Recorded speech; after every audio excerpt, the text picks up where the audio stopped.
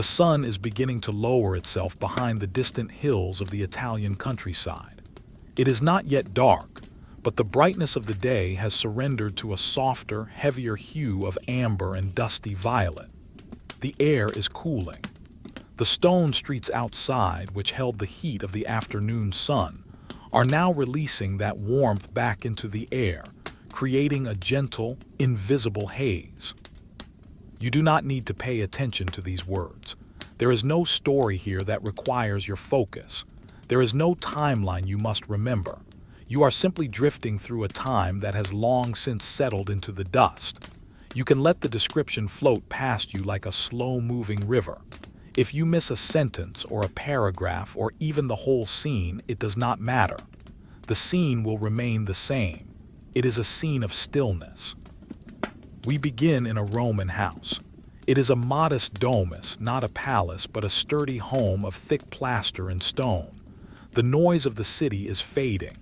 The carts are no longer rumbling as loudly over the basalt paving stones. The day's business is done. And here in the center of the house, in the atrium, the light is changing. This story is about what Roman women were never allowed to do. But we will not speak of laws or edicts. We will not speak of anger or injustice. We will simply look at where they were, because they were not elsewhere. A Roman woman was never allowed to vote. She was never allowed to stand in the comitia and cast a ballot for a magistrate. She could not raise her voice in the Senate House to debate the grain supply or the borders of the provinces. Those doors were closed. And because those doors were closed, she is here. She is inside. Imagine the atrium.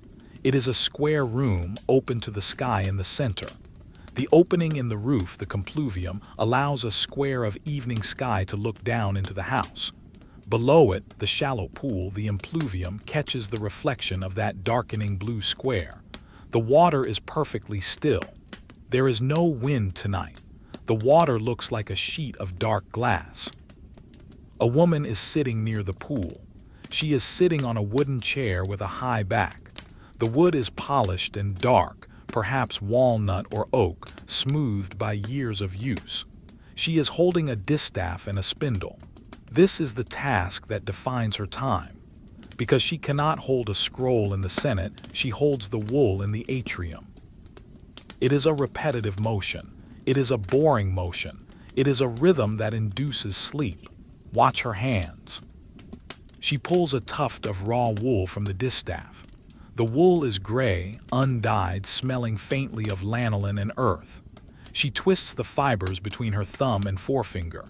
Twist, pull, twist, pull. The spindle drops, spinning slowly, twisting the thread. The whorl at the bottom of the spindle adds weight, keeping the spin steady. HMMMMM. A very faint hum as the wooden spindle spins in the air. She does this for hours. There is no urgency. The thread must be even. If she rushes, the thread will break or lump. So she moves with a slow, practiced patience. Because she was never allowed to be a lawyer, she does not need to rush to the courts. She does not need to prepare a defense. She does not need to study the 12 tables of law. Her law is the tension of the thread. Her court is the quiet square of the atrium. The light shifts again. The amber on the walls is turning to a deep, bruised purple. The shadows in the corners of the room are stretching out, reaching toward the center pool. Let your eyes wander around the room. The walls are painted in panels of red and ochre. The paint is not bright. It is matte, absorbing the fading light. There are no grand frescoes here, just simple blocks of color. A small fresco of a bird is painted near the doorway, but it is in shadow now. You can barely see the outline of its wings. The floor is made of mosaic tiles, tiny square stones, white and black. They feel cool underfoot. If you were to walk across them, your sandals would make a soft tap-tap-tap sound. But you are not walking. You are stationary. You are resting. The woman stops her spinning for a moment. She rests her hands in her lap. The wool is soft against her skin. She looks up at the square of sky. The first star has appeared. It is faint, barely a pinprick of white against the heavy blue. In the forum, the men might still be talking, though their day is ending too. But a woman was not allowed to linger in the forum after dark for no reason. She was not allowed to walk the streets unaccompanied without purpose. Her geography was limited. Her map was small. And so the world shrinks down to this room. It is a cozy shrinking. It is a safe enclosure. The walls are thick. They block out the wind. They block out the sound of a dog barking 3 streets away. She reaches for a small clay lamp on a low table beside her. It is time for light. She does not strike a flint. She uses a small twig that was smoldering in a brazier nearby. She touches the ember to the wick of the lamp. Watch the flame. It is a tiny orange tongue. It sputters for a fraction of a second, then catches the oil. A small circle of yellow light pushes back the shadows. The smell of burning olive oil fills the immediate space. It is a heavy, savory scent, familiar and comforting. The light flickers. It makes the shadows on the wall dance very slowly, swaying left, swaying right, swaying left, swaying right. She picks up the spindle again. The rhythm returns, twist, pull, twist, pull. Because she was not allowed to manage the state's treasury, she manages the household's linen. She knows exactly how many tunics are in the chest. She knows how many blankets are folded in the cupboard. She counts them in her mind, not with anxiety, but with a rote, list-like quality.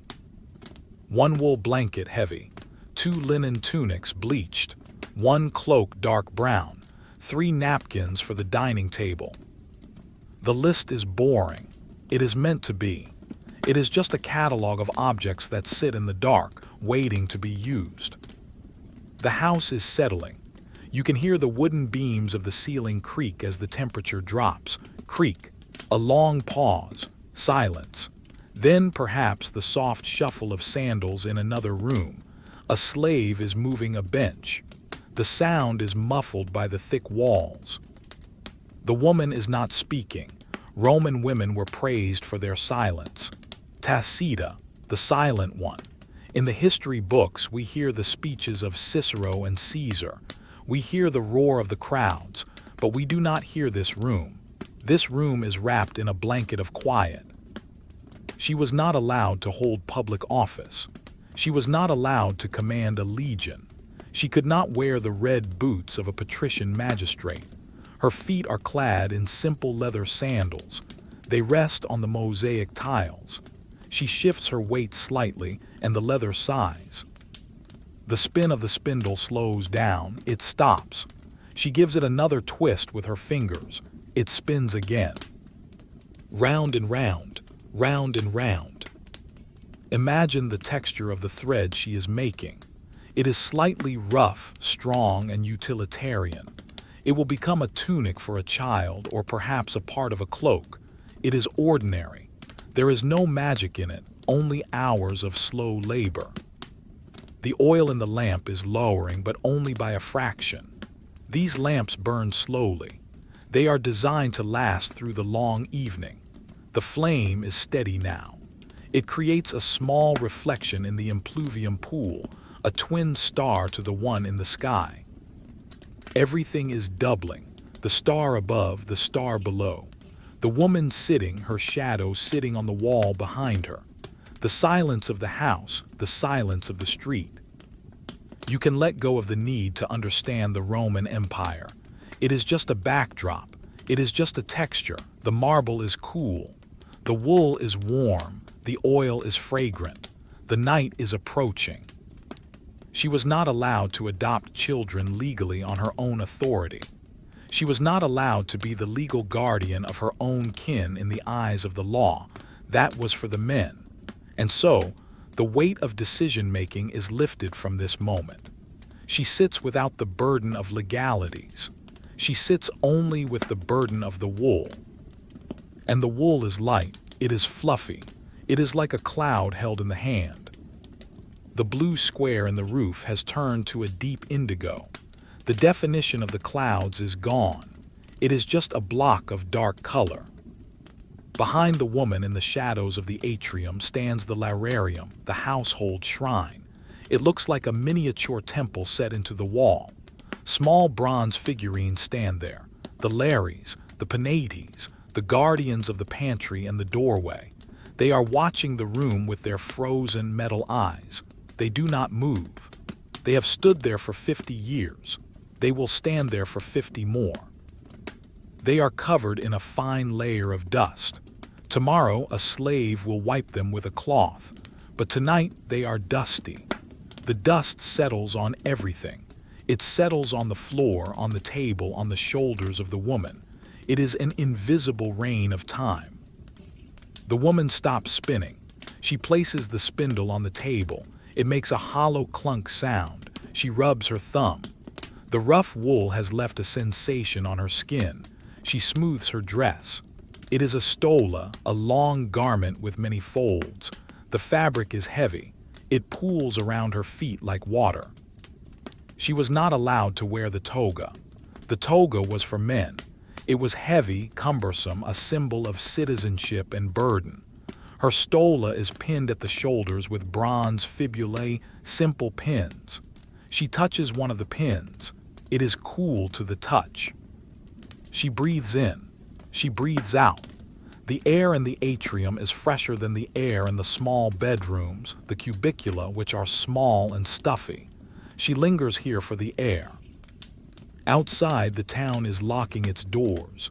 The shops, the tabernae that line the front of the house facing the street are shuttered. The wooden planks were slotted into place one by one. Clack, clack, clack. The iron bars were slid across. The locks were turned. The commerce of the day is finished. No one is buying wine. No one is buying garum. No one is buying bread. The coins are put away in jars. The jars are buried under floorboards or locked in chests. The exchange of goods has ceased. There is nothing left to do but wait for sleep. But it is not quite time for bed. It is the time for sitting. In the Roman world, without electricity, without screens, the evening was a vast ocean of time. You sat. You watched the lamp. You listened to the house. The woman looks at the pool of water again. A moth has flown in through the roof. It flutters silently above the water. It is drawn to the reflection of the lamp.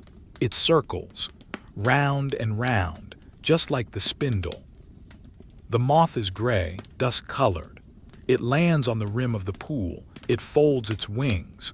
It becomes a small, gray triangle. It stays perfectly still. The stillness is contagious. As you visualize the moth, you might feel your own body becoming heavy. You are as still as the moth. You are as still as the water. She was not allowed to sign contracts without a tutor. She was not allowed to possess the same rights to property as a man in the early days, though customs are changing slowly, slowly. But tonight, there is no property to discuss. There is only the chair, the lamp, the wool. The walls of the atrium seem to lean in slightly, protecting the space. The red paint is now almost black in the low light. The ochre panels are dark brown. The room is closing its eyes. Somewhere in the back of the house, in the kitchen area, the embers of the cooking fire are dying out. The ash is gray and soft. The heat is dissipating. The clay pots have been washed and stacked. The smell of garlic and coriander has faded, replaced by the smell of cooling stone. The woman stands up. Her movement is slow. The rustle of her stola is the loudest sound in the room. Swish, swish. She picks up the lamp. The shadows swing wildly for a moment, then settle as she holds the light steady. She guards the flame with her cupped hand, protecting it from a draft that isn't there. She begins to walk towards the back of the house, towards the peristyle, the garden court. We will follow her, but we will not rush. We will match her pace. Step, pause, step, pause. She was not allowed to lead the army, but she leads this small procession of one. She carries the light. The floor changes from mosaic to packed earth as she passes a threshold, then back to stone. She is moving deeper into the private quiet of the home, leaving the atrium behind. The pool remains, reflecting the empty ceiling. The moth remains on the rim. The spindle lies on the table. The history of the night is just beginning. It is a history of nothing happening. It is a chronicle of rest. The flame of the small clay lamp trembles slightly as the woman steps over the threshold. We are leaving the atrium now. We are moving deeper into the house. The air changes here. It smells less of wax and wool and more of damp earth and green leaves. We have entered the peristyle. This is the garden within the walls. It is a private square of nature, tamed and enclosed by a colonnade. You do not need to visualize the whole garden at once. Just focus on the columns. They are painted white, standing like pale ghosts in the dim light. There are 12 of them marching around the square. They hold up the roof of the walkway. They do not move. They do not speak. They simply support the weight of the clay tiles above. The woman walks along the colonnade. Her sandals make a different sound here. The floor is paved with opus signinum, a mix of crushed tiles and mortar. It is smoother, softer than the mosaic. Hush, hush. The sound of her steps is absorbed by the open air of the garden. She was never allowed to be an actor. She could never stand on the stage of the theater of Marcellus, wearing a mask, projecting her voice to thousands of spectators. The stage was forbidden. The roles of women in the tragedies were played by men. Her voice was not meant for the amphitheater. And so her performance is here in the silence of the peristyle, with no audience but the stone columns. She walks slowly, guarding her little flame. To her left, the garden lies in shadow. It is not a wild forest. It is a Roman garden, orderly, symmetrical, useful. There are rows of herbs, rosemary, thyme, sage. They are sleeping now. Their scents are fainter in the cool night air, but if you brush against them, they release a burst of earthy fragrance. She stops. She holds the lamp out over the low wall that separates the walkway from the earth. The light falls on a rosemary bush. The leaves are like small, dark needles. They are stiff and woody. She reaches out a hand and touches the top of the bush. The needles prick her fingertips gently. It is not painful. It is just a texture, a reminder of the living world. She was not allowed to study philosophy in the great schools of Athens or Rhodes alongside the young men of the elite. She could not debate the nature of the soul in the Stoa. The intricacies of logic and rhetoric were not her domain. Her philosophy is the rosemary. It grows. It is cut. It grows again. It is simple. It requires no debate. She withdraws her hand. She continues to walk. In the center of the garden there is a small fountain. It is not a grand fountain. It is a simple stone basin with a bronze spout shaped like a lion's head. Water trickles from the lion's mouth. Listen to the water. Drip, drip, trickle, drip, drip, trickle. It is an uneven rhythm. It is not perfect. Sometimes the water splashes against the side of the stone basin. Plip. Sometimes it hits the surface of the water directly.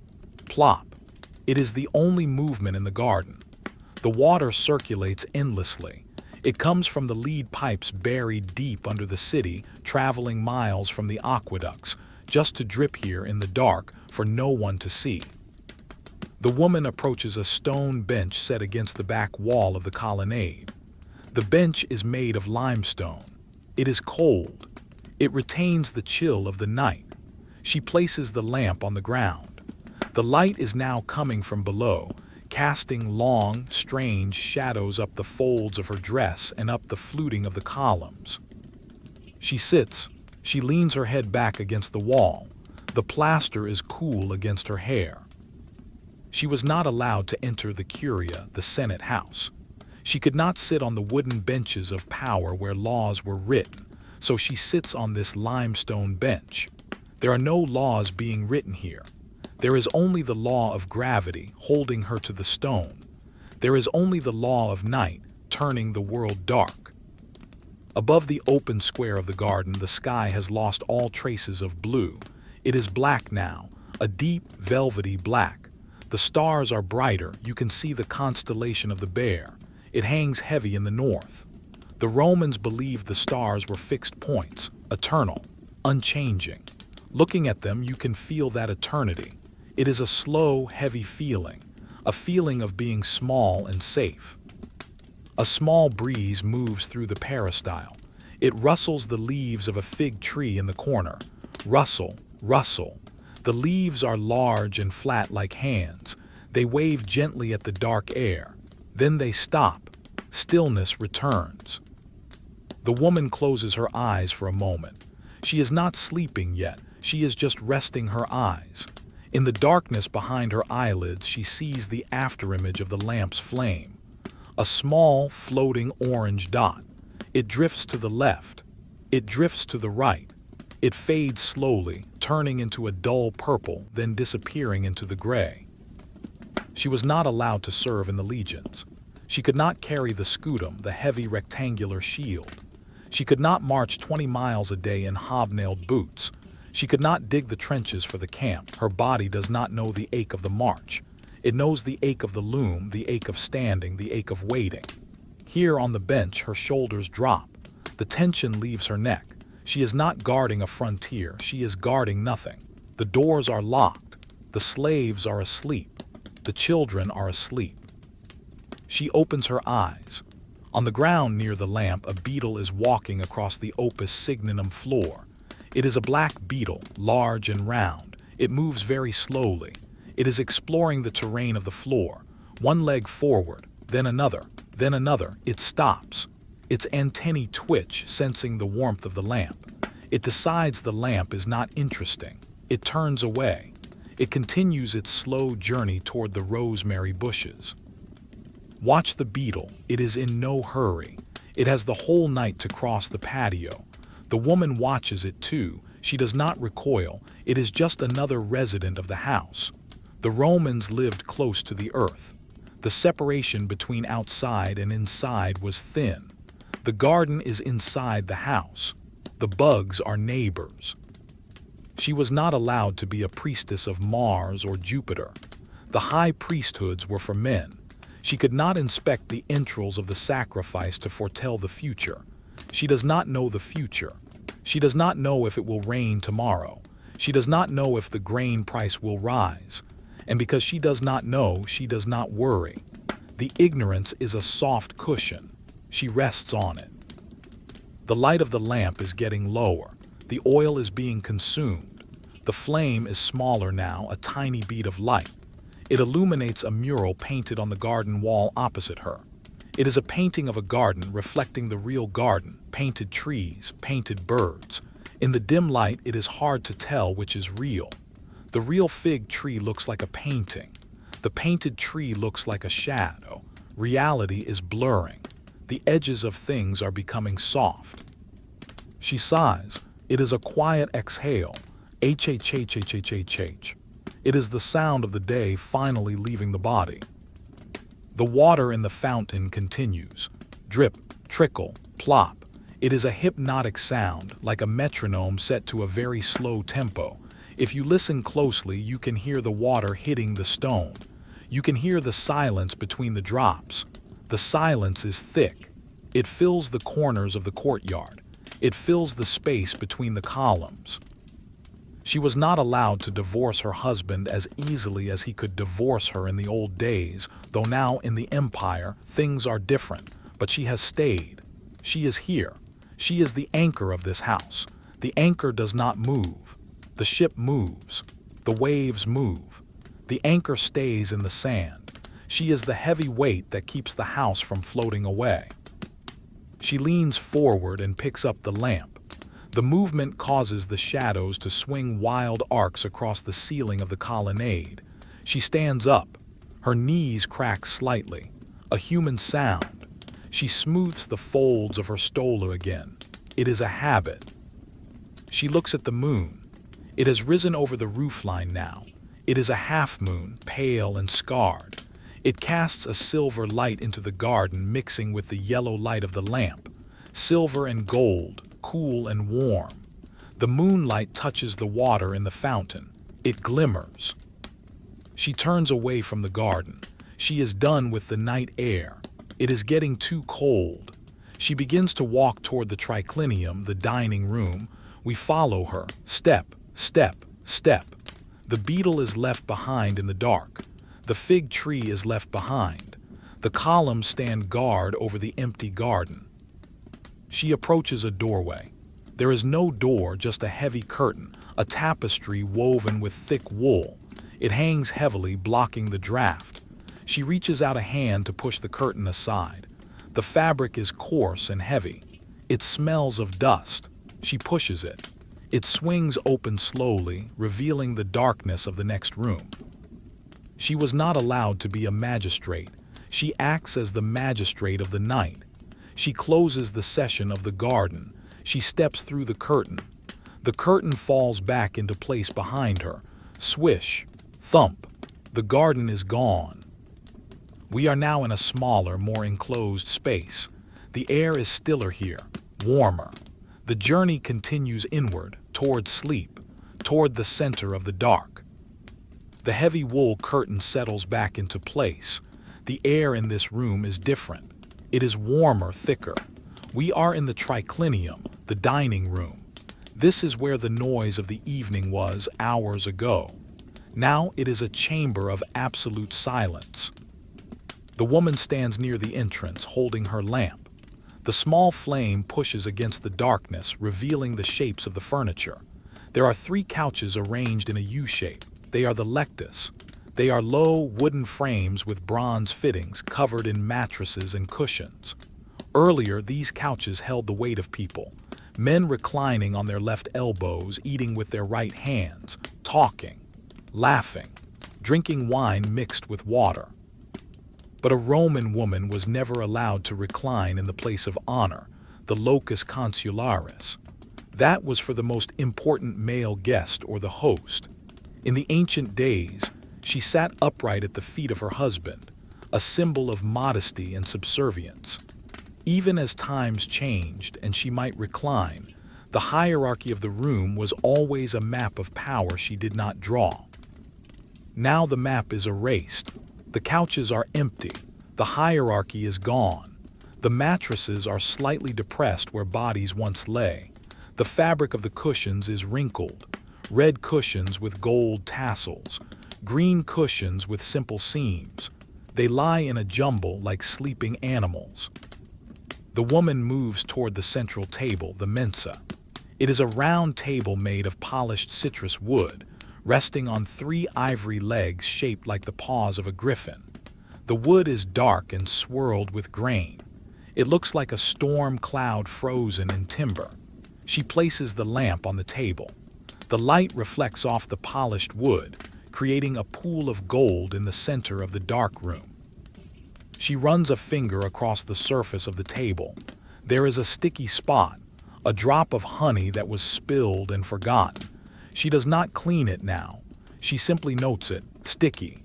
She lifts her finger. The sensation lingers for a moment, then fades. The room smells faintly of the meal that is long over. It is a complex layering of scents. Roasted pork, rich and fatty. Garum, the fermented fish sauce that seasoned nearly everything. A salty, savory pungency that hangs heavy in the air. Cumin, coriander, and the sweet, fermented smell of wine dregs left in a cup. But these smells are old. They are the ghosts of smells. The air is cooling and the scents are sinking to the floor. She walks slowly around the perimeter of the couches. Her shadow walks with her, stretching tall against the painted walls. The walls here are different from the atrium. They are painted with frescoes. Look at the wall to the left. The lamp light illuminates a painted window. It is a trick of the eye, a trompe-l'oeil. It shows a view of a garden that does not exist. Painted columns, painted sky, painted birds. She stops in front of a panel depicting a bowl of fruit. There are figs, pomegranates, grapes. The paint is 200 years old perhaps, or 2 years. It does not matter. The fruit never rots. The figs are eternally ripe, bursting with painted seeds. The grapes are eternally covered in a fine white dust of bloom. She was never allowed to study the art of painting professionally. She could not join a guild of craftsmen. She could not climb the scaffolding to paint the ceiling of a basilica. The creation of this illusion was the work of men's hands, but the enjoyment of it, the quiet observation of it in the middle of the night, that is hers. She looks at the painted glass bowl holding the fruit. The artist has painted a white highlight on the rim to show the reflection of light. It is a fixed reflection. It does not flicker like her lamp. It is a permanent moment of brightness. She moves on. The floor beneath her feet is a masterpiece of patience. It is a mosaic, but a specific kind. It is called the Asarotos Oikos, the unswept room. The mosaic artist has created images of debris scattered on the floor. Look down.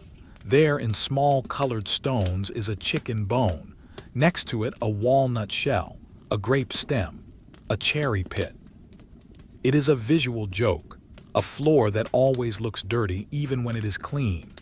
The woman's sandal steps on a mosaic fish bone. She feels nothing but the smooth stone.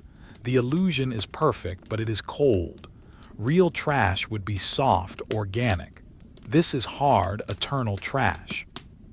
She adjusts a cushion on the middle couch. She fluffs it. Poof! A tiny cloud of dust rises from the fabric. It catches the lamp light, swirling like golden glitter, then vanishes. She places the cushion back down. It sighs as the air leaves it. The silence in the triclinium is deeper than in the garden. The garden had the water, the leaves, the beetle. This room is sealed. It is a box of memories. The echoes of the men's voices, discussing the grain dole, the races at the Circus Maximus, the price of marble, have been absorbed by the plaster. She was never allowed to speak in the assembly. She was not allowed to vote on the laws that govern the price of that marble. But here, in the dark, the politics are gone. There is only the furniture. She picks up a bronze goblet that was left behind on a side table. It is heavy, solid metal. She turns it in her hands. The metal is cool. There is a small amount of wine left in the bottom, a dark purple pool. She does not drink it. She swirls it gently. The liquid moves against the side of the metal. Swish, swish. She places the goblet back down. Clink. The sound is sharp, metallic. It rings for a second, then is cut off by the heavy curtains. She is the custodian of the aftermath. The feast is over. The arguments are over. The laughter is over. She is the one who remains when the noise stops. She moves towards the far corner of the room. There is a wooden chest here, carved with geometric patterns. Inside are the linen napkins, the mappa that guests brought and left, or that belonged to the house. She checks the lid. It is closed. She runs her hand along the edge of the wood. It is smooth, worn down by generations of hands checking the lid. Everything in this house has been touched thousands of times. The wood absorbs the oil from human skin. It becomes darker, smoother, more human. The lamp flickers. A draft from the hallway has found its way in. The shadows on the wall jump. The painted fruit seems to tremble. She cups her hand around the flame again. Steady, steady. She was never allowed to travel alone to the edges of the empire. She would never see the sands of Egypt or the mists of Britannia unless her husband or father took her. Her world is this room, but this room is detailed. It is infinite in its smallness. If you look closely at the leg of the couch, there is a tiny scratch in the bronze, a history of a careless servant. If you look at the fresco, there is a brushstroke where the painter's hand slipped, a history of a human error.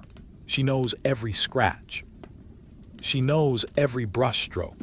She is the geographer of the dining room. She turns slowly. The room is inspected. It is at rest. There is nothing more to be done here. The honey spot will wait for the morning. The cushions are settled. She prepares to leave. She walks toward the other exit, the one that leads to the corridors and the bedrooms. She passes a tall bronze candelabrum standing in the corner. It is unlit. It stands like a skeleton of a tree, waiting for fire. It casts a long, thin shadow across the floor, bisecting the mosaic chicken bone. She reaches the doorway. She pauses and looks back. The table shines. The painted fruit glows. The empty couches wait. It is a scene of perfect, boring stillness. It is a painting without a viewer. She steps through the doorway. The light of her lamp leaves the triclinium. Darkness rushes back in to fill the space. Instantly, the painted fruit is swallowed by black. The table disappears. The room ceases to exist in the visual world. It exists only in silence. We are in the corridor now. It is narrower, the ceiling is lower. The floor is simple concrete, functional. The air is cooler again. This is the artery of the house. It leads to the cubicula, the bedrooms, the places of sleep. She walks softly. To her right, a door is slightly ajar. It is a slave's room. She does not look in. She hears the sound of breathing, deep rhythmic breathing, in, out, in, out. Someone is already asleep. The sound is comforting. It is the sound of life resting. She continues past the door. She was never allowed to free a slave without following strict legal procedures involving a magistrate. She could not just open the door and say, "Go." The laws bind everyone. The sleeper is bound to the bed.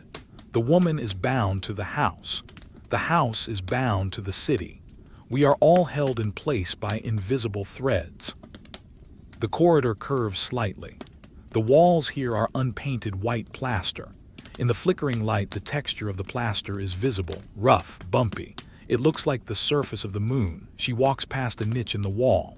Inside is a small clay doll, a child's toy left out. She stops. She picks up the doll. It is crude. 2 arms, 2 legs, no face. She places it upright in the niche. Order. Small acts of order in the chaos of the night. She is moving toward her own room, but there is no rush. There is never any rush in this story. The corridor stretches out. The shadows stretch out. The night is long. She adjusts her grip on the lamp. The clay handle is warm.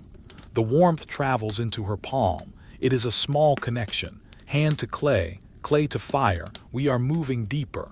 The public face of the house, the atrium, the garden, the dining room is behind us. We are entering the private face, the hidden face. The corridor was cool, but as the woman continues her slow walk, the air begins to change again. It becomes warmer, drier. There is a smell here that never truly leaves the stones. It is the smell of wood smoke, old and settled. It is the smell of toasted grain and dried herbs. She is approaching the culina, the kitchen. In a Roman house, the kitchen was often small, tucked away, a place of work rather than display. It was not a place for guests. It was a place for fire. She steps through the narrow archway.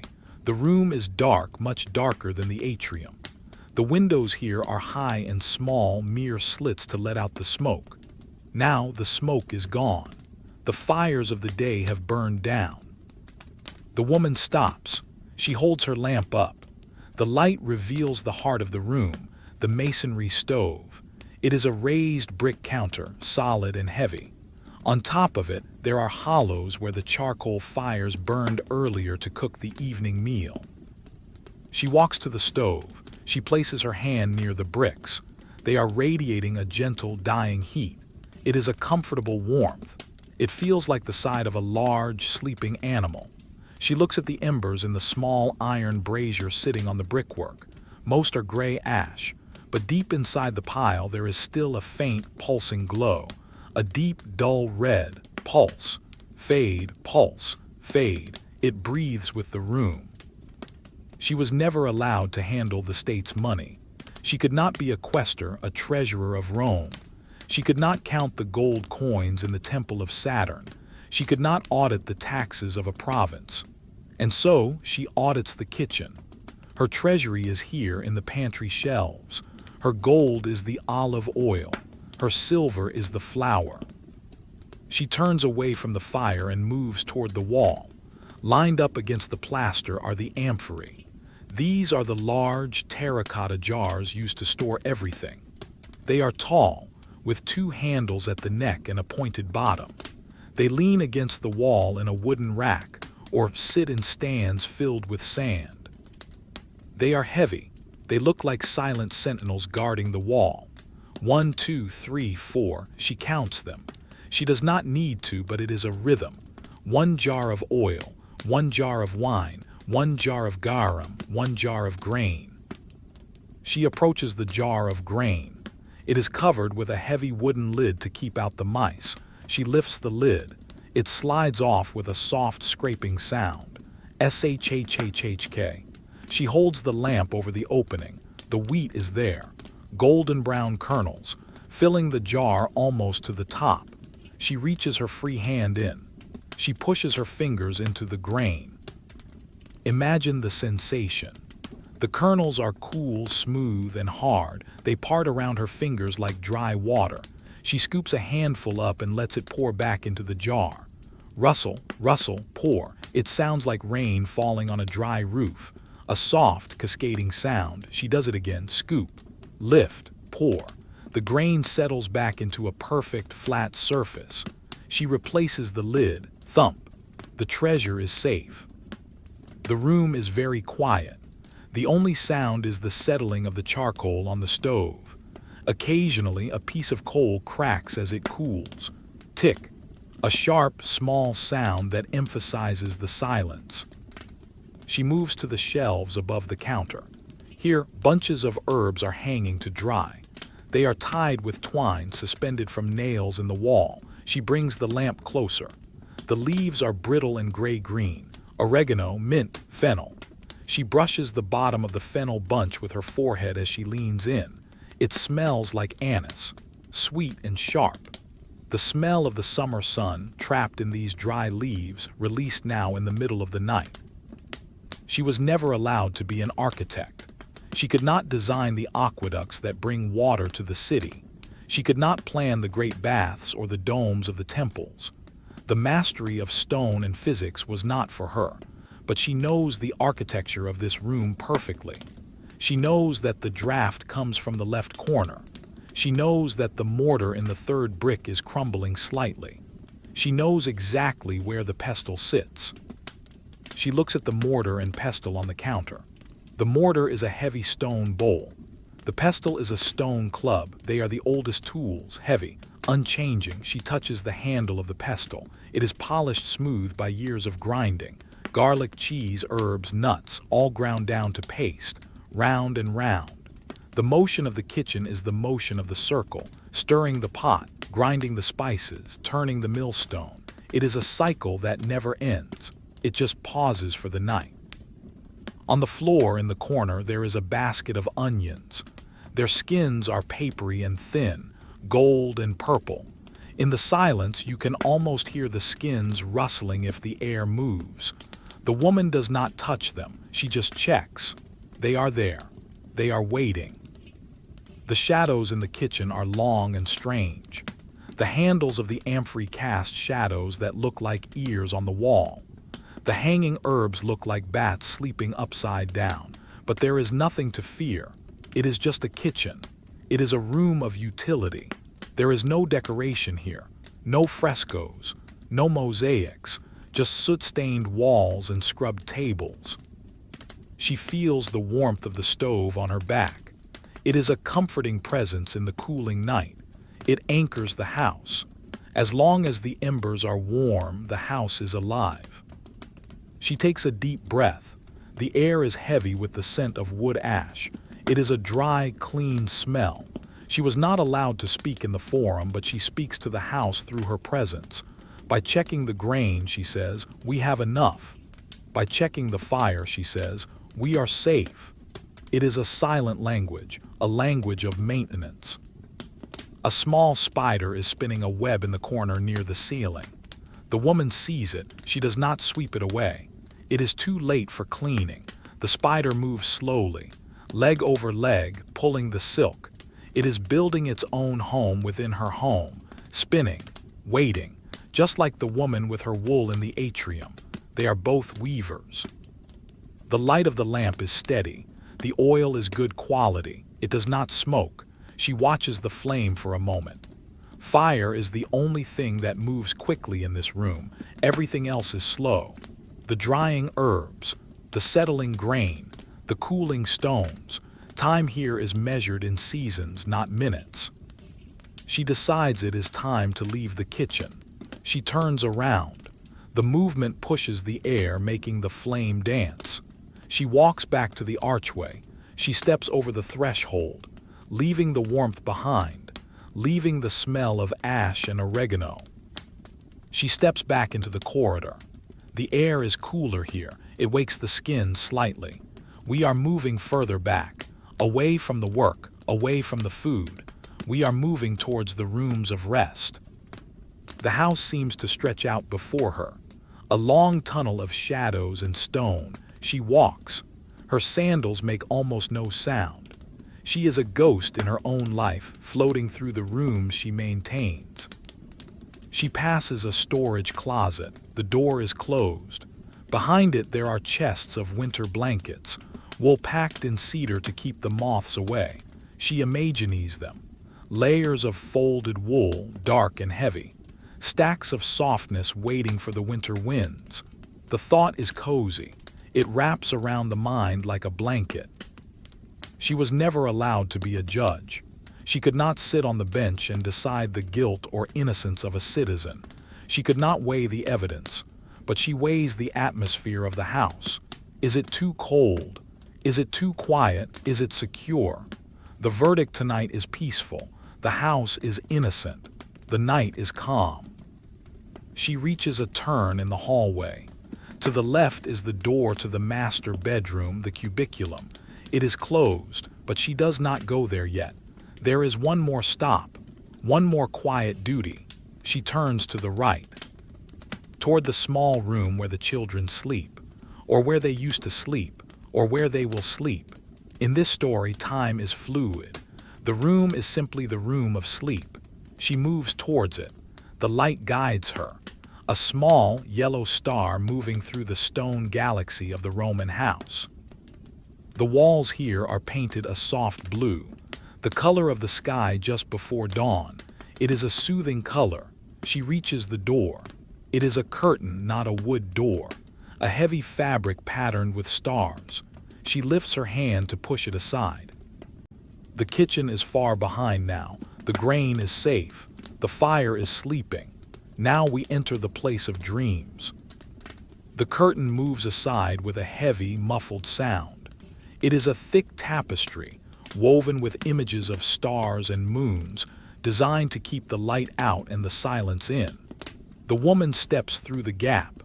The fabric falls back into place behind her, sealing the room from the corridor. We are now in the children's cubiculum. This is a small room.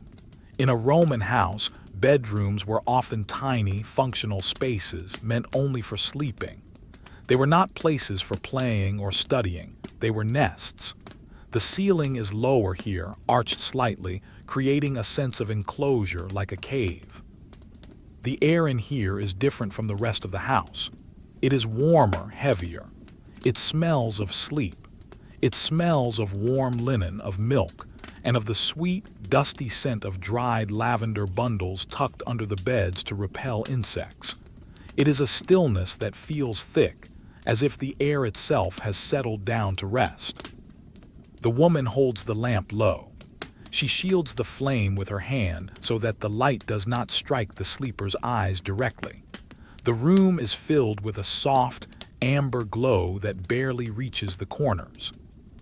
There are 2 small beds in the room. They are simple wooden frames with rope webbing, topped with mattresses stuffed with wool. On the first bed, a child is sleeping. The woman approaches slowly.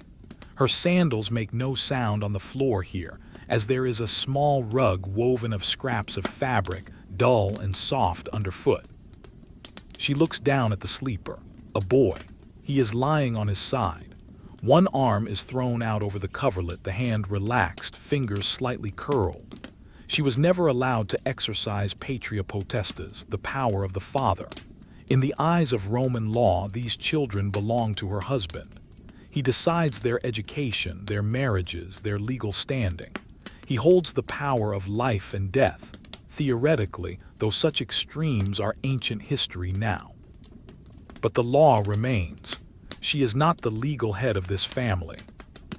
But here in the quiet dark, the law is irrelevant. She is the watcher, she is the guardian of the breath. She listens.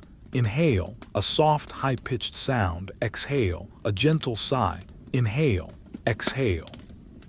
The rhythm is faster than an adult's. It is the rhythm of growth. She watches the rise and fall of his chest under the linen tunic. Up, down, up, down. It is the most boring, most reassuring motion in the world.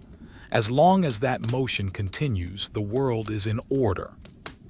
She notices that the blanket has slipped off his shoulder. It is a woolen blanket dyed a soft madder red, though in this light it looks brown. The wool is coarse but warm. She reaches out. Her movement is incredibly slow. She does not want to wake him. She takes the edge of the blanket between her thumb and forefinger. She lifts it. She draws it up, inches at a time, floating it over the sleeping form. She tucks it gently around the shoulder. The wool settles. The boy stirs slightly, murmuring a nonsense sound, then settles deeper into the pillow. The pillow is stuffed with feathers. It fluffs up around his head. She stands there for a moment, her hand hovering just above the blanket, feeling the warmth radiating from the small body. There is nothing to do here but watch. It is a task of pure presence. She turns slowly to the other bed. A younger child sleeps here, a girl. She is curled into a tight ball, knees drawn up, buried under a pile of covers. Only a tuft of dark hair is visible. The woman leans in. She needs to check. She listens. The breathing here is even softer, a faint whisper of air. S-H-H-H-H-H. S-H-H-H-H-H. She was never allowed to be a legal guardian, a tutor to her own children if the father died. The state would appoint a man to manage their property. Her role was influence, not authority, but influence is powerful in the dark. Influence is the hand that smooths the hair. Influence is the voice that soothes the nightmare. She reaches out and touches the tuft of hair. It is silky and cool. She brushes it back from the invisible face. The child does not move. The sleep is deep, the sleep of the innocent. On the floor between the two beds lies the debris of the day's play. The woman lowers the lamp to see them.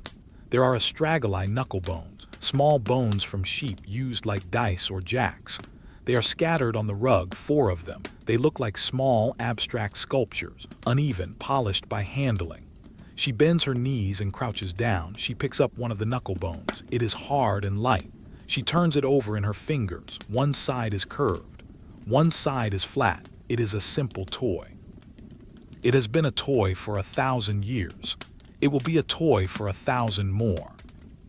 Next to the knuckle bones is a small clay horse. It has wheels attached to its legs, a pull toy. One of the wheels is slightly crooked. The clay is painted with simple stripes of ochre. She touches the wheel, it spins freely. She imagines the sound it makes rolling across the stone floor of the atrium. Rattle, rattle, but now it is silent. It is parked for the night.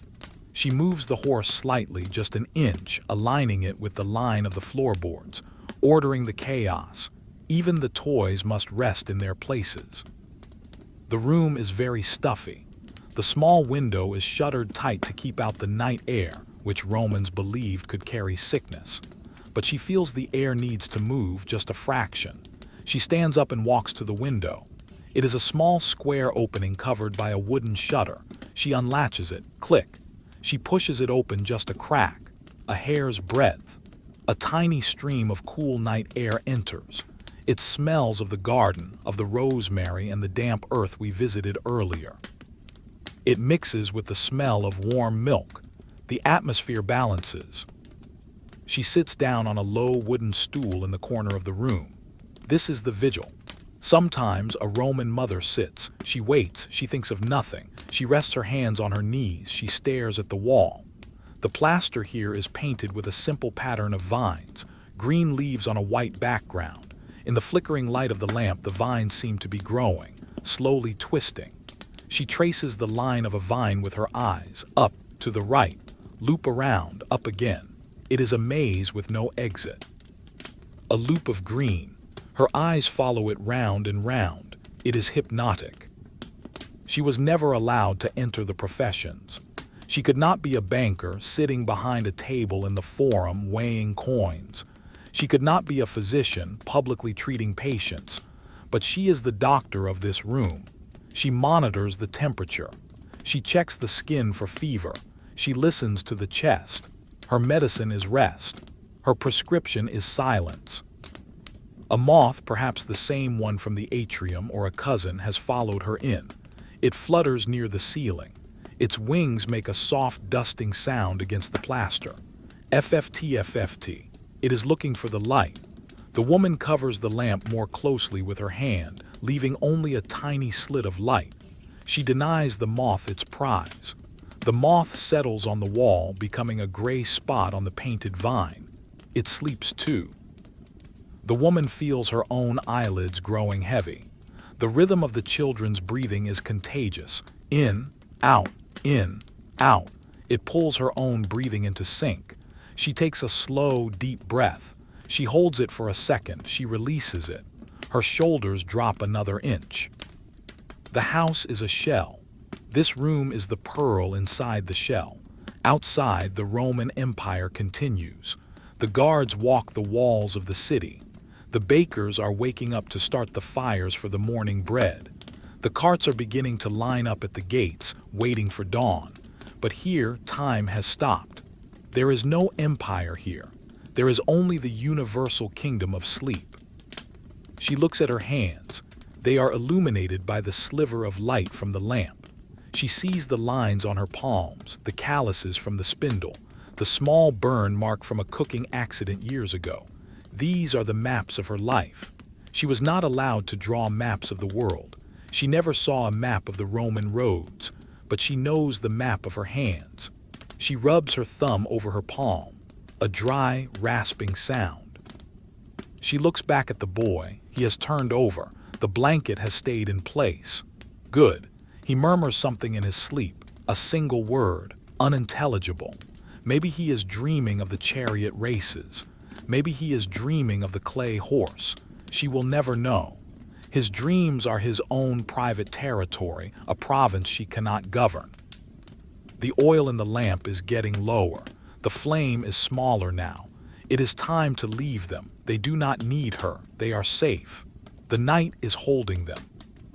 She stands up from the stool. Her joints feel stiff. She moves toward the door. She steps carefully over the rug, avoiding the knuckle bones. She pauses at the curtain. She looks back one last time. The two mounds under the blankets, the faint outline of the horse, the gray spot of the moth.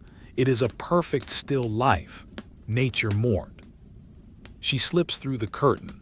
The heavy fabric falls back. The breathing is cut off. The smell of lavender is cut off. She is back in the cool, neutral air of the corridor. She was never allowed to lead a triumph, the great parade of a victorious general, but she has achieved a victory tonight. The house is asleep. The children are safe. The stores are counted. The doors are locked. It is a silent triumph. No trumpets, no cheering crowds, just the quiet satisfaction of a duty fulfilled. She turns away from the children's room. There is one place left to go, the final destination of the night, her own room, the place where she lays down the burden of the day. She walks down the corridor. The shadows seem to bow to her as she passes. The lamp is a dying star in her hand. She is tired.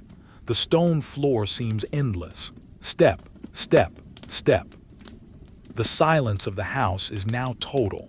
Even the wood has stopped creaking. The world is waiting for her to stop moving, to join the stillness. The corridor ends here. We have reached the final door. It is the door to the master cubiculum. Unlike the curtain in the children's room, this is a solid wooden door, heavy and reinforced with iron studs. It stands slightly ajar, leaking a faint sliver of darkness into the dim hallway. The woman pushes it open. The hinges are well-oiled, they do not squeak. They simply glide, a heavy, fluid motion of wood against metal. She steps inside. She pushes the door closed behind her. Thump. The sound is dull and final. The rest of the house, the atrium, the garden, the kitchen, the children, is now sealed away. The world has shrunk to a room that is 10 feet by 10 feet. This room is the heart of privacy. It is small, intimate, and crowded with the heavy furniture of rest. The air here is still. It has not moved for hours. It smells of beeswax polish, old lavender, and the faint, musky scent of a sleeping person. She holds her lamp up one last time. The flame is tired. It flickers low in the oil, struggling to push back the shadows. The light falls on the bed. It is a large, high bed, the Lectus Genialis. It stands on tall, turned legs made of maple wood. You would need a small footstool to climb into it. On the far side of the bed, a shape is already there. Her husband. He is asleep. He has turned away, a mound of blankets, a shoulder, the back of a head. He is breathing deeply, a slow, rhythmic rasp. She does not wake him. In the daylight, he is the paterfamilias, the head of the household, the one with the legal power, the one who speaks in the forum. But here, in the dark, he is just a sleeper. He has no authority now. He is just a body at rest. The woman moves to a small table in the corner. It is her dressing table. On it sits a bronze mirror. The metal is polished to a high sheen, though it is not as clear as modern glass. It gives a soft, golden reflection. She places the lamp on the table. She looks into the bronze. She sees a face in the shadows. It is tired. The eyes are dark. The skin is pale in the yellow light. She was never allowed to act as a witness in a court of law in most cases. Her voice was not considered substantial enough to verify a will or testify to a crime. But here, looking in the mirror, she is the sole witness to her own existence. She testifies that she is here. She verifies the end of the day. She begins the process of dismantling her appearance. A Roman woman's appearance was armor. It was a signal of her status, her modesty, her virtue. Now the armor must come off. She reaches up to her shoulders. She finds the fibulae, the bronze pins that hold her stola at the shoulders. She unclasps the right one. Click. She pulls the long pin out of the fabric. It is sharp. She places it on the table. Clink. The fabric loosens. She unclasps the left one. Click. Clink. The heavy woolen overdress slides down. She lets it fall to her waist, then to the floor. She steps out of it. The pool of fabric lies on the floor like a shadow.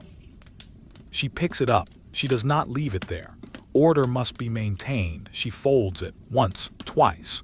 The wool is rough against her hands. She places it on a cedar chest at the foot of the bed. She is now wearing only her tunica, a simple, light linen undergarment. It reaches her ankles. It is white or off-white, soft from many washings. It feels light. The weight of the Roman tradition is in the heavy wool. The freedom is in the linen. She sits down on a small, three-legged stool in front of the dressing table. She reaches up to her hair. Her hair is styled in an intricate series of braids and coils, pinned tight against her head. This is the style of the matron, controlled, bound. She feels for the hairpins. They are made of bone. She finds the first one. She pulls it out.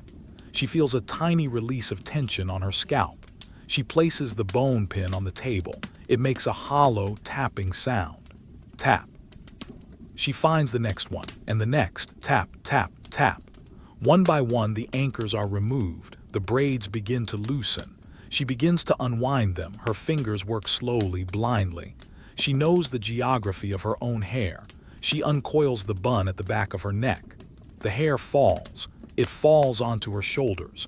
It falls down her back. It is a physical relief, a cascading sensation of weight shifting. She runs her fingers through her hair, massaging the scalp. She closes her eyes. This is a sensation no one else sees. It is entirely hers. She was never allowed to cut her hair short like a man. Long hair was the badge of her gender. But tonight it is just hair. It is just a curtain that shuts out the world. She opens her eyes and looks at the table again. There are small glass jars, unguentaria. They contain oils and perfumes. She picks up one. It is blue glass, blown thin. She unstoppers the cork. A scent rises, rose oil, faint, sweet, dusty. She pours a tiny drop onto her finger. She rubs it into her wrists. She rubs it onto her neck. It is not for anyone else. It is for her, a scent to carry into sleep. She recorks the bottle, squeak. She looks at her hands. The oil shines for a moment, then is absorbed. She was never allowed to write history books. The historians were men like Livy and Tacitus, writing of wars and emperors. But she has written a history on her skin. The oil, the wool, the dust, the sun. It is all recorded there. She stands up. The stool scrapes slightly against the floor. She moves toward the bed. The bed is high. The mattress is stuffed with straw or wool resting on a web of ropes. She steps onto the low footstool. She sits on the edge of the mattress. It sinks under her weight. It creaks, creak. A slow wooden groan. She lifts her legs and swings them onto the bed. She adjusts her tunic. She reaches for the blanket. It is heavy, woven wool, dyed a deep green. She pulls it up. The weight of the blanket is good. It presses down on the legs, pressing the body into the mattress. She lies back. Her head finds the pillow. The pillow is softer than the mattress. It cradles the head. Her hair fans out over the linen case. She lies there for a moment, looking at the ceiling. She cannot see the ceiling clearly. It is just a dark haze above her, but she knows it is there. She turns on her side, facing the small table where the lamp still burns. The lamp is the last living thing in the room besides the couple. The flame is very small now. It is drowning in the lack of oil. She reaches out her hand. Her arm extends from the warmth of the blanket into the cool air. She hovers her fingers near the flame. She feels the heat, a tiny, concentrated point of energy. She does not blow it out. That would send smoke into the room. She uses a small metal tool, a pair of tweezers lying on the table. She picks it up. She reaches for the wick. She pinches the wick. It's enough. The light vanishes. Instantly, there is no fade. There is simply existence and then non-existence. The darkness rushes in to fill the void. It is absolute. There are no streetlights outside. No ambient glow. It is the heavy, crushing black of the ancient night. For a moment her eyes see a phantom image of the flame, a green and purple spot floating in the dark. She watches it fade, smaller, fainter, gone. Now there is only sound and touch. The scratch of the wool blanket against her chin, the smoothness of the pillow against her cheek, the smell of the extinguished wick, a thin, sharp ribbon of smoke drifting through the dark. She listens. The house is silent. The city is silent. Occasionally a dog barks miles away, a lonely, hollow sound, then silence again. Next to her, the rhythm of her husband's breathing continues. Rasp, sigh, rasp, sigh. It is a white noise, a human ocean. She adjusts her shoulder. She settles her hips. She closes her eyes, though it makes no difference in the pitch black. She was never allowed to rule, but she rules this darkness. She is the queen of this small, invisible kingdom. Her mind begins to drift.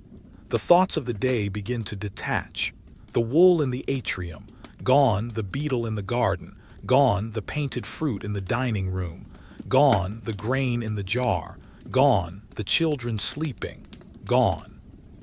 She is floating. She is no longer a Roman woman. She is no longer a wife. She is no longer a mother.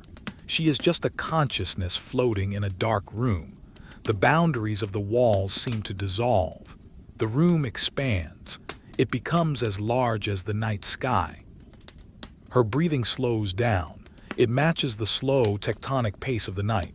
In, out. The timeline of the Roman Empire is long, centuries of rise and fall, but the timeline of sleep is short. It is just the distance between one breath and the next. She crosses that distance. Her hand relaxes, her fingers uncurl. The muscles in her face go slack, the forehead smooths out, the jaw loosens. She sinks down into the mattress, down into the floor, down into the earth of Italy. Deep, cool, dark earth. There is nothing left to do. There is nothing left to be. She was never allowed to fly. But in sleep she drifts away, weightless. The history book is closed. The page is blank. The ink is dry. The silence is complete. The night has been long. In the Roman world, the night was divided into 4 watches, the Vigiliae. We have drifted through the first and the second. Now the 3rd watch has passed and the 4th is beginning. It is the time known as Gallicinium, the time when the rooster might crow, though in the deep stone belly of the city, the silence is still heavy. The house has cooled completely. The heat of the previous day, which was trapped in the thick masonry of the walls, has finally dissipated into the cool air. The stones are cold to the touch. The mosaic floors are cold.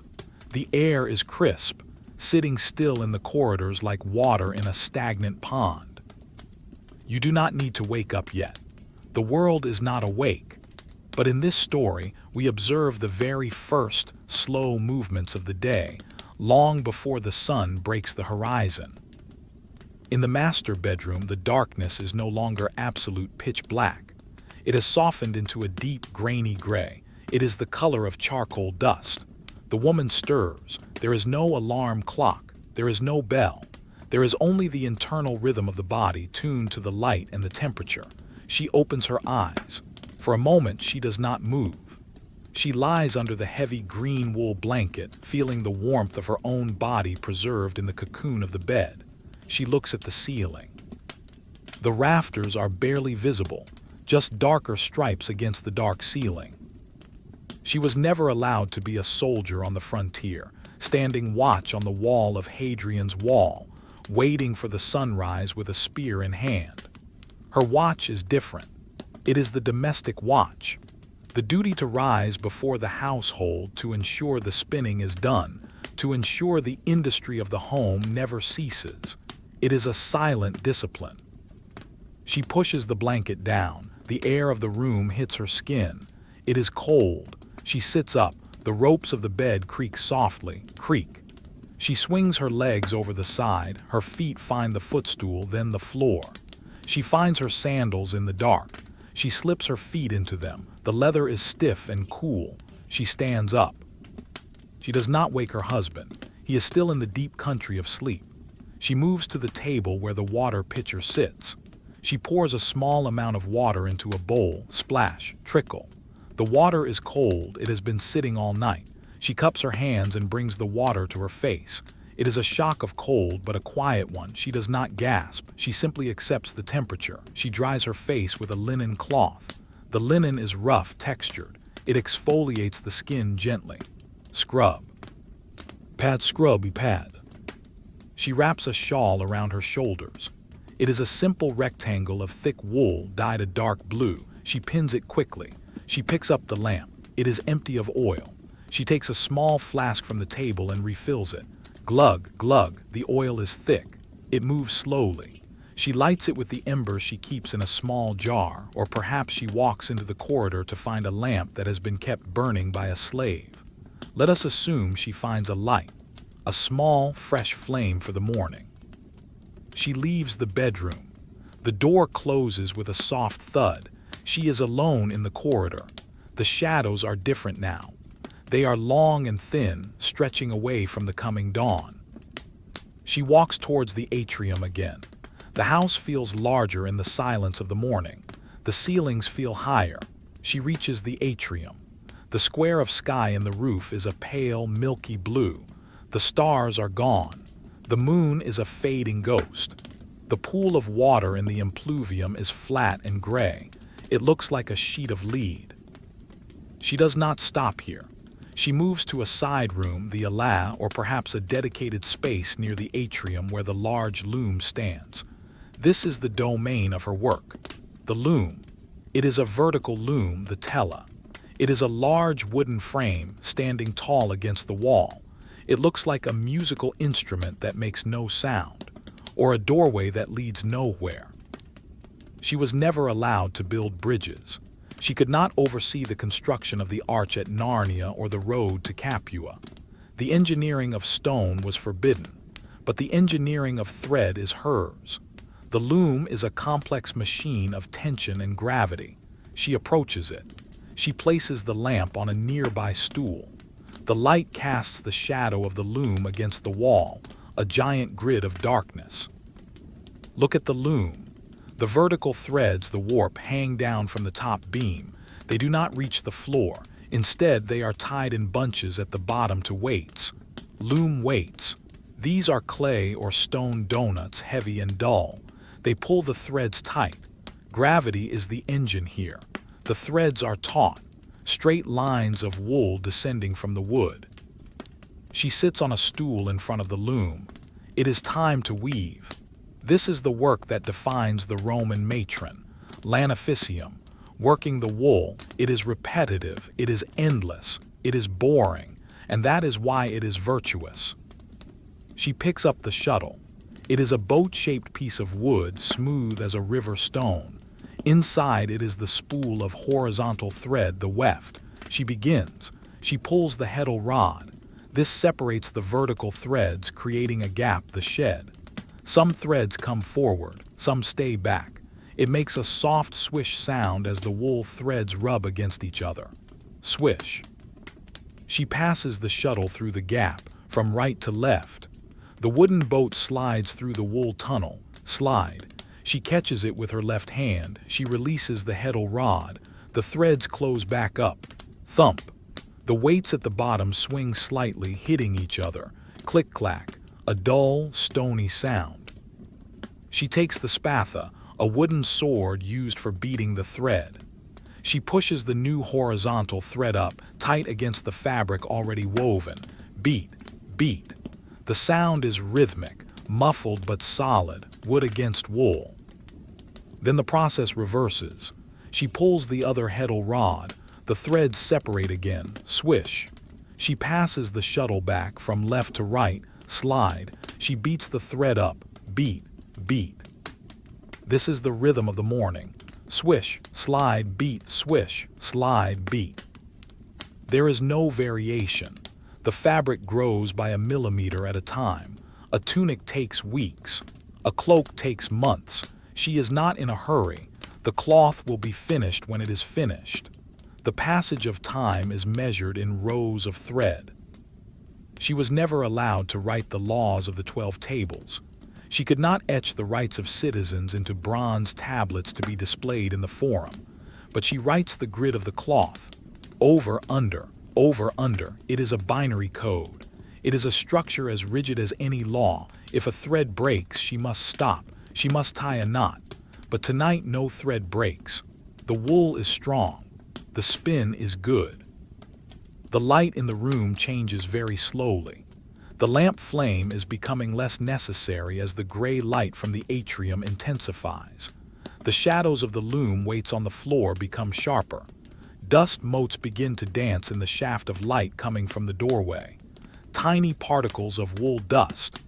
They float in the air, swirling in slow motion.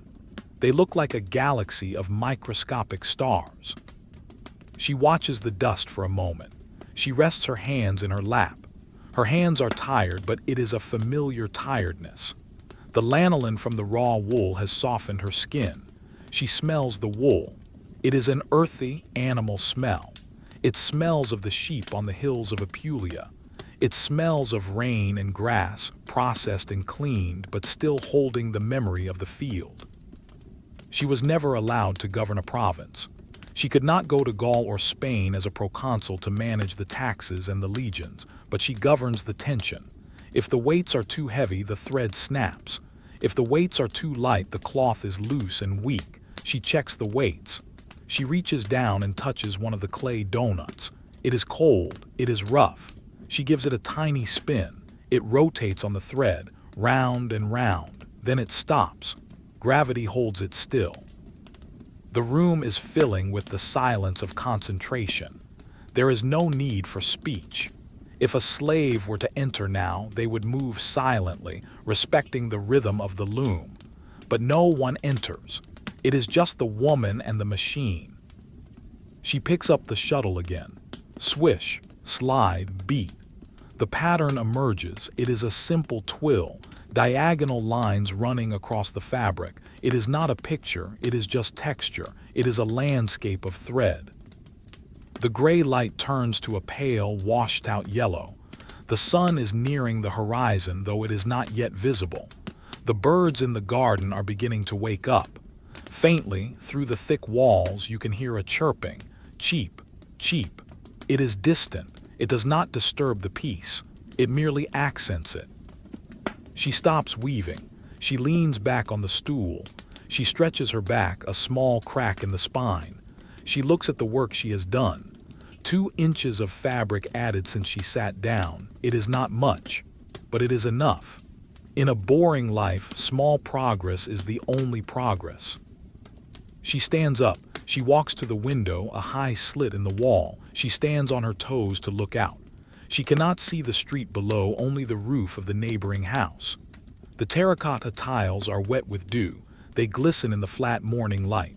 A cat is walking across the tiles, an orange cat. It moves carefully, stepping high to avoid the wetness. It stops. It sits down. It licks a paw. It looks at the rising sun. The woman watches the cat. She was never allowed to be an augur, a priest who reads the flight of birds to know the will of the gods, but she reads the cat. The cat is calm. Therefore, the day will be calm. The cat is cleaning itself. Therefore, the world continues. She turns back to the room. The loom stands waiting. It will wait all day. It will wait forever. It is a patient companion. She picks up the lamp. The flame is invisible now in the daylight. She blows it out. Puff. A thin trail of white smoke rises. It smells of extinguishing. The end of the night shift. The day has technically begun. But for the Roman woman, the day is just a brighter version of the night. It is a series of quiet rooms, a series of repetitive tasks, a series of closed doors. She walks out of the loom room. She enters the atrium again. The water in the pool has changed color. It is now reflecting the pale yellow sky. The house is waking up, but it wakes up slowly, like a heavy stone rolling over. We will follow her as she moves to the next task, but there is no rush. The sun takes its time to climb the sky. We can take our time to follow. The light in the atrium is no longer gray. It is turning a pale, watery gold. The sun has cleared the hills and is beginning to touch the terracotta tiles of the roof. The house is fully awake now, though it is not loud. In a Roman house of this stature, the morning begins with a ritual that belongs entirely to the men. The woman stands in the shadows of the alcove to the side of the main hall. She is watching, but she is not participating. The heavy front door of the house, the ianua, is unbarred. A slave slides the heavy beam back. Thunk. The door groans open on its bronze hinges. This is the hour of the salutatio. It is the morning greeting. Roman men, the clients, come to pay their respects to her husband, the patron. They come to ask for favors, for legal help, or simply to be seen. She sees them enter, one by one or in small, quiet groups. They wear the toga. It is a heavy woolen garment draped in complex folds. It is white or off-white, the color of natural wool. Swish. Rustle. The sound of 20 men walking in togas is like the sound of dry leaves blowing across a stone floor. The woman was never allowed to be a patron in this public sense. She could not hold court in the atrium, dispensing legal advice or promising political appointments.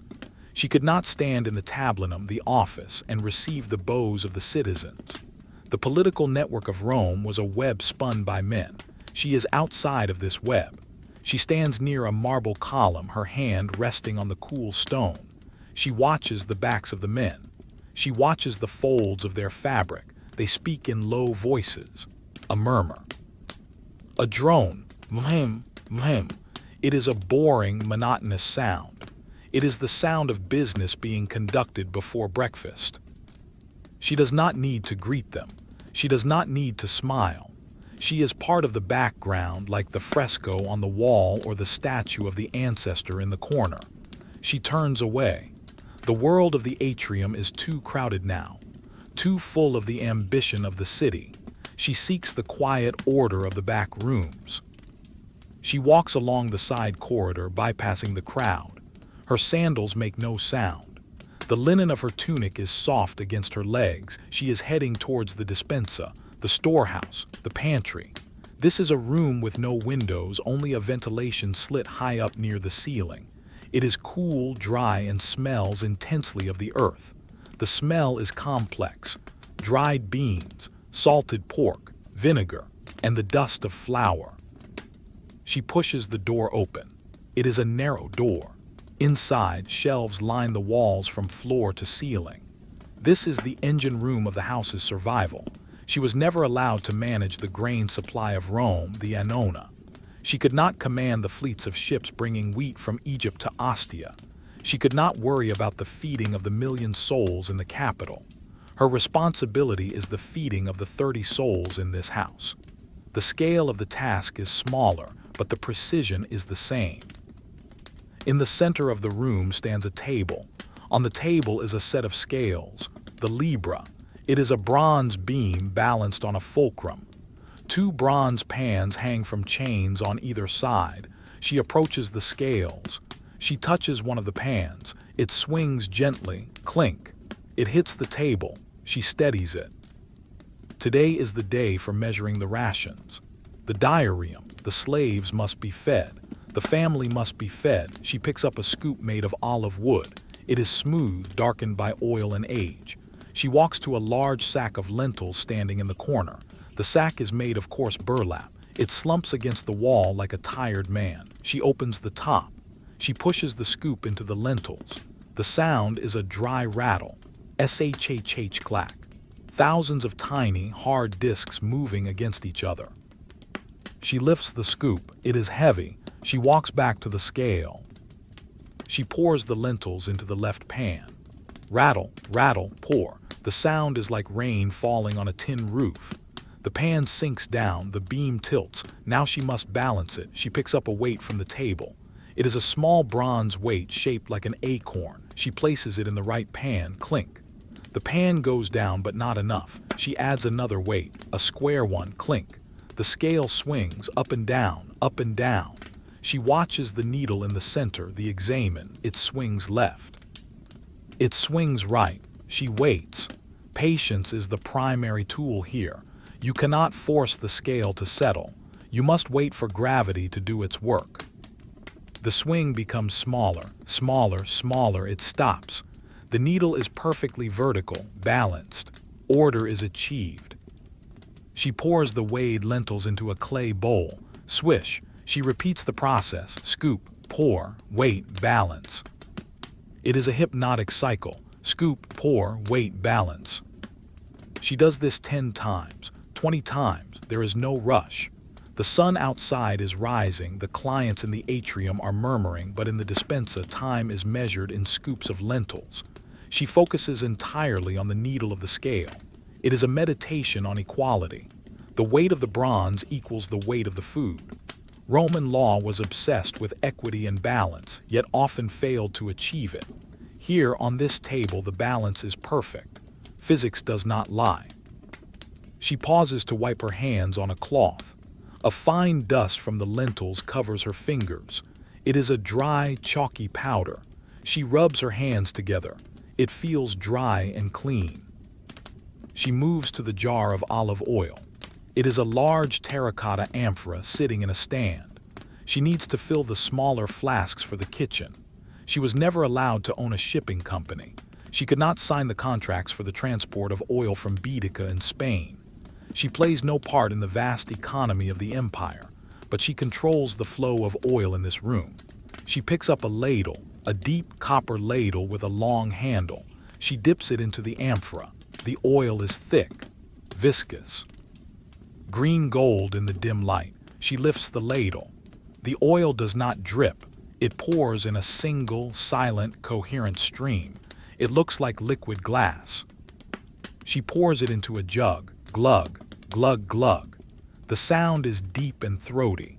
The smell of the oil fills the small room. It is a heavy, grassy scent. It smells of the sun on the olive groves. She fills one jug. She fills another. She watches the level of the oil rise. She must be careful not to spill. A spill is waste. A spill is disorder. She watches the surface of the oil. It is perfectly flat, reflecting the stone ceiling. A fly buzzes in the room. It circles the oil jug. Bzzzzzzz. It is a lazy, morning sound. The fly lands on the rim of the jug. It cleans its front legs.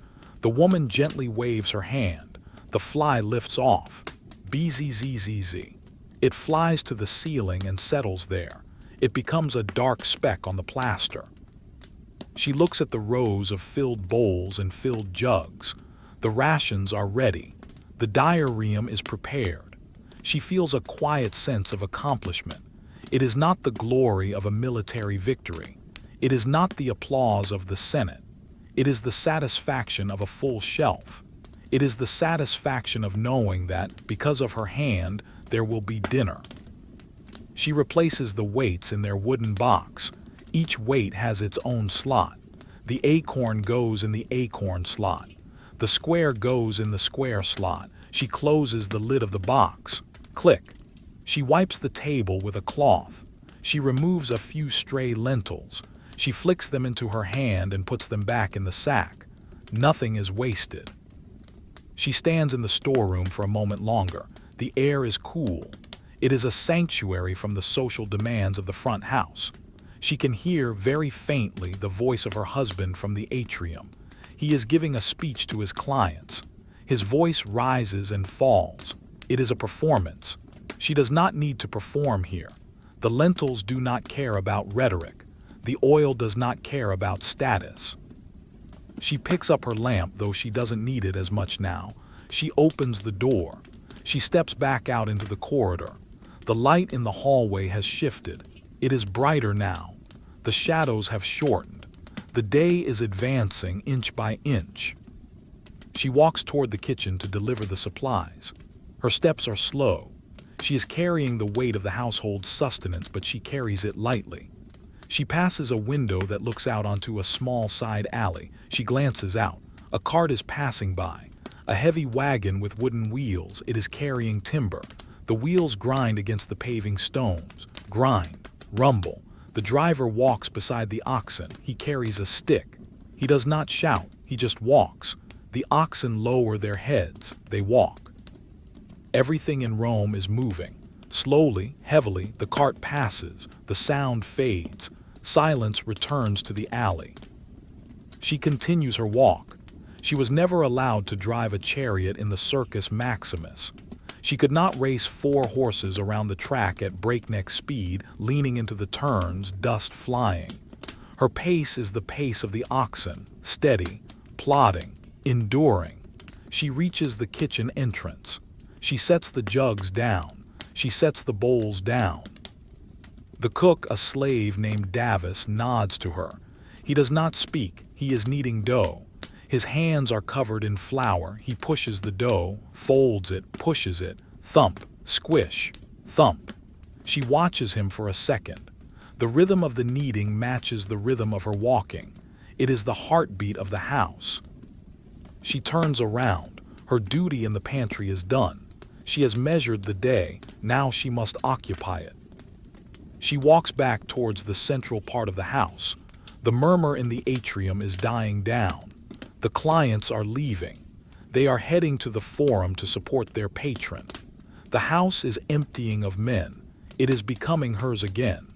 The tide of togas recedes, leaving the silence behind like wet sand. She finds a spot on a bench in the colonnade of the peristyle garden. The sun has hit the rosemary bushes now. The scent is stronger. She sits. She does nothing. She simply sits and waits for the next hour to arrive. There is no hurry. The Roman Empire will last for centuries. She has plenty of time. The morning sun has fully detached itself from the horizon now, though inside the thick-walled Roman house, the light remains soft and indirect. We are moving away from the pantry, away from the kitchen smells of oil and lentils, and returning to the private quarters. It is time for the morning toilette. For a Roman woman of status, this is not a quick splash of water. It is a ceremony. It is a slow, methodical construction of the self. The woman enters a small room dedicated to this purpose. It is sometimes called the ornatrix's station. The light here is crucial. A large window, south-facing, allows a beam of clear, honest light to fall across a low wooden table. She sits on a chair with a curved back, the cathedra.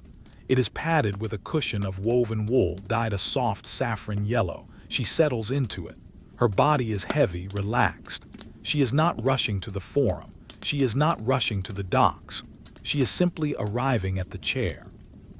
She was never allowed to wear the military breastplate, the larica segmentata, made of iron strips to deflect sword blows. She was never allowed to strap on the greaves to protect her shins in battle. Instead, she puts on her own armor here. It is an armor of silk, oil, powder, and hair. It is softer, but it is worn with the same discipline. Behind her stands a female slave, the ornatrix. She is a specialist in hair and beauty. She stands silently, her hands folded, waiting. The room is quiet. The only sound is the breathing of the two women and the faint hum of a bee outside the window. The woman nods slightly. The process begins. On the table in front of her sits a large box made of beech wood inlaid with ivory. It is the cista. The ornatrix reaches forward and opens the lid. Creak. Inside, nested in velvet, are the tools of the trade: combs made of bone and boxwood, pins made of gold, silver, and ivory, jars of cream, tweezers, mirrors. The ornatrix picks up a comb. It is a double-sided comb made of bone, yellowed with age. One side has coarse teeth, the other fine. She begins to comb the woman's hair, starting at the end, scritch, swish, scritch, swish.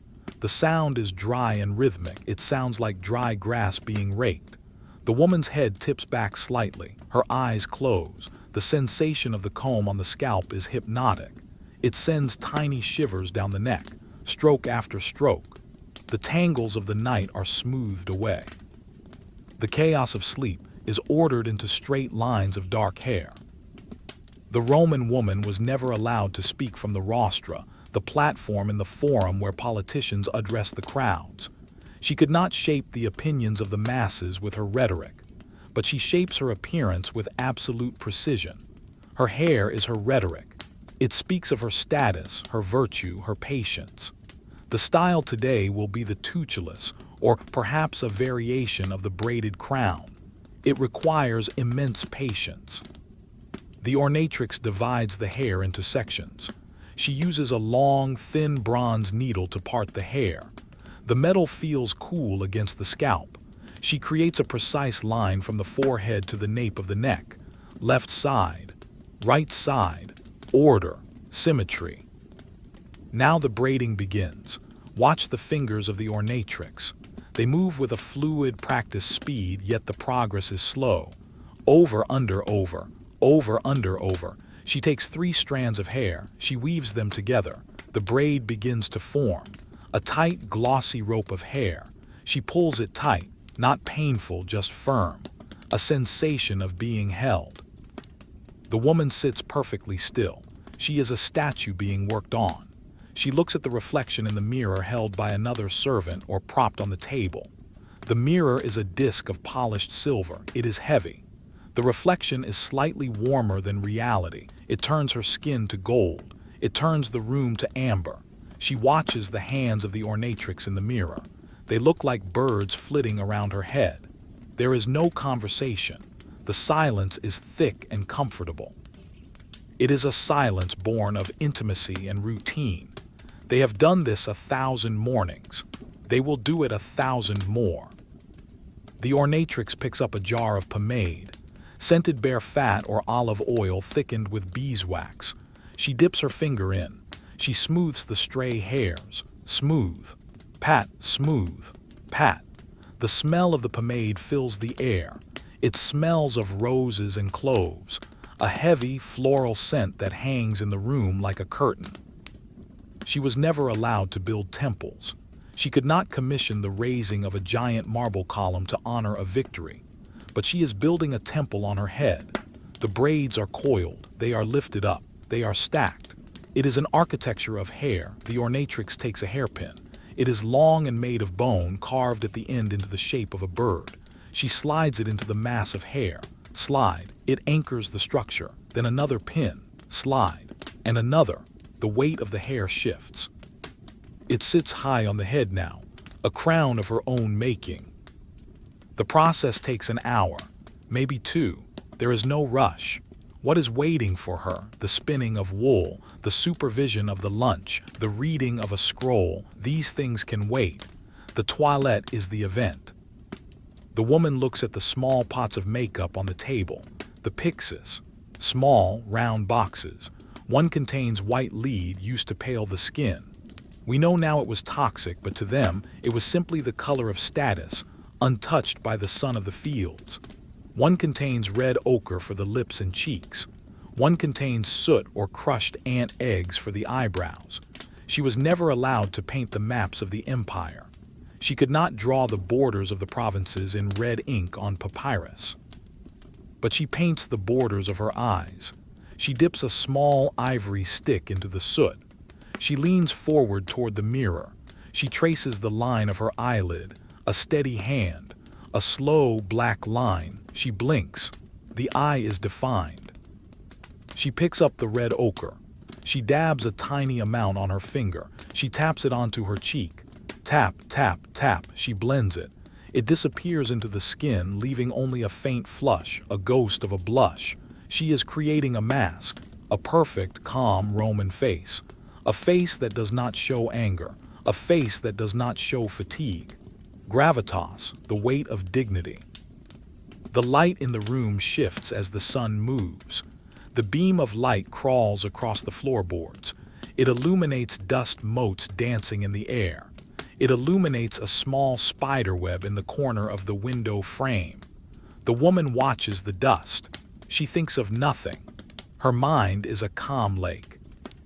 She was never allowed to study astronomy in the great observatory of Alexandria. She could not track the movements of the planets across the ecliptic, but she tracks the movement of the pin in the mirror. She tracks the reflection of her own eye. It is a microcosmos. The ornatrix steps back. She wipes her hands on a cloth. She looks at her work. She nods once. It is done. The hair is perfect. Every strand is in place. The braids are symmetrical. The pins are secure. The woman turns her head slowly to the left, then to the right. She feels the weight of the hairstyle. It forces her to hold her head high. It dictates her posture. She cannot slouch. The hair demands pride. She stands up. The cathedra creaks as she leaves it. She smooths her tunic.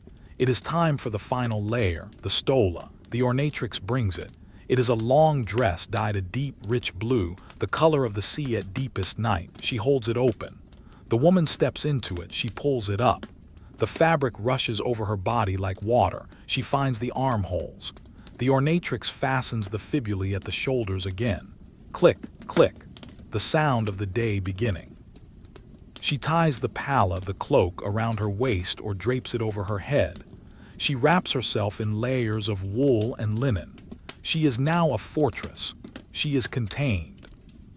She walks to the window and looks out. Below in the street she sees a water carrier walking by. He carries 2 large buckets on a yoke across his shoulders. Water sloshes, splash, splash. He is bent under the weight. She watches him. She was never allowed to work the aqueducts. She consumes the water. She does not carry it. She touches the cool glass of a perfume bottle on the sill. The contrast between the labor outside and the stillness inside is sharp. She turns back to the room. The ornatrix is already tidying up. She is closing the jars, twist, twist. She is wiping the combs. She is placing the pins back in the velvet. The woman watches the cleanup. It is satisfying to see things return to their places. The cista is closed. Thump. The lid shuts on the secrets of beauty. The room is returned to its neutral state. The magic is finished. The woman is ready, not for battle, not for politics, not for the sea. She is ready for the long, quiet sitting of the day. She walks out of the room. The air in the hallway feels different now that she is dressed. She feels taller, heavier. She moves with the slow, gliding walk of the matron. Steps are small, measured. She does not swing her arms. She is a moving pillar of blue wool. She heads towards the tablinum, the office, which is now empty of the morning crowds. Or perhaps she heads to the peristyle garden again. Let us go to the garden. The sun is higher now. It is warming the stones. The shadows are stark black against the white columns. She finds a spot in the shade. She sits. She folds her hands in her lap. She looks at the fountain. Drip, trickle, drip. She was never allowed to be a philosopher, but she practices the philosophy of endurance. She endures the heat. She endures the boredom. She endures the silence. And in that endurance there is a kind of peace, a deep gray peace. A lizard runs across the hot stone of the garden wall. It stops. It pumps its throat. It looks at her. She looks at it. Two creatures of the sun waiting for the time to pass. The lizard scuttles away into a crack. She remains. She closes her eyes for a moment. The scent of her own perfume rises to her nose, rose and clove. It creates a small, scented bubble around her. Inside the bubble, it is not Rome. It is not the empire. It is just her, breathing, waiting, existing. The morning drags on. The sun climbs the sky. The shadows shorten. The heat begins to build. The drowsiness of the late morning begins to set in. The world slows down even further. Everything is heavy. Everything is slow. We are drifting towards the midday rest, towards the silence of the siesta. The sun is nearing its zenith. The light in the garden has turned a brilliant, blinding white, but here, in the tablinum, the study, the light is controlled. It filters in through the heavy curtains, creating a space of amber dusk in the middle of the bright day. The air is still. The morning breeze has died down, leaving a heavy, warm atmosphere that presses gently against the skin. The woman enters the room. This is usually the domain of her husband. It is where the archives are kept, where the business records are stored, but the men are gone. The forum has swallowed them.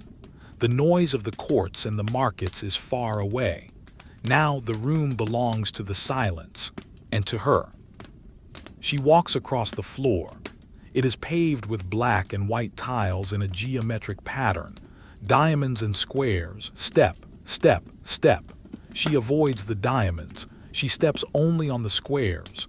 It is a small, unconscious game, a way to navigate the emptiness. She approaches the large wooden desk in the center of the room.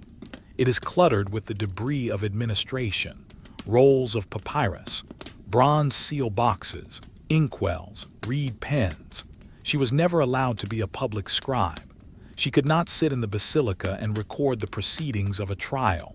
She could not write the edicts of the praetors that would be posted on the walls. The official record of history was written by male hands, but the private record is hers. She sits down at the desk. The chair is heavy, upholstered in leather that creaks as she settles. Creak. She reaches for a tabula, a wax tablet. It is a wooden frame, rectangular, with a recessed center filled with black beeswax. The wax is smooth. It looks like a small, dark lake. Because the day is warming up, the wax is slightly soft. It yields to the touch. She presses her thumb into the corner. It leaves a print, a spiral of identity in the blackness. She smooths it out again. She picks up the stylus. It is a slender instrument made of bone.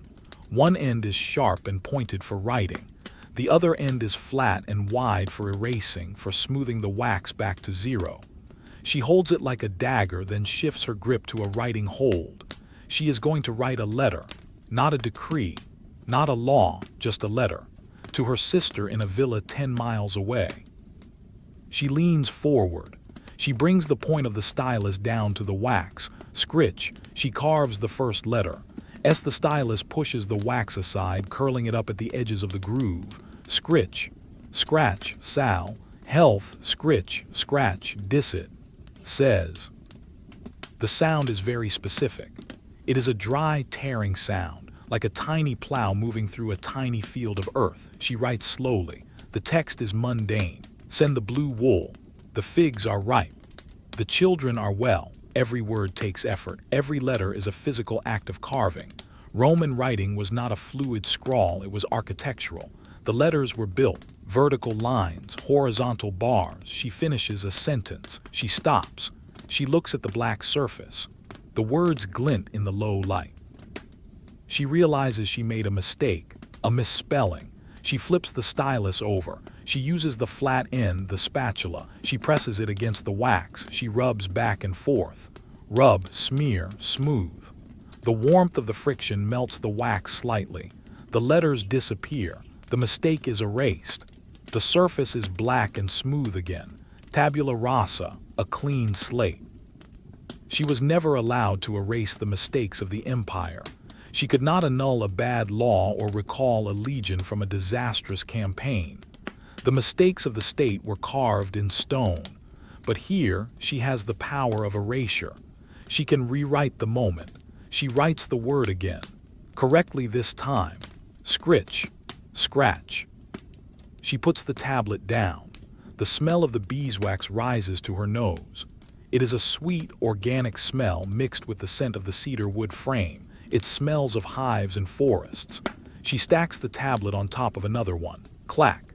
She picks up a piece of string to tie them together. She winds the string around the wood, round and round. She ties a knot. She presses a small lump of clay over the knot. She picks up her signet ring, or perhaps uses a seal lying on the desk. She presses it into the clay, squish. The seal leaves an image, a dolphin or a bird. The letter is sealed. The secrets of the figs and the wool are safe. She turns her attention to a scroll lying on the corner of the desk. A volumen. It is made of papyrus from Egypt. She was never allowed to be a librarian at the Great Library of Alexandria. She could not categorize the knowledge of the world. She could not decide which plays of Sophocles were preserved and which were lost. But she can preserve this one scroll. She picks it up. It is light, much lighter than the wooden tablets. It feels like dry skin, textured, fibrous. She pulls the wooden dowel at the end. Crinkle. The sound of unrolling papyrus is distinct. It is a crisp, cracking sound. Crinkle, snap. She unrolls a section, holding it open with both hands. The columns of text appear. Black ink on beige fiber. The ink is made of soot and gum. It has faded slightly to a dark gray. She begins to read. She reads silently, moving her lips slightly. In the ancient world, reading was often done aloud, but here, in the silence, she whispers. It is a poem, or perhaps a treatise on agriculture. The vines must be pruned in the spring, the earth must be turned. The words flow like a slow river. She is not reading for information. She knows how to prune vines. She is reading for the rhythm of the language. Long vowels, short consonants, the cadence of the Latin sentence. Subject. Object, verb. The structure is comforting. It holds the mind in place. Dust motes are floating in the beam of light that cuts across the desk. She watches them settle on the unrolled papyrus, tiny specks of gray dust landing on the words. She blows them away gently. Pfffff. They scatter into the air, swirling in the turbulence of her breath. Then they begin to settle again. Gravity always wins. The dust always returns. The room is getting warmer. The sun is beating down on the roof tiles above. The heat is penetrating the layers of wood and stone. The air in the tablinum is becoming thick, drowsy. The smell of the old paper and the wax becomes stronger in the heat. Her eyelids feel heavy. The act of holding the scroll open requires tension in the wrists. She lets the tension go. The scroll rolls itself back up partially. Snap. Roll. It wants to be closed. It wants to be a cylinder. She leans back in the leather chair. She rests her hands on the smooth wood of the desk. She looks at the shelves on the wall.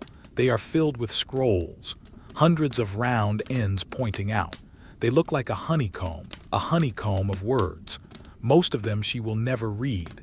They are legal briefs, accounting logs, histories of wars she never saw. They are just texture in the room. She was never allowed to be a senator. She could not stand in the curia and listen to the endless debates. But the silence of this room is better than any debate. There is no conflict here. The stylus is at rest. The ink is dry. The wax is cooling. She feels a bead of sweat trickle down the back of her neck under the heavy coil of her hair. It is a slow sensation. Tickle, slide, stop. It reminds her that it is almost noon. Merides, the middle of the day, the time when the ghosts walk according to superstition.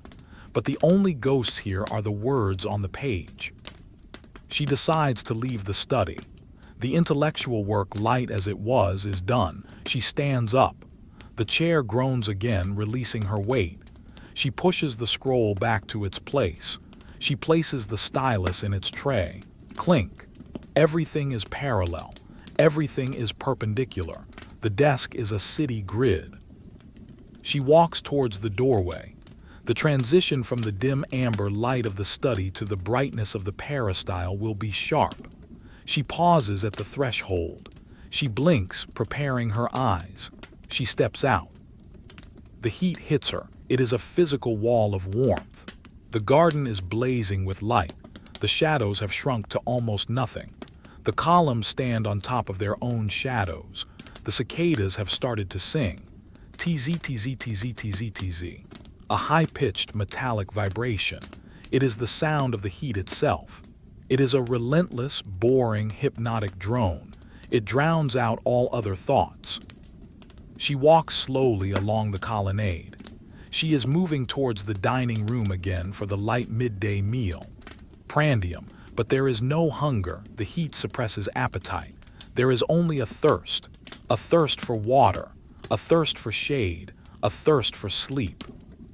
She passes a sundial on a pedestal in the garden. She stops to look at it.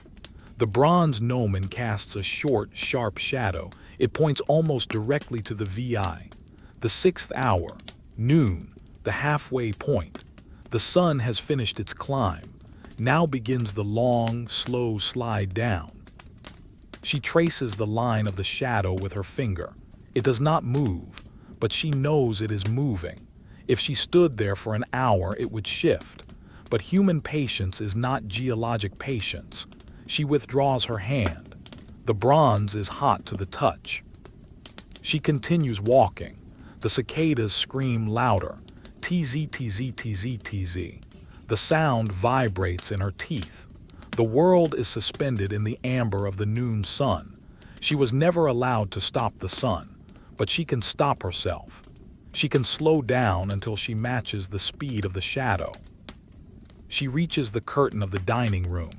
It is drawn to keep the cool air in. She pushes it aside. She enters the cool dark. The cycle continues. Room to room, shadow to shadow, silence to silence. The heat of the day has reached its absolute peak. Outside, the stones of the Roman streets are baking. The air shimmering above the paving stones is hot enough to distort vision. But inside the thick walls of the house, in the semi-darkness of the triclinium, the heat is held at bay. It presses against the shutters, but it does not enter. The woman sits at the small round table. It is time for prandium. The midday meal, it is not a feast, it is a pause. In the Roman world, lunch was a quiet affair. No guests, no speeches, just the body needing fuel to continue the long wait for evening. She was never allowed to attend the great public banquets of the military guilds. She never sat at the long tables of the barracks, sharing rough wine and war stories with the legionaries. Her meals are private. Her dining hall is domestic. She sits on a simple stool, not reclining on the couches. Reclining is for dinner, for the long, slow evening. Lunch is vertical, lunch is functional. On the table, a slave has placed a tray. It is made of woven willow branches. On the tray, there is a loaf of bread, panis. It is a round loaf scored into 8 sections like a wheel. The crust is dark brown, dusted with flour. She reaches out. She breaks off a piece. Crack. The sound of the crust breaking is loud in the silent room. A dry, crisp snap. Crumbs fall onto the table. She watches them fall. Tiny, golden flakes settling on the dark wood. She does not sweep them away. They are part of the landscape of lunch. She puts the bread in her mouth. It is chewy. It tastes of spelt and fire. It is dry. She chews slowly. Chew, chew, swallow. The rhythm of eating is slow. There is no conversation to speed it up. There is no news to discuss, just the bread. Next to the bread is a small wedge of cheese, Cassius. It is a hard sheep's milk cheese, white and salty. She cuts a slice with a small iron knife. The knife scrapes against the wooden board, scrape. She eats the cheese. It is sharp. It dries the mouth. She reaches for her cup. It is a simple clay cup, glazed green. It is filled with water mixed with a tiny splash of wine, just enough to kill the bacteria. She drinks. The water is cool. It was drawn from the cistern early in the morning and kept in the shade. It washes down the dry bread. She feels the cool liquid travel down her throat. It is a moment of relief, a small internal cooling. She was never allowed to drink the pure, unmixed wine in the old days. It was considered immodest, a sign of losing control. Even now she mixes it heavily. Control is everything.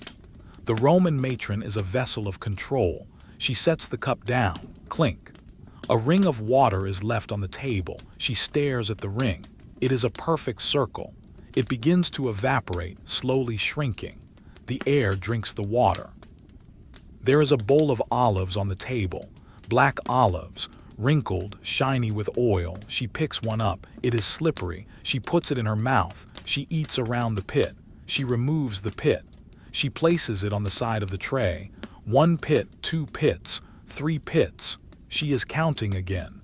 Counting is the anchor of the bored mind. The room is very quiet. The servants have retreated to the shadows of the kitchen to eat their own bread. The children are already being ushered to their naps. She is alone with the sound of her own chewing and the buzzing of a single fly. Zzzzzzzt. The fly circles the bread. It lands on a crumb. She watches it. It rubs its front legs together. It is the same scene as the pantry, the same scene as the garden. The fly is the only other active participant in this meal. She finishes the olives. She wipes her fingers on a linen napkin. The oil leaves a dark stain on the fabric. She looks at the stain. It looks like a map of an island she will never visit. She folds the napkin. The map disappears. The meal is over. It took 10 minutes. Maybe 15, the body is fed, the stomach is full, and now the heaviness comes, the postprandial slump. The blood rushes to the stomach, the head feels light, the eyelids feel heavy. Gravity seems to increase. The pull of the earth is stronger at noon. She stands up. She moves slower than she did this morning. She walks out of the dining room.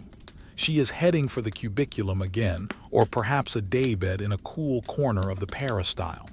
Let us go to the daybed. It is a simple cot set up in the breezeway, away from the direct sun but catching the faintest draft. The house has entered the meridiatio, the siesta. This was a sacred time in Rome. The city stopped, the shops closed, the forum emptied. For 2 hours the empire pauses. The woman was never allowed to stop the wars on the borders. She could not call a ceasefire in Parthia, but the heat calls a ceasefire here. The battle against the day is suspended. She reaches the daybed. It is covered with a linen sheet. She sits on the edge. She slips off her sandals. Her feet are bare on the cool stone floor for just a second before she lifts them onto the bed.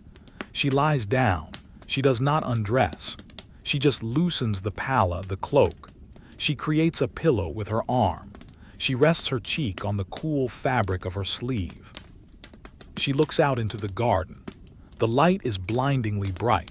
The contrast between the shade where she lies and the sun where the plants are is extreme. White light, black shade. The colors are washed out. The green of the leaves looks almost gray in the intensity of the glare. Nothing moves. The wind has died completely. The leaves of the fig tree hang limp. They are exhausted by the sun. The fountain is still trickling, but the sound seems further away.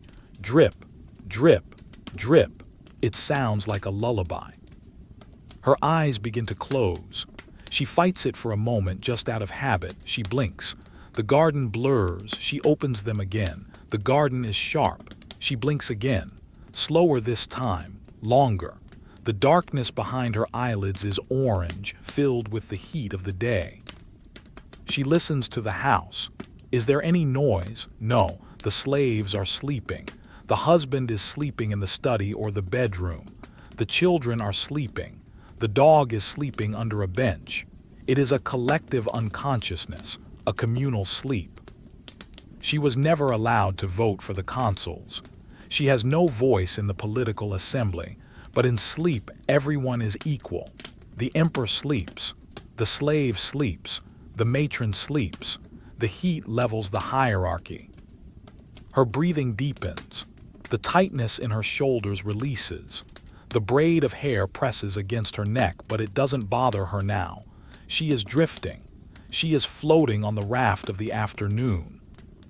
Thoughts become fragmented. The bread was dry. The oil needs refilling. The blue wool, the fly, the sun, the silence. She is asleep. We will stay here for a while. We will watch her sleep. There is nothing creepy about it. It is a vigil of peace. We are guarding the nap. The chest rises. The chest falls. In, out. It is the most peaceful sound in the world. A small lizard creeps out of the rosemary bush in the garden. It stops on a warm stone. It looks at the sleeping house. It sees no movement. It is the king of the garden for the next hour. It closes its eyes too, basking in the warmth. The shadows on the sundial are lengthening, but very slowly. The shadow has moved past the VI. It is creeping towards the VII, but the creeping is invisible. You cannot see time move. You can only see where it has been. Here in the siesta, time feels like it has stopped entirely. It is a pool of stagnant, golden time. The heat presses down on the roof tiles. Creak. The wood of the roof expands. Tick. Tiny sounds of the house stretching. The house is a living thing reacting to the sun. It protects the sleepers inside.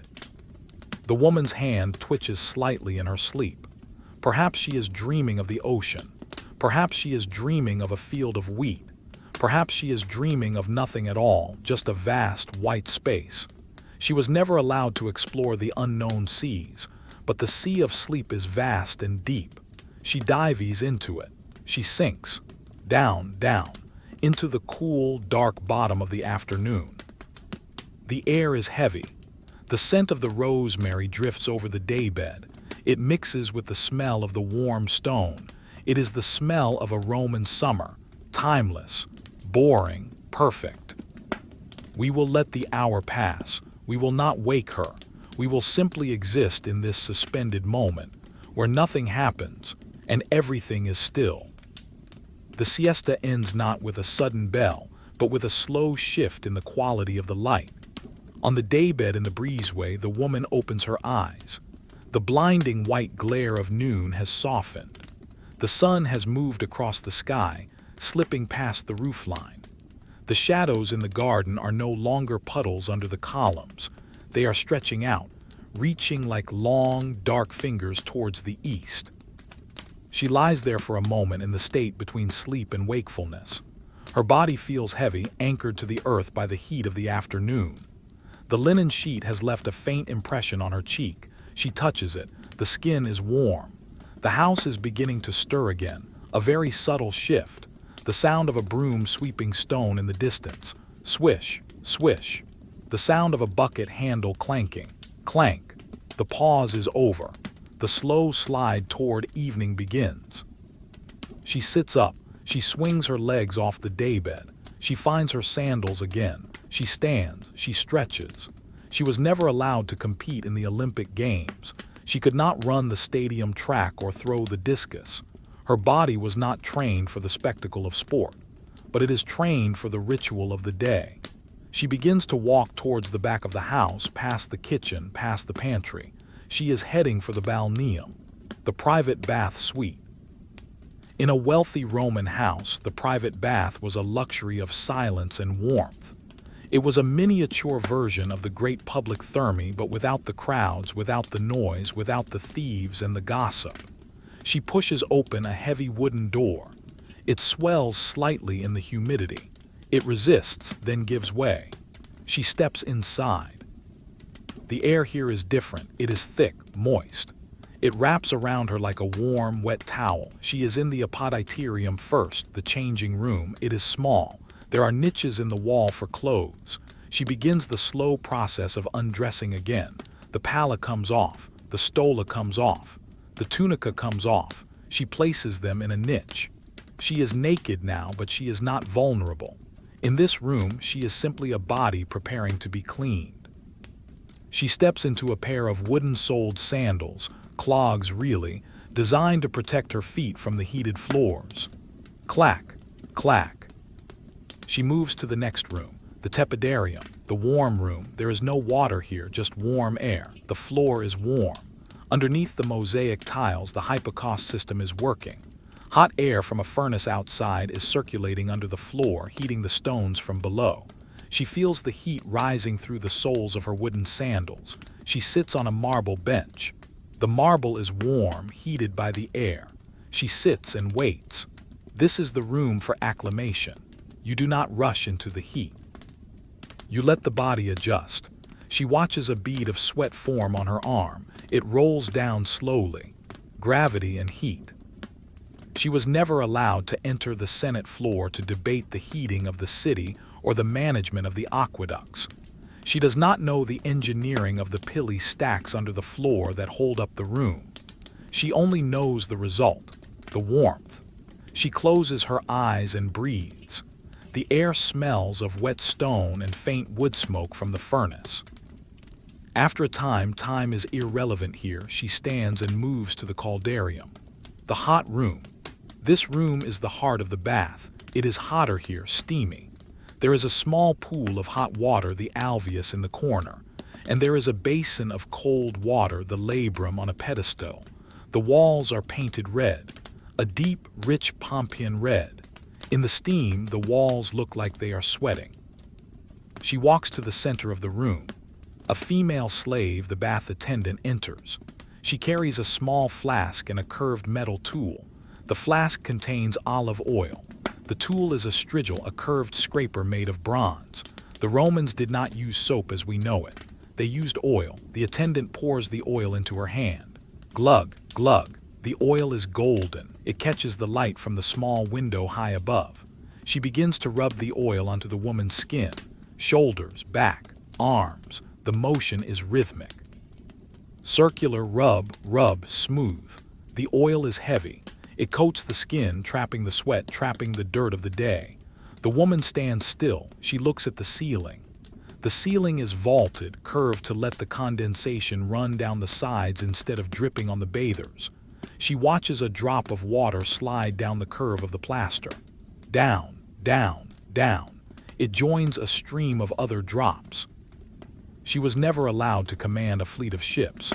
She acts as the ship now, standing in the dry dock of the bath, being scraped and caulked. The attendant picks up the strigil. It is a simple, elegant curve of metal. The edge is blunt, not sharp. She presses it against the woman's arm. She pulls, scrape. The sound is distinct, metal against oiled skin, a wet, friction-heavy sound. Whip. The oil and dirt are scraped away, collected in the curve of the tool. The attendant flicks the sludge onto the floor where water washes it away. Scrape, flick, scrape, flick. The rhythm is mesmerizing. Long strokes down the back, short strokes on the arms. The sensation is intense but not painful. It is a deep cleaning, a shedding of the outer layer. The woman leans against the wall. The warm plaster supports her. She closes her eyes. She listens to the sound. Whip. Whip. It is a sound that has echoed in Roman baths for centuries. It is the sound of civilization, the removal of the dust of the empire, the dust of the atrium, the dust of the wool, the dust of the street. All of it is scraped away. She is being reset. After the scraping, she moves to the alveus, the hot pool. She steps down, 1 step. The water covers her ankles, 2 steps. The water covers her knees, 3 steps. She sits. The water covers her chest. The water is hot. It stings slightly, then settles into a deep, embracing warmth. She floats her arms. They feel weightless. The oil that remains on her skin floats off, creating shimmering rainbow patterns on the surface of the water. She watches the patterns, purple, green, gold. They swirl and change shape as she breathes. She was never allowed to explore the mysteries of the deep ocean. She never saw the strange creatures of the abyss. But here, in 3 feet of water, she is in her own ocean. The steam rises from the surface. It drifts up in lazy spirals. It softens the light in the room. Everything is hazy. The edges of the room are blurred. The red walls seem to recede. She is floating in a cloud. She dips her head back. Her ears go underwater. The sound of the room changes instantly. The drip-drip of the condensation becomes a dull thud. The breathing of the attendant becomes a distant rumble. She hears the sound of her own heart. Thump, thump, thump, thump. It is a slow underwater drum. She stays there for a minute, suspended, isolated from the world. No children, no husband, no wool, no slaves, just the water and the pulse. She sits up. Water cascades off her hair, splash. The attendant brings a sponge, a natural sea sponge full of holes.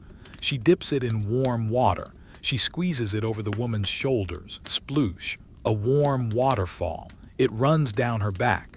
It feels like rain, a warm, impossible rain indoors.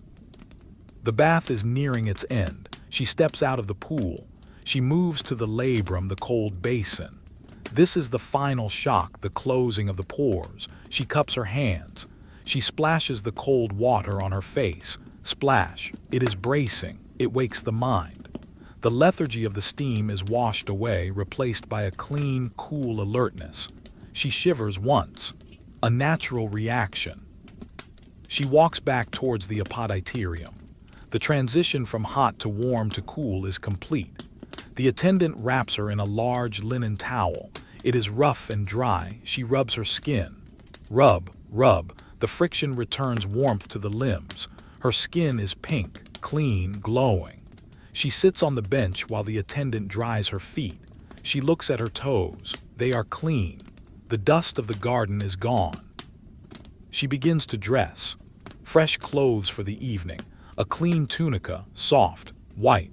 A clean stola, perhaps a different color for the evening, a pale green. She pins it, click, click.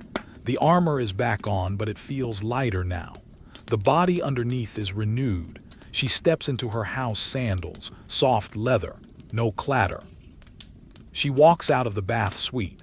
The air in the corridor feels cool and dry compared to the steam room.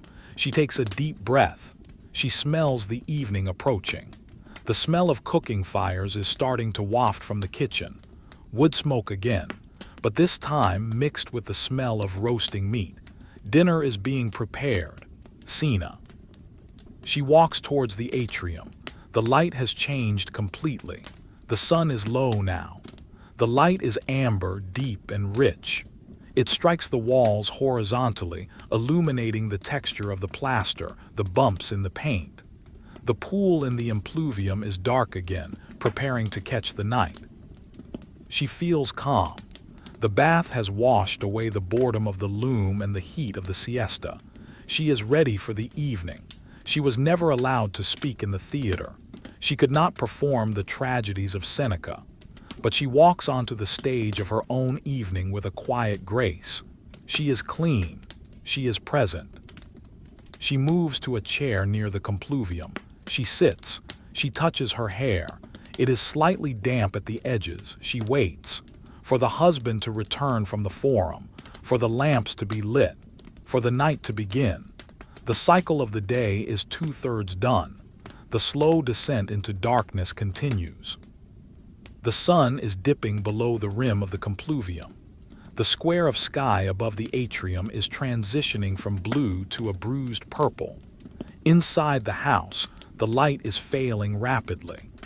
This is the magic hour of the Roman home, the crepusculum, when the sharp edges of the day soften into the ambiguity of evening. The woman is still sitting near the pool, but now she stands up. Her damp hair has dried in the evening air.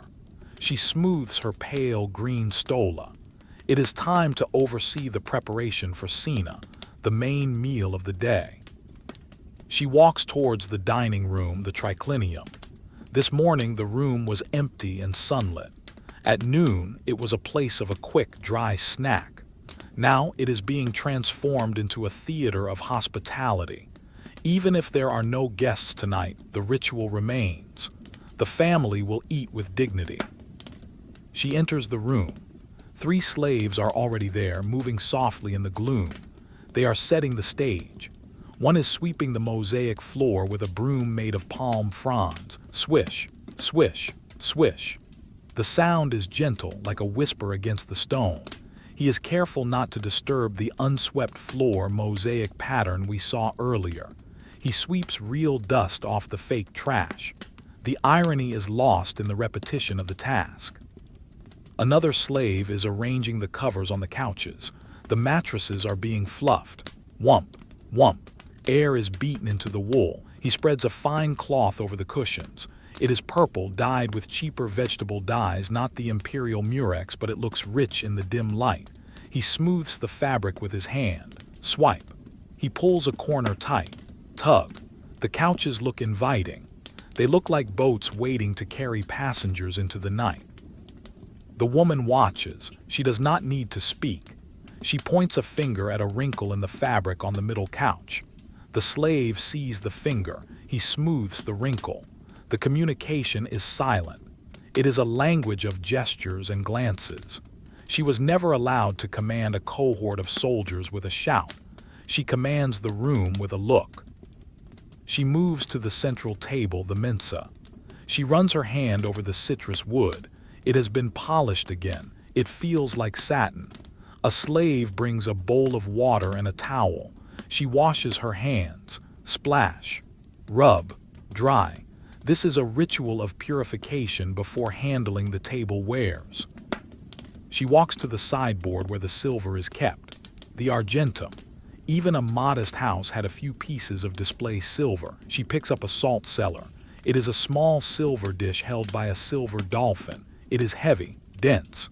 She places it in the center of the table. Salt is sacred. It is the preservative. It is the flavor of life.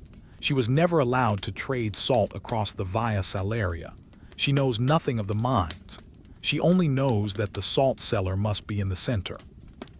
Next, the cups. Tonight they will use glass cups. Vasa vitrea, blown glass, delicate and thin. She picks one up. It is a pale blue-green, the color of shallow sea water. She holds it to the fading light from the window. She can see bubbles trapped in the glass. Tiny imperfections of breath caught in the molten sand. She places it on the table. Clink. A high, clear sound, like a tiny bell. She places another. Clink. And another. Clink. 3 bells ringing in the dining room.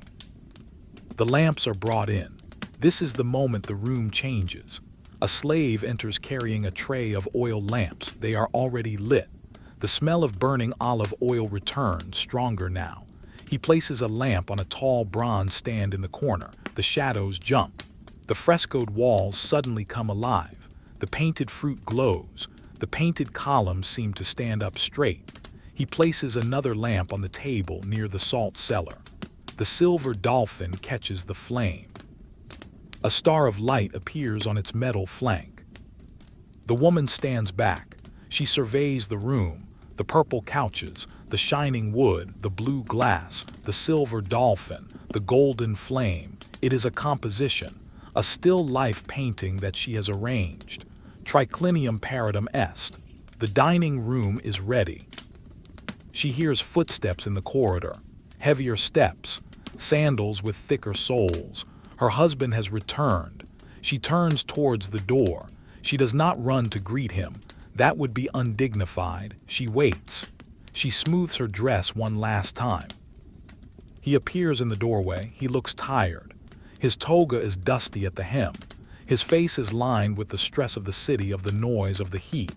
He sees the room. He sees the lights. He sees the cool, ordered space. He sees her. His shoulders drop. The tension leaves his frame. He nods to her. "Salve," he murmurs. "Salve," she replies. It is a quiet greeting. No drama, just acknowledgement. He moves to the basin of water held by a slave. He washes the dust of the forum from his hands and face. Splash, splash. The water turns gray. The dirt of Rome is washed away. He approaches the couch. He sits, then swings his legs up. He reclines on his left elbow. He adjusts the cushion. He sighs. H. A long, deep exhale, the sound of a man putting down a heavy load. She moves to her place. In the old days, she would sit. Tonight, perhaps in the privacy of the home, she reclines on the couch next to him or sits on the edge of the couch. Let us say she sits, maintaining the old tradition. She sits upright, her back straight, her hands in her lap. The food begins to arrive. The gustatio, the appetizer. A slave brings a tray. There are eggs, hard-boiled, sliced in half. There is a lettuce salad with vinegar. There are more olives. It is simple food. He reaches for an egg. He eats it. She reaches for an olive. She eats it. There is very little talking. They are comfortable in the silence. The day is being digested. The news of the Senate can wait. The gossip of the market can wait. For now, there is only the chewing. Chew, chew, swallow. Outside, the sky has gone completely dark. The window is a square of black velvet. The room is a cave of light in the darkness of the universe. The lamps flicker. The shadows on the wall dance, swaying left, swaying right, like dancers performing a slow, silent ballet for the diners. The woman watches the flame of the lamp on the table.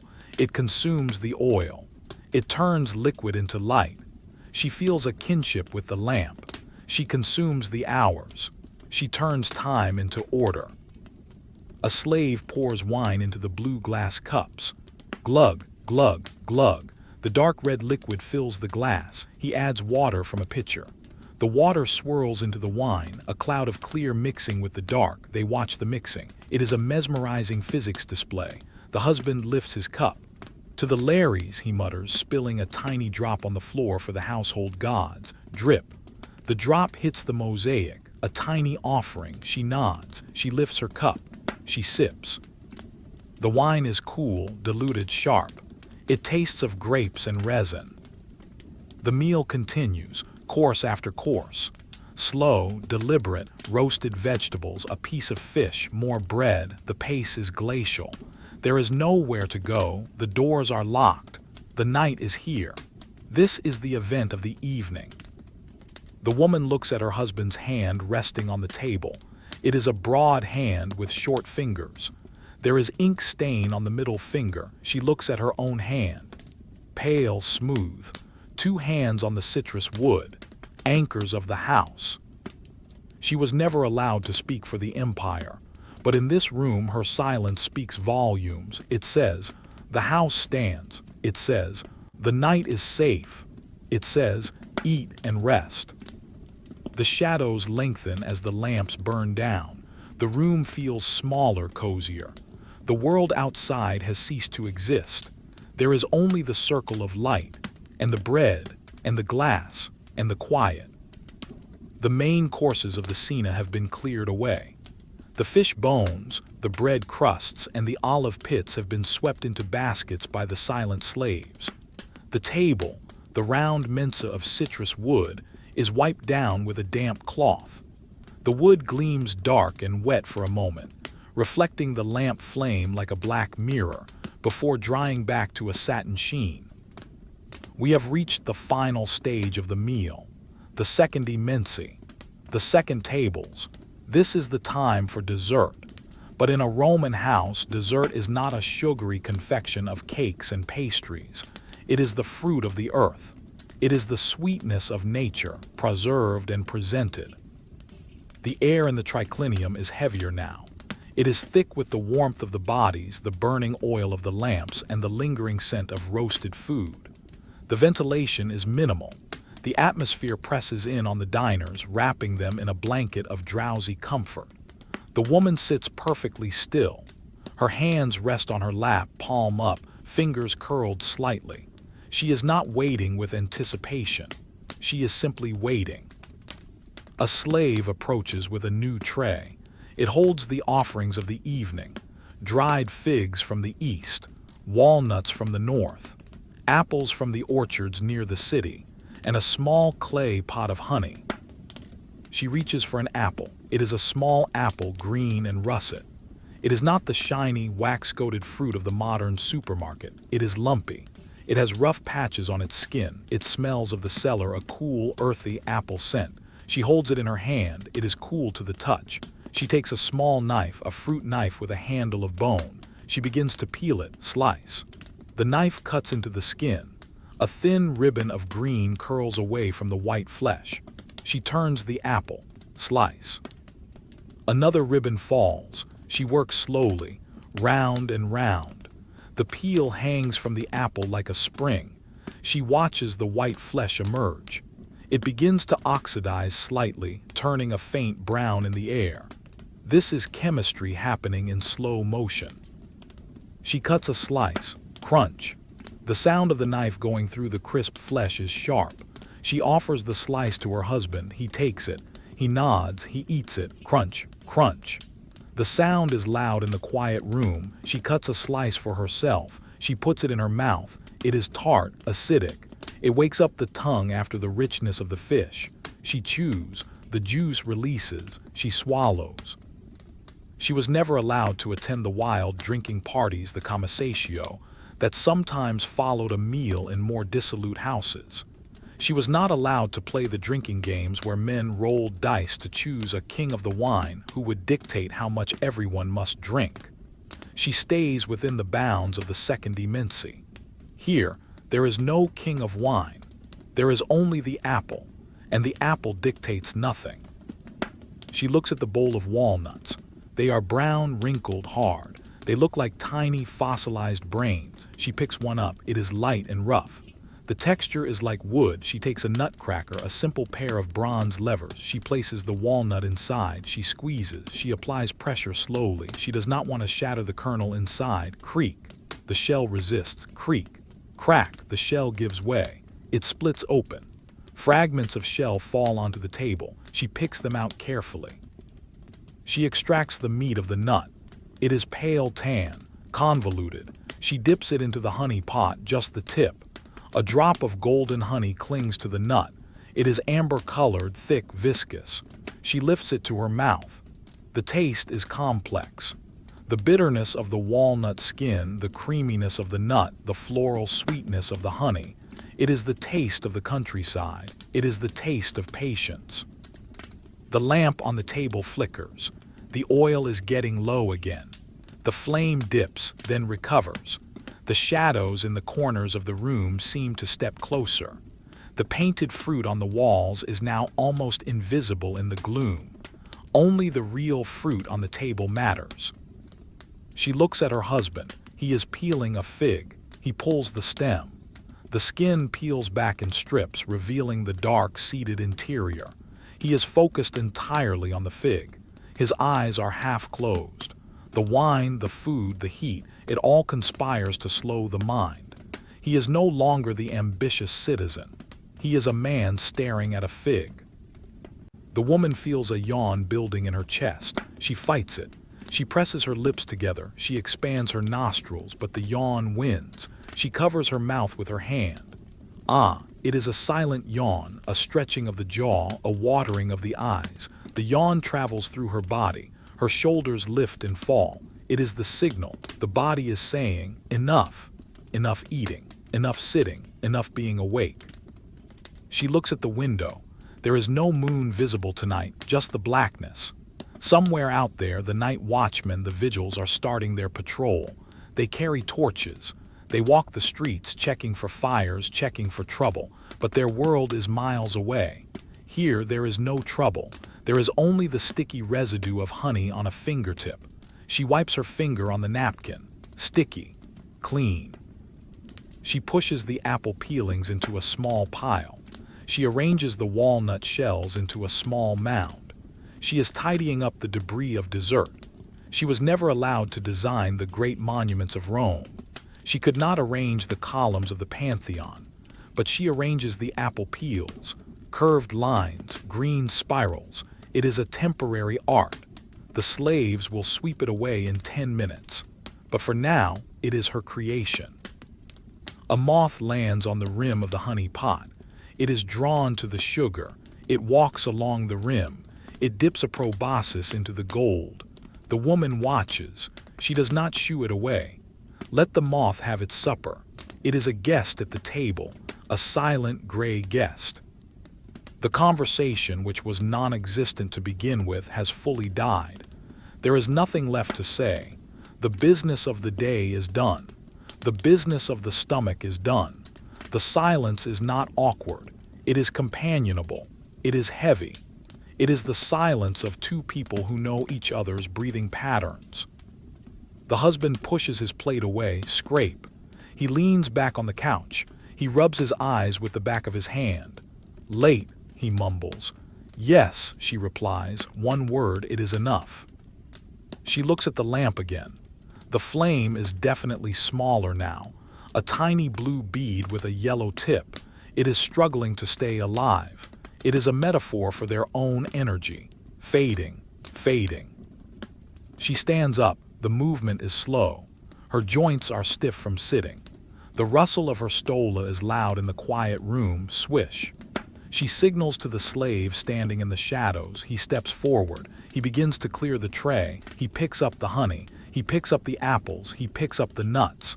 The table is cleared. It is bare wood again. Empty, glossy, waiting for tomorrow. She waits for her husband to rise. He groans slightly as he sits up. He swings his legs down. He finds his sandals. He stands.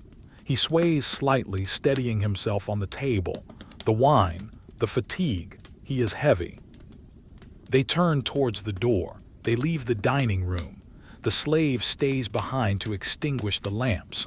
As they walk down the corridor, the woman hears the sound behind her.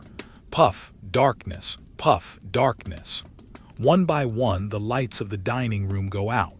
The room ceases to exist. It returns to the void. They walk down the hallway. The air is cooler here. The draft from the garden brings the scent of cooling earth. They walk past the atrium. The pool is a black square on the floor. They walk past the tablinum. The scrolls are sleeping in their cubbyholes. She was never allowed to lead the procession of the Vestal Virgins. She could not carry the sacred objects through the streets, but this is her procession, the procession to bed. It is a parade of two, slow, silent, inevitable. They reach the door of the bedroom, the heavy wooden door. It is open, waiting for them. The room inside is dark. Only a single tiny nightlight burns in a niche, a rushlight soaked in grease. It gives off a faint, smoky glow, just enough to see the outline of the bed. She steps inside. The air smells of lavender and sleep. The day is officially over. The forbidden world of the public, the political, the military, it is all gone.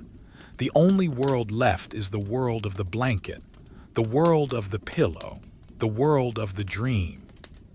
She begins to unpin her stola again. We have seen this before. It is a cycle, but tonight she is slower. Her fingers fumble slightly with the bronze pin. It is stubborn, she works it loose. Click. The metal is cold, she places it on the table. She is shedding the role of the matron. She is becoming just a body again, a body that needs rest. She looks at the small rushlight, it sputters. It is a tiny sound, like the house whispering hush. She sits on the edge of the bed, she looks at her feet. She wiggles her toes, they are free of the sandals, they touch the cool floorboards. Grounding, connection. She thinks of the honey. The taste lingers on her tongue, sweet. She thinks of the apple, tart. She thinks of the wool, rough, the sensory map of the day. She rolls it up in her mind, she stores it away, like a scroll in the library, filed under today. She swings her legs into bed. She pulls up the cover, the weight is good. She lies back, the ceiling is dark, the house is silent. The Roman Empire is asleep, and so is she. The room is now dark. The rushlight has finally given up its ghost, sputtering out into a tiny wisp of acrid smoke that hangs motionless in the air before dissolving. The darkness is not empty, though. It is filled with the weight of the architecture. You can feel the stone walls. You can feel the heavy timber beams of the ceiling pressing down, enclosing the space. The woman lies on her back. Her eyes are open, staring into the black void above. She is comfortable. The bed has warmed up beneath her. The wool mattress has conformed to the shape of her body, creating a shallow valley of softness. She is not asleep yet.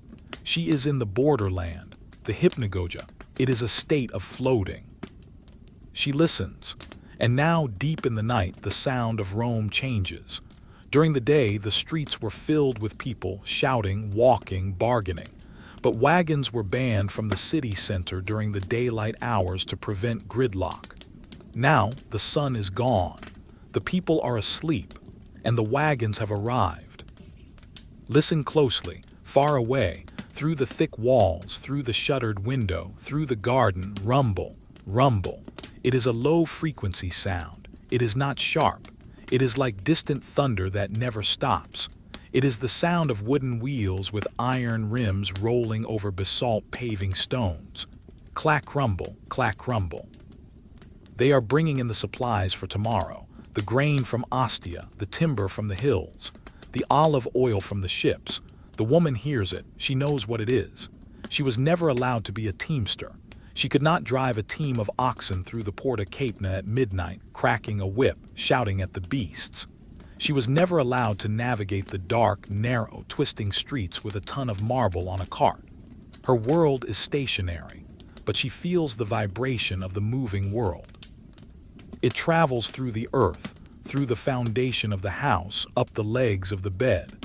A tiny, microscopic trembling. It is a lullaby of logistics. She imagines the carts. She visualizes a wheel turning, round and round. The spokes are blurring in the dark.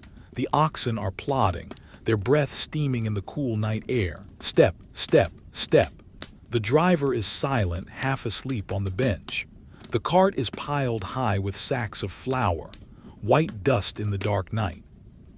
The visualization is boring, it is repetitive. Wheel turns, wheel turns, wheel turns. She matches her breathing to the imaginary wheel. In, half a turn, out, half a turn. Beside her, her husband shifts. The straw in the mattress rustles. Crinkle, he sighs. A heavy, masculine sound of deep rest. He is far away in his dreams. Perhaps he is in the Senate. Perhaps he is at his country villa. She is alone in the waking world. She turns her head to the side. She looks towards the corner of the room where the heavy chest, the arca, stands. She cannot see it. It is too dark, but she knows exactly where it is. It is a large box bound in iron. It is bolted to the floor. Inside is the family's wealth. The silver coins, denarii. The gold coins, aurae. The important documents. It is locked. The key is under her husband's pillow, or perhaps in a secret niche she knows. She thinks about the lock. Roman locks were complex mechanical puzzles. Bronze pins, iron tumblers. She imagines the inside of the lock, the dark, cold metal gears, they are frozen in place. Safe, they say, safe. The concept of the locked box is soothing. The house is a box, the room is a box, the chest is a box, everything is contained, nothing can leak out. She was never allowed to be a banker. She could not sit at the exchange tables in the temple of Castor and Pollux, lending money at interest. But she understands the value of security. She rests her mind on the image of the heavy iron band across the chest.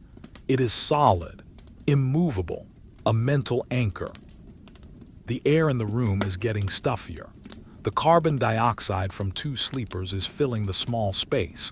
It makes the head feel heavy. It makes the limbs feel heavy. It acts like a blanket of air. She feels a bead of sweat on her upper lip. She does not wipe it away. It requires too much energy to lift her hand. She lets it be. She accepts the heat. Rome is a hot city. The stones hold the heat all night. The bed holds the heat. It is a warm embrace. She closes her eyes again. The rumble of the carts seems to be getting quieter. Either they are moving away or her hearing is shutting down. Rumble, distant, rumble, fainter. It becomes white noise, a static hiss in the background of the universe. She thinks of the linen sheet covering her. It was woven on a loom like hers, maybe by a woman like her, thread by thread. She traces the weave in her mind, over, under, a grid of thousands of threads. She is sleeping under a grid, order, structure. She was never allowed to be a surveyor. She could not use the groma to lay out the straight roads of the empire or the grid plans of the new colonies. But she lives inside the grid of the sheet, the grid of the mosaic floor, the grid of the hours. Her foot twitches, a sudden small spasm, the body releasing the last tension of the day. She feels her toes relax, one by one. The big toe, the second toe, the third. They go limp. They are no longer gripping the earth. They are floating. She wonders briefly if it will rain tomorrow. If it rains, the atrium pool will fill.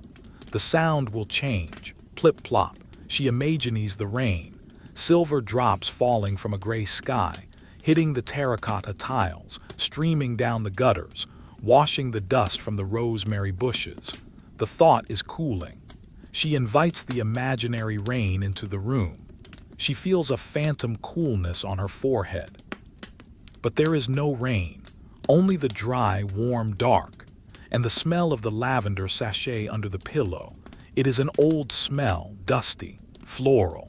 It smells like a memory of a garden from 10 years ago. Dried flowers do not die, they just fade. She is fading too. She drifts deeper. The boundary between her body and the bed is dissolving. She feels like she is sinking into sand, warm, soft sand. She was never allowed to travel to the deserts of Africa, but this is her desert, the desert of the night, vast, empty, silent. A dog barks again. This time it is very close, just outside the window. Woof, a sharp staccato sound. She flinches slightly. Her heart rate jumps. Thump, thump. She waits. Will it bark again? She listens. Silence, silence. The dog has settled. Perhaps it saw a shadow. Perhaps it saw a cat. Now it is curled up again. Her heart slows down. Thump, thump, thump. The interruption only serves to make the following silence deeper. It highlights the quiet. She rolls onto her side. The movement is slow, like moving through water. The ropes of the bed squeak. Air. She pulls her knees up slightly. The fetal position, the oldest position. She tucks her hand under her cheek. The pillow is warm. She breathes in. The smell of the linen is strong. She breathes out. The warm air hits the pillow and bounces back to her face. A feedback loop of breath. She was never allowed to speak in the courts, but she listens to her own breath.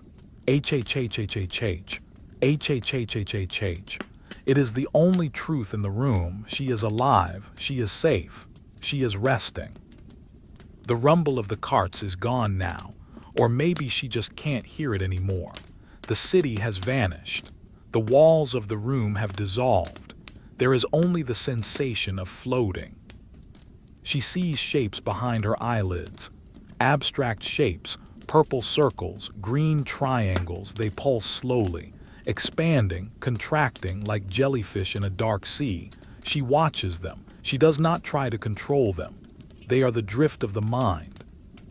She thinks of the wool she spun earlier, the gray wool. She imagines a single long thread stretching out into the darkness. It goes on forever. She is holding onto the end of it. She lets go. The thread floats away, drifting into the dark. She is untethered. She was never allowed to leave, but now she leaves. She departs the waking world. She crosses the border.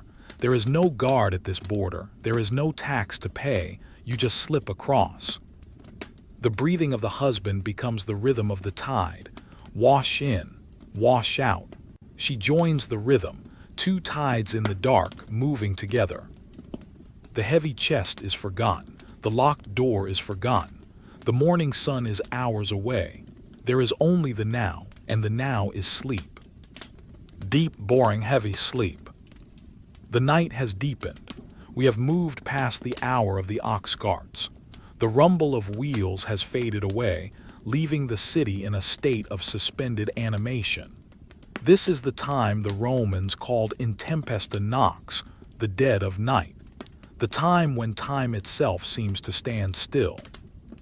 In the master bedroom, the darkness is heavy and cool. The air has settled. The warmth of the day is finally being pushed out by the chill of the stone walls. The woman stirs. She is not fully awake, nor is she fully asleep. She is in a shallow drift. Her throat feels dry. The salted fish from dinner, the cheese, the wine, they leave a thirst that wakes the body just enough to demand attention. She opens her eyes. It takes a moment for them to adjust. There is almost no light, just the faintest, ghostly outline of the window shutters where the moonlight is trying to push through. She pushes the heavy wool blanket down to her waist. The air hits her skin.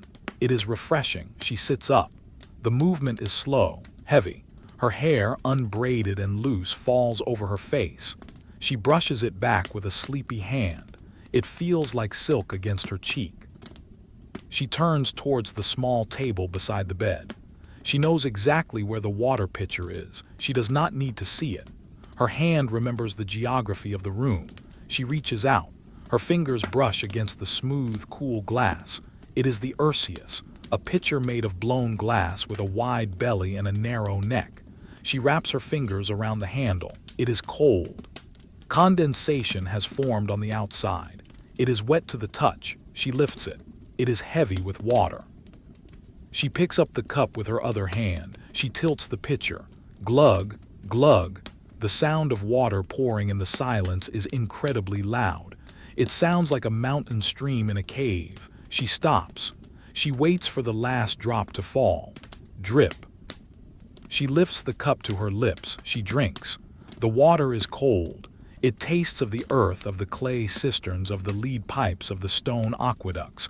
It travels down her throat. She feels the path of the cold liquid inside her body. It is a sensation of pure relief. She lowers the cup. She takes a breath. Ah, the air feels moister now. She was never allowed to act as a hydrophylax, an official guardian of the aqueducts. She could not patrol the lines of arches that marched across the Campagna to bring this water to the city. She could not inspect the settling tanks or the distribution valves, but she is the final destination of that engineering. The entire massive infrastructure of Rome, the stone, the arches, the lead, the labor, exists just for this moment, just so she can have a sip of water in the dark. She places the cup back on the table. Clink. The sound is dull, glass on wood. She does not lie back down immediately. She sits there, propped up on one arm. She looks at the window. There is a crack between the wooden shutters, an imperfection in the carpentry. Through that crack, a single beam of moonlight enters the room. It is a thin, silver needle of light. It cuts across the darkness. It lands on the floor, illuminating a single patch of the mosaic. She watches the dust motes floating in that silver beam. They move slower than they did in the sunlight. They drift. They hover. Silver dust in a black room. The beam of light falls near a small box on a low table. It is her jewelry box. She looks at it. She does not open it. She does not need to. She knows what is inside. She visualizes the contents to lull herself back to sleep.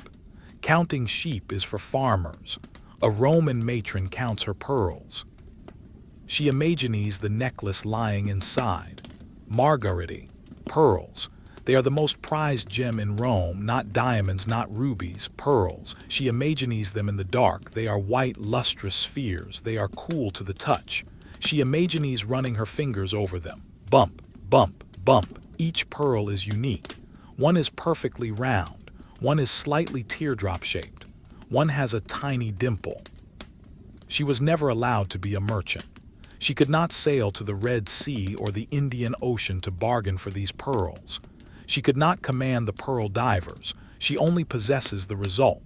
She imagines the weight of the necklace around her neck. Heavy, cool, smooth. It warms up against the skin, becoming part of the body. But now, in the box, they are cold. They are sleeping stones, waiting for the light. She traces the string of pearls in her mind. 1, 2, 3, 4. 50 pearls on the string. She counts them slowly. Pearl 1, white and shiny. Pearl 2, slightly gray. Pearl 3, perfect. Pearl 4. Her eyelids begin to droop again. The count becomes fuzzy. 7, 8, 10. The image of the box fades. The beam of moonlight seems to blur. The silver needle widens, softens, becomes a mist. She slides down into the bed. She pulls the blanket back up. It settles over her shoulder. She turns onto her other side, facing away from the light. She seeks the absolute dark again. Her husband has not moved. His breathing has not changed. Rasp, sigh, he is a statue of sleep. She adjusts her pillow. She pushes her hand under it. It is cool underneath, the flip side of the pillow. She rests her cheek on the cool linen. It feels fresh. She thinks of the water again. The sensation of the thirst being quenched is fading, replaced by a comfortable hydration. The body is satisfied. The night is satisfied. She was never allowed to be a night watchman. She could not walk the ramparts of the Castra Praetoria looking out for fires or enemies. But she has completed her own patrol. She woke. She checked the room. She drank. She returned. The perimeter is secure. The pearls are safe. The water is safe. The moon is doing its job. She listens to the silence of the house one more time. Is there any sound? No, even the wood has stopped creaking. The house has settled completely into the earth. It is a heavy stone silence. Roman silence. Thick, ancient, unmoving. She begins to drift. The counting of the pearls turns into a rhythm of waves. White pearls rolling on a beach. Roll in, roll out, roll in, roll out. The sound of the ocean. Gentle, repetitive, boring. She thinks of the color blue. The blue of the glass pitcher. The blue of the night sky. The blue of the sea. She wraps herself in the color blue. It is a cool blanket for the mind. She was never allowed to be a navigator, but she navigates the darkness with ease. She pushes off from the shore of wakefulness. She drifts into the deep water. The current takes her, slowly, gently. The moonbeam on the floor moves an inch to the right. She does not see it. She is gone, back into the history of sleep, back into the boring, beautiful void. The night has turned a corner. We are past the deepest, deadest part of the dark and are moving into the early hours of the morning watch, though the sun is still far from the horizon. The absolute stillness of the previous hour is being gently disturbed, not by a person and not by a wagon, but by the air itself. A breeze has picked up outside the walls of the house. It comes from the west, from the Tyrrhenian Sea, traveling over the hills and descending into the city. It is a cool, dry wind. It moves through the streets. It brushes against the stone facades. It finds the garden of the house. In the master bedroom, the woman is asleep, but the change in the atmosphere registers in her unconscious mind. The air in the room shifts. The stagnant warmth is stirred. She does not wake fully. She simply floats up from the bottom of the dream ocean to the surface just for a moment. She hears the sound, whoosh, whoosh. It is the sound of the wind moving through the peristyle garden. It passes through the colonnade. It rustles the leaves of the fig tree. The leaves are large and stiff. They click against each other. Click-tap, click-tap. She lies still. She listens. The sound is rhythmic. It rises and falls like breathing. The house is breathing. The wind pushes against the wooden shutters of the bedroom window. They are latched tight with an iron hook, but wood is organic. It warps, it shrinks. There is a tiny gap. The shutter moves against the stone frame. Rattle, a very faint wooden sound. Rattle, then silence. Rattle. She was never allowed to be a sentry on the watchtower, staring out into the windy dark for approaching enemies. She could not stand on the walls of the fortress at oscillating intervals, but she knows the sound of the perimeter. The rattle is familiar. It is the house settling into the wind. It is a boring sound. It is a safe sound. If the shutter were banging, she would get up. But it is just vibrating. It is a lullaby of wood and wind. She pulls the heavy wool blanket up higher. The draft has cooled the room by a degree or two. She burrows her chin into the fabric. She feels the texture of the blanket against her neck. It is coarse wool, Lana. It is not soft like modern fleece. It has a bite to it. It is scratchy, thick, and incredibly warm. It smells of the storage chest, cedar shavings and dried herbs. She rubs her cheek against the weave. Rough, smooth, rough, smooth. Her mind begins to wander, untethered by full wakefulness. She thinks of the chest where the extra blankets are stored. The armarium. It stands in the hallway, tall wooden doors. Inside, the linens are stacked. She visualizes them. It is a mental exercise in order. She imagines opening the doors, creak. She sees the shelves. On the bottom shelf, the heavy winter cloaks, dark brown and gray, folded into tight squares. She imagines the weight of them, dense, heavy. On the middle shelf, the wool blankets, dyed red, dyed green, dyed yellow. She counts them in her mind. 1 red blanket, 2 green blankets, 1 yellow blanket. They are stacked perfectly.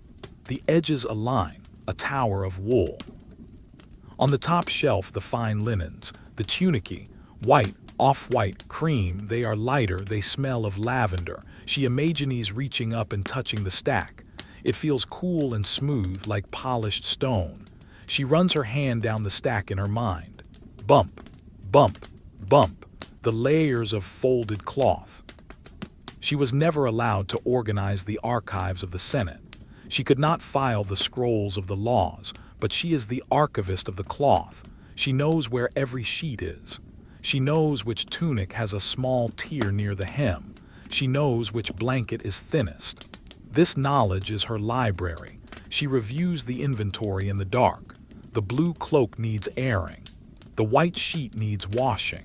The guest towels are ready. It is a boring list. It is a comforting list.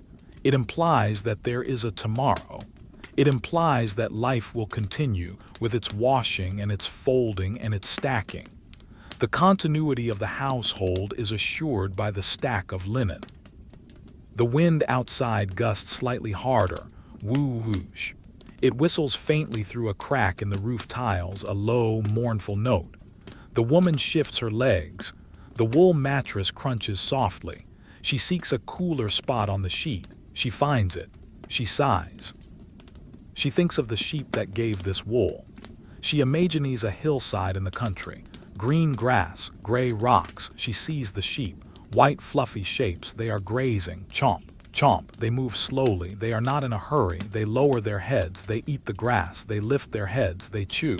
She watches the imaginary sheep. 1 sheep, 2 sheep, 3 sheep.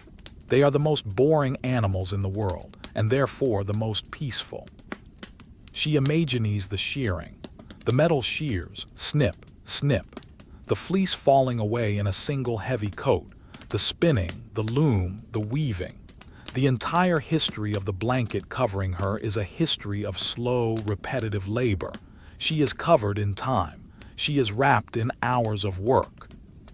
Her breathing slows down again. She has successfully navigated the disturbance of the wind. She has inspected the linen closet.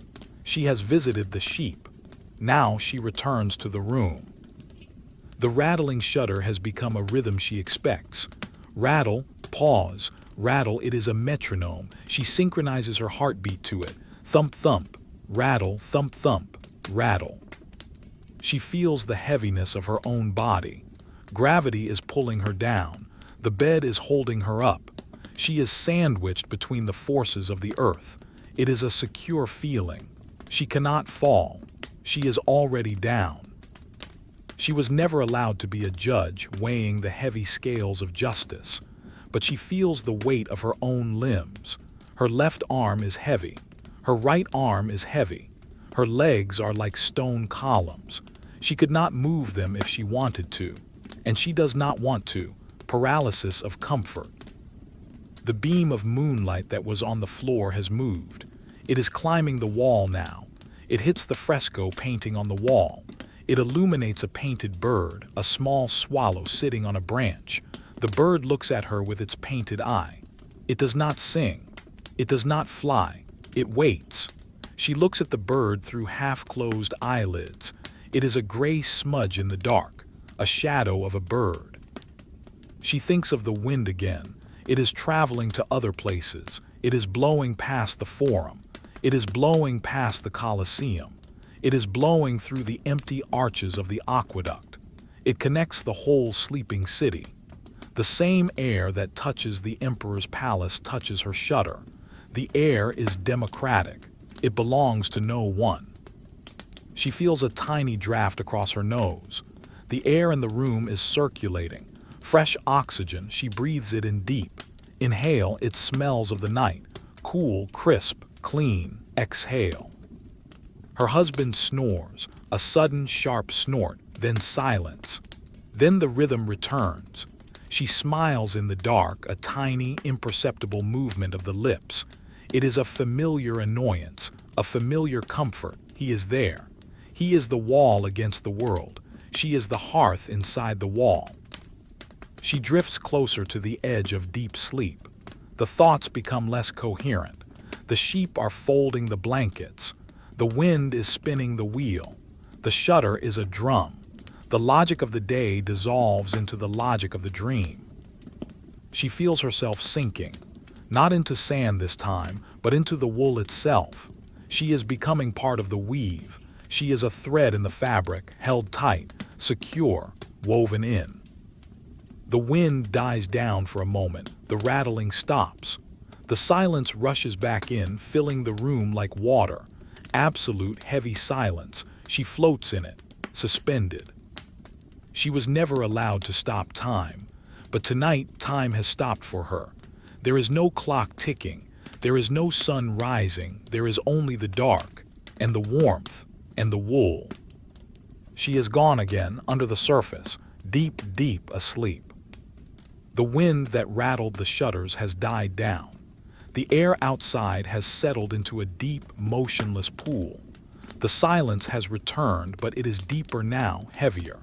It is the silence of the third watch, Tertia Vigilia. The city is at its lowest ebb. Even the watchmen on the walls are leaning on their spears, fighting gravity. In the room, the woman shifts her position. The wool blanket has become twisted around her legs. It feels heavy, restrictive. She sits up slowly to rearrange it. The movement is lethargic. Her muscles are asleep. She pushes the heavy fabric down, smoothing it out. Swish. Rustle. In doing so, her foot slips off the edge of the bed. Her bare sole touches the floor. The shock is instant but mild. The floor is freezing. It is a mosaic floor made of thousands of tiny stone cubes, tesserae. During the day, they are just a floor, but at night they are a map of coldness. She does not pull her foot back immediately. She lets it rest there. The cold travels up her arch into her ankle. It is a grounding sensation. It reminds her that the earth is still there, solid and unyielding beneath the house. She looks down at the floor. In the near-total darkness, she cannot see the colors. She cannot see the reds and the yellows that brighten the room by day. She can only see the contrast between the pale stones and the dark stones. She sees the border pattern running around the edge of the room. It is a meander pattern, a Greek key, a continuous line that folds back on itself. Up, over, down, under. Up, over, down, under. She traces the line with her eyes in the dark. It is a maze with no center and no exit. It just goes around and around the room. She imagines walking that line, shrinking down and walking the path of the white stones. Turn left, straight. Turn right, straight. Turn right. It is an infinite loop of geometry. It is perfectly boring. It is a trap for the mind, catching thoughts and making them walk in circles until they disappear. She thinks of the millions of steps that have been taken on this floor. Her steps, her husband's steps, the slave's steps. The stones do not care. They are limestone and marble. They are millions of years old. They simply wait. She was never allowed to be a priestess of the high temples, wearing the heavy woolen veils and tending the sacred fires of Vesta. Her religion is smaller. It is domestic. Her mind travels out of the bedroom, following the mosaic path into the dark atrium. She visualizes the lararium. It is the household shrine. We saw it earlier in the evening in the shadows. Now, in the dead of night, it is the only thing that seems awake. She imagines the small bronze statues standing inside the niche, the Lares, the guardian spirits. They are depicted as young men dancing, holding drinking horns high. They are frozen in a moment of eternal celebration, but in the dark they are just cold metal. If you touched them, they would be colder than the floor. They stand on their little pedestals, watching the empty room, watching the pool of water, watching the front door. Next to them, the tiny figurines of the Penates, the gods of the pantry, the gods of the food supply. They are guarding the lentils, they are guarding the oil. They never blink, they never sleep. They have been standing there for 20 years. Dust settles on their bronze shoulders. Tomorrow, a slave will wipe it off. But tonight, the dust owns them. She remembers the offering she placed there days ago, a small crust of bread, a few grapes. They are shriveled now, dry. The gods do not eat the food, they eat the essence of the food. The essence is gone, only the dry matter remains. The silence of the shrine is a heavy, sacred silence. It is not the silence of emptiness, it is the silence of presence. She thinks of the painted snake on the wall beneath the shrine, the agathodaemon, the good spirit. It is painted in coils, yellow and brown. It looks like it is slithering out of the plaster, but it does not move. Nothing moves in a Roman house at 3:00 a.m. The snake is trapped in the paint. The gods are trapped in the bronze. The woman is trapped in the bed. Everyone is held in place by the night. She brings her foot back up into the bed. The skin of her soul is cold. She rubs her foot against her calf to warm it. Rub, rub. The friction creates a tiny spark of heat. She pulls the blanket back over her legs. The wool feels doubly warm now in contrast to the stone. She tucks the edges in. She creates a seal against the air. She is back inside the cocoon. She lies back on the pillow. The visualization of the geometric pattern is still in her mind. Up, over, down, under. She closes her eyes. The pattern glows faintly behind her eyelids, white lines on a black background, expanding, contracting, like a kaleidoscope moving in slow motion. She listens to her husband. He has stopped snoring. Now he is making a small whistling sound. Wee, wee. It is the sound of air passing through a relaxed nose. It is a human sound, fragile. Contrasted with the stone floor, which is eternal, the breath is temporary. But for tonight, it is steady. She thinks of the stones again, the tesserae. She imagines the craftsman who laid them, years ago, a man on his knees placing one stone, then another, tap, tap, setting them in the mortar. 1,000 stones a day. His labor is frozen in the floor. She sleeps on top of his work. The whole empire is built on this slow, repetitive stacking of stone on stone. Roads, aqueducts, walls, floors, block by block. It is a heavy thought. It presses her down into the mattress. She feels the weight of the roof above her. Clay tiles, timber beams. She feels the weight of the walls, brick and concrete. She feels the weight of the city. 7 hills covered in stone. She is a tiny, soft thing in a world of hard surfaces, but the blanket is soft. The pillow is soft. This is her sanctuary of softness. She curls her toes. They are warming up now. The memory of the cold stone is fading. The blood is returning to the extremities, a gentle tingling. She was never allowed to be a stoic philosopher, preaching about the nature of matter and the indifference of the universe. But she knows it. She felt it in the cold floor. The universe is cold and hard, but the bed is warm, and that is enough. She drifts. The meander pattern in her mind begins to unravel. The lines become loose threads. They float away. The bronze gods in the atrium turn their heads away. They look back into the shadows. They release her from their gaze. She is free to go back to the void, the gray, fuzzy, warm void of sleep. She takes a deep breath. She lets it out slowly. H. The air leaves her lungs, joining the air of the room. She is one with the house again. Quiet, still, waiting. The night has now stretched to its thinnest point. We are in the deep trough between the late night and the early morning. It is the time when the silence of the house feels physical, like a heavy liquid filling the rooms from floor to ceiling. In the master bedroom, the woman is awake again, but only just. A tiny fragment of consciousness has floated up from the deep. She is lying perfectly still. Her eyes are open, staring at the black ceiling, but she is not seeing anything. She is listening. There is a sound in the house that she did not notice before. It is faint, regular, relentless. It is coming from the atrium, echoing softly down the corridor. Drip, drip, drip. It is the clepsydra, the water clock. In a wealthy Roman household, time is not just guessed, it is measured. A large clay vessel filled with water hangs above another vessel. A tiny hole in the bottom allows the water to escape, drop by drop, marking the passage of the watches. During the day, the noise of the household drowns it out, but at night it becomes the heartbeat of the home. She listens to it. The interval is precise. Gravity pulls the drop. The drop falls through the air. The drop hits the surface of the water below. Plip. It is a wet, hollow sound. She counts the space between the drops. 1, 2, 3, plip. 1, 2, 3, plip.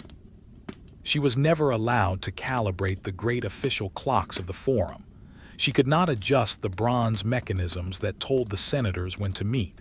She was not the keeper of the city's time, but she is the keeper of this clock.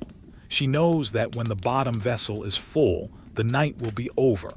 She imagines the water level rising, millimeter by millimeter, invisible progress in the dark. The sound is hypnotic.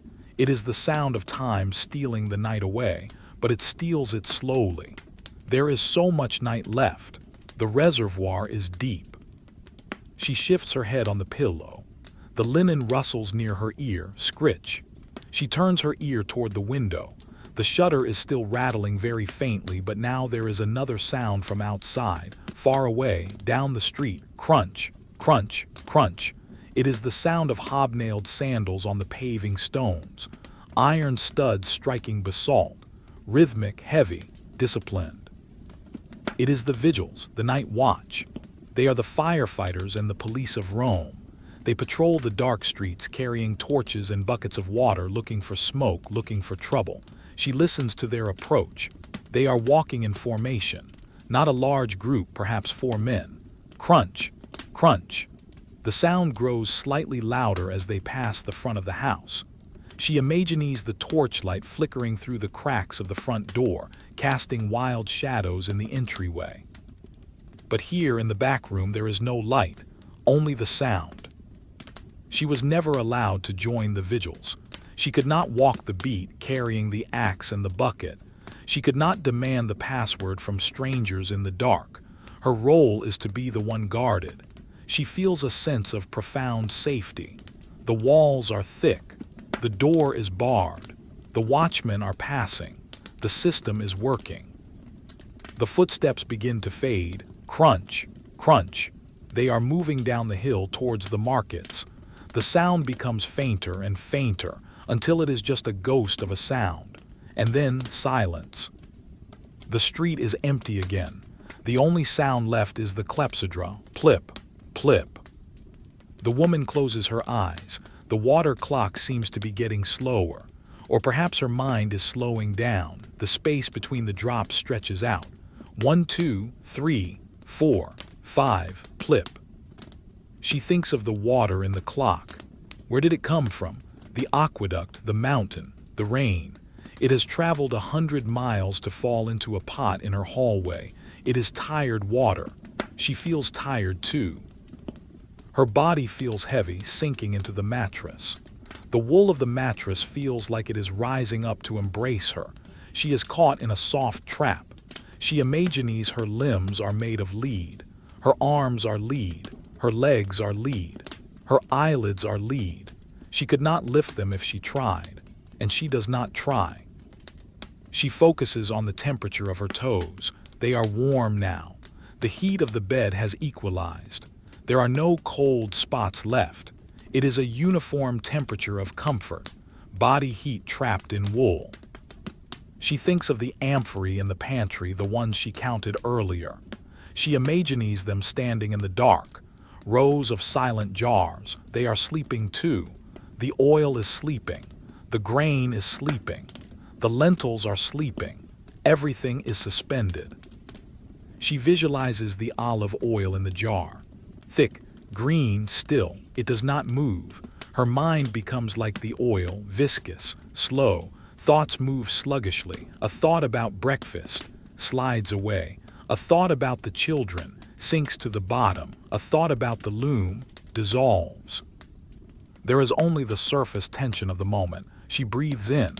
H. The air is stale, warm, recycled, but it is peaceful. She wonders if the moth is still in the room. She listens for the flutter of wings. No, the moth has settled somewhere, perhaps on the ceiling, perhaps on the curtain.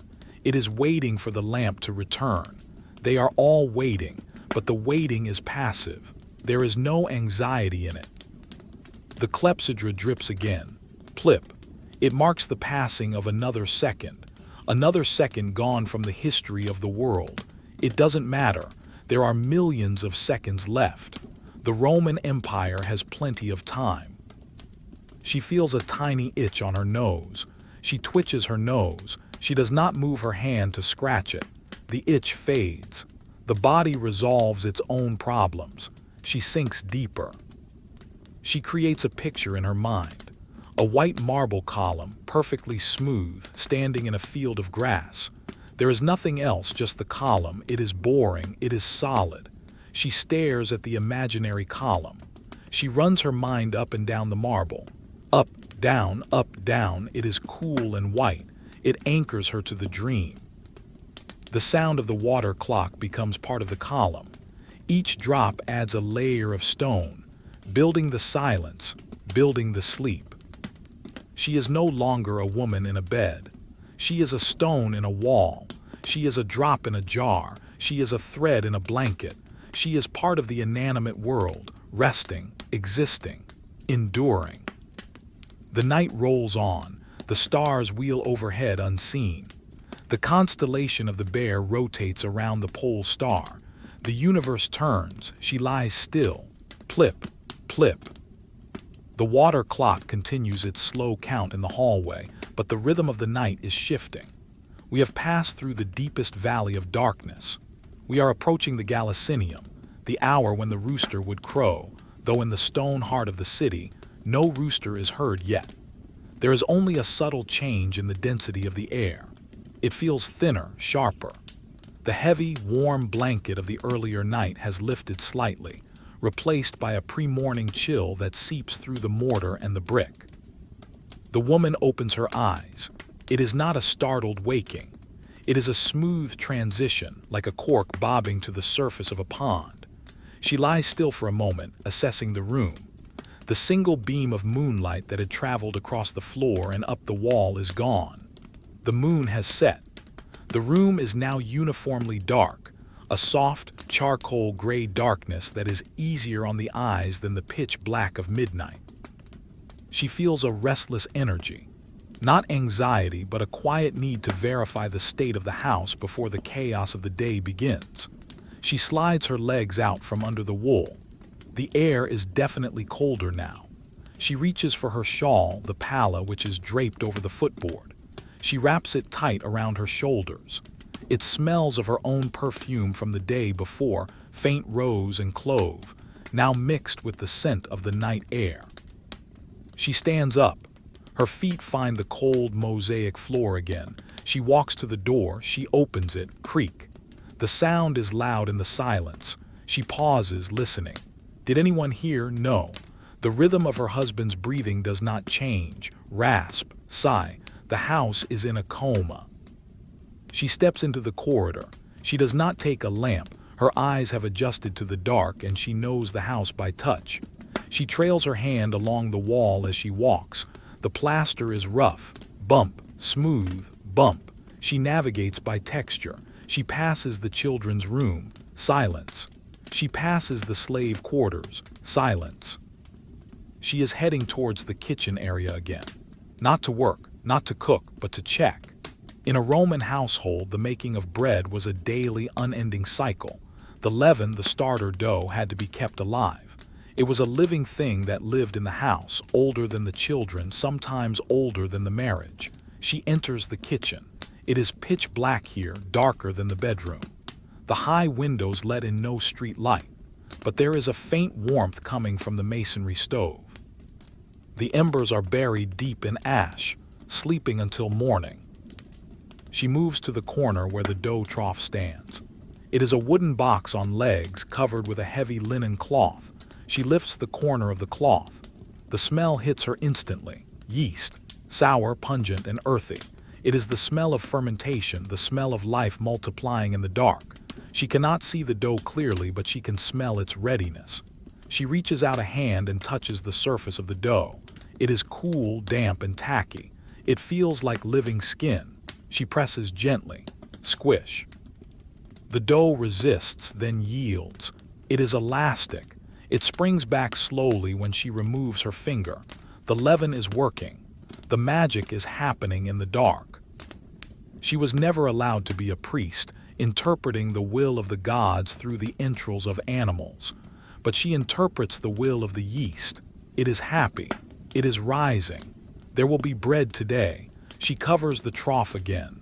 The cloth settles with a soft whump of air. The smell is contained once more. She turns away from the dough. She walks back out of the kitchen into the peristyle garden. She steps onto the covered walkway. Here, the change in the night is more visible. The sky above the open courtyard is no longer black. It is a deep, deep indigo, the color of the sea at great depth. The stars are beginning to fade. They look tired. They are blinking out one by one. She walks to the edge of the colonnade. She leans against a pillar. The stone is cold and damp with dew. She puts her cheek against the marble. It is a shock of cold. She leaves it there. She looks into the garden. The shapes of the bushes are just dark blobs, the rosemary, the boxwood, but there is a gray mist hovering over the ground. Ground fog. It clings to the earth, swirling slowly around the base of the fountain. It looks like a river of ghosts. She watches the fog. It moves very slowly. It flows around the stone bench. It flows through the legs of the tripod. It is silent water. She was never allowed to sail the river Styx, but she watches this river of mist. It is beautiful in a melancholy way. It means the earth is cooling, releasing its moisture before the sun returns to burn it off. A bird chirps, just one, cheep. It is a tentative sound, a question. Is it morning? There is no answer. The bird falls silent. It is too early. The woman pulls her shawl tighter. She feels the solitude of the moment. In a few hours, this garden will be full of noise. Slaves cleaning, children playing, her husband talking. But right now, she owns it. She owns the fog. She owns the indigo sky. She owns the silence. It is a secret ownership, a private property of the soul. She looks at the fountain. The water is still trickling, but in the pre-dawn quiet it sounds louder. Splash, trickle, splash. The water sounds colder, crisp. She imagines drinking from it directly like an animal, but she does not. She is a Roman matron. She maintains her dignity even when no one is watching. She turns her gaze to the roofline. She can see the silhouette of the tiles against the sky. They are jagged, uneven. A cat is walking along the roof edge, a black silhouette against the indigo. It moves with fluid grace. It stops. It looks down at her. She looks up at it. Two silent watchers. The cat continues its patrol. It disappears over the peak of the roof. She pushes off from the pillar. Her skin is cold now. The warmth of the bed is a distant memory. It is time to return. She does not want to be here when the slaves wake up. She wants to be found in bed as if she never moved, as if she is just part of the furniture of the night. She walks back down the corridor. Her steps are silent. She passes the water clock again. Plip. It is still counting, but the reservoir is fuller now. The night is measured out. She reaches the bedroom door. She slips inside. The room feels incredibly warm after the garden. It feels like entering a cave of wool. She moves to the bed. She drops the shawl on the chest. She climbs back in. The mattress creaks. Air. Her husband grunts in his sleep but does not wake. She slides her cold feet down the bed. She finds a warm spot. She curls up. She closes her eyes. She can still smell the yeast on her fingertip. She brings her hand to her face. She inhales, sour, earthy, alive. It is the smell of the future, the smell of the bread that does not yet exist. It is a comforting smell. It promises sustenance. The indigo light outside is seeping through the cracks in the shutters now. It is turning the room from black to gray. The false dawn, the moment before the true sunrise. The world is suspended in gray. She thinks of the fog in the garden. She imagines it rising up, covering the house, wrapping them all in a cloud, invisible, safe. Her breathing slows down again. She has checked the perimeter. She has checked the engine of the kitchen. Everything is operating within normal parameters. The house is a machine that runs on silence, and she is the mechanic. She begins to drift. The cold stone of the pillar is forgotten. The damp dough is forgotten. There is only the warmth of the wool and the gray light on the eyelids. She sinks back down, not to the bottom of the ocean this time, but to a shallow ledge of sleep, waiting for the sun. She was never allowed to be the sun.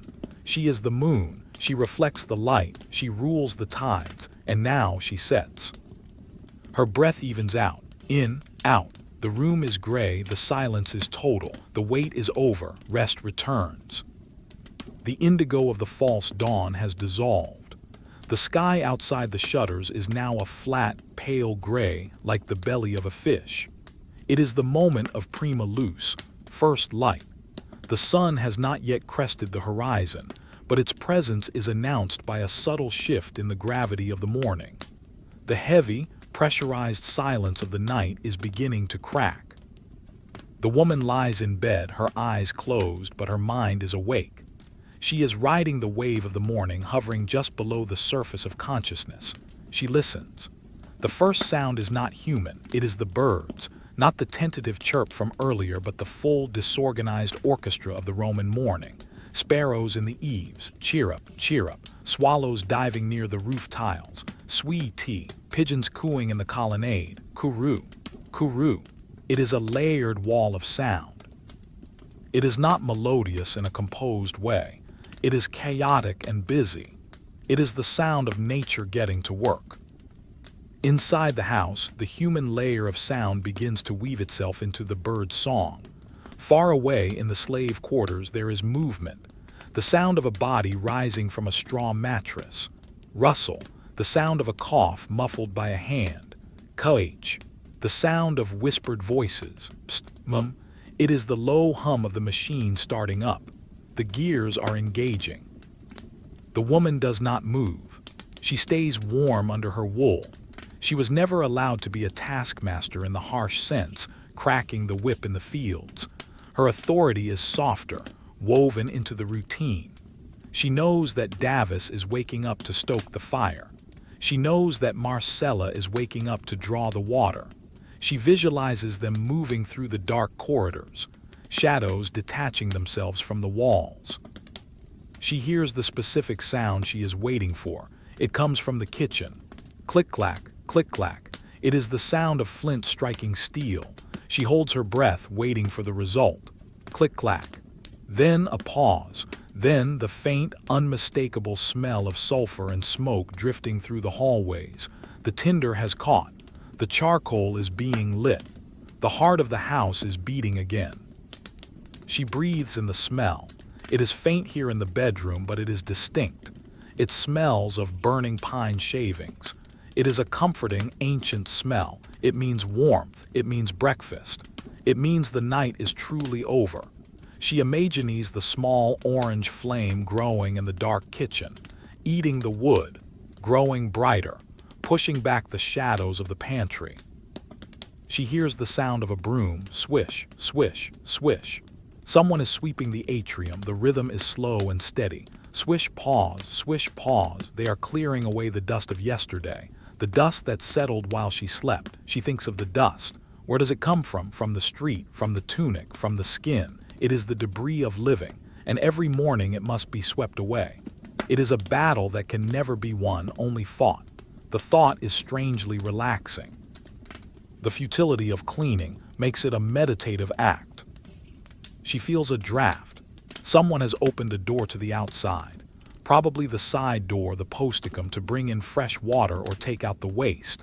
The air that enters is different from the night air. It is sharper. It smells of damp earth and morning dew. It circulates through the house, chasing away the stale carbon dioxide of sleep. She pulls the blanket up to her nose. She wants to hold onto the warmth for just a few more minutes. These are the most precious minutes of the day. The stolen minutes. The minutes between the waking of the house and the waking of the master. She thinks of the list of things she must do today. It floats into her mind like a scroll unrolling. Inspect the wool supply, approve the dinner menu, supervise the children's lessons, write to her cousin. It is a boring list. There are no wars to fight, no dragons to slay, no laws to pass, just wool, food, words. She accepts the list. She mentally checks the first item, wool. She visualizes the baskets of raw wool waiting in the storeroom, white clouds trapped in wicker cages. She is ready for them. Beside her, her husband stirs more significantly now. He rolls onto his back. He groans. Ugh. He rubs his face with his hands. The sound of stubble scratching against palm. Scritch, scratch. He is waking up. The spell of the night is breaking. The privacy of her thoughts is about to be invaded by conversation and duty. But not yet. He lies still again. He is bargaining with the morning just as she is. He keeps his eyes closed. They are two conspirators pretending to be asleep to delay the inevitable. She looks at the window again. The gray has turned to a pale, watery blue. A single cloud is visible. It is tinged with pink on its underside. Aurora. The dawn. The pink spreads slowly like watercolor paint on wet paper. It touches the edge of the shutter. It enters the room. The darkness in the corners retreats. The chest becomes visible. The chair becomes visible. The room is reassembling itself. The objects are solidifying. She watches a fly, perhaps the same one, perhaps a new one, wake up on the ceiling. It grooms its wings. It takes off. Bzzz. It flies in a circle. It is the first active movement in the room. The fly does not care about Roman law or social status. It just flies. She envies the fly for a second. Then she lets the thought go.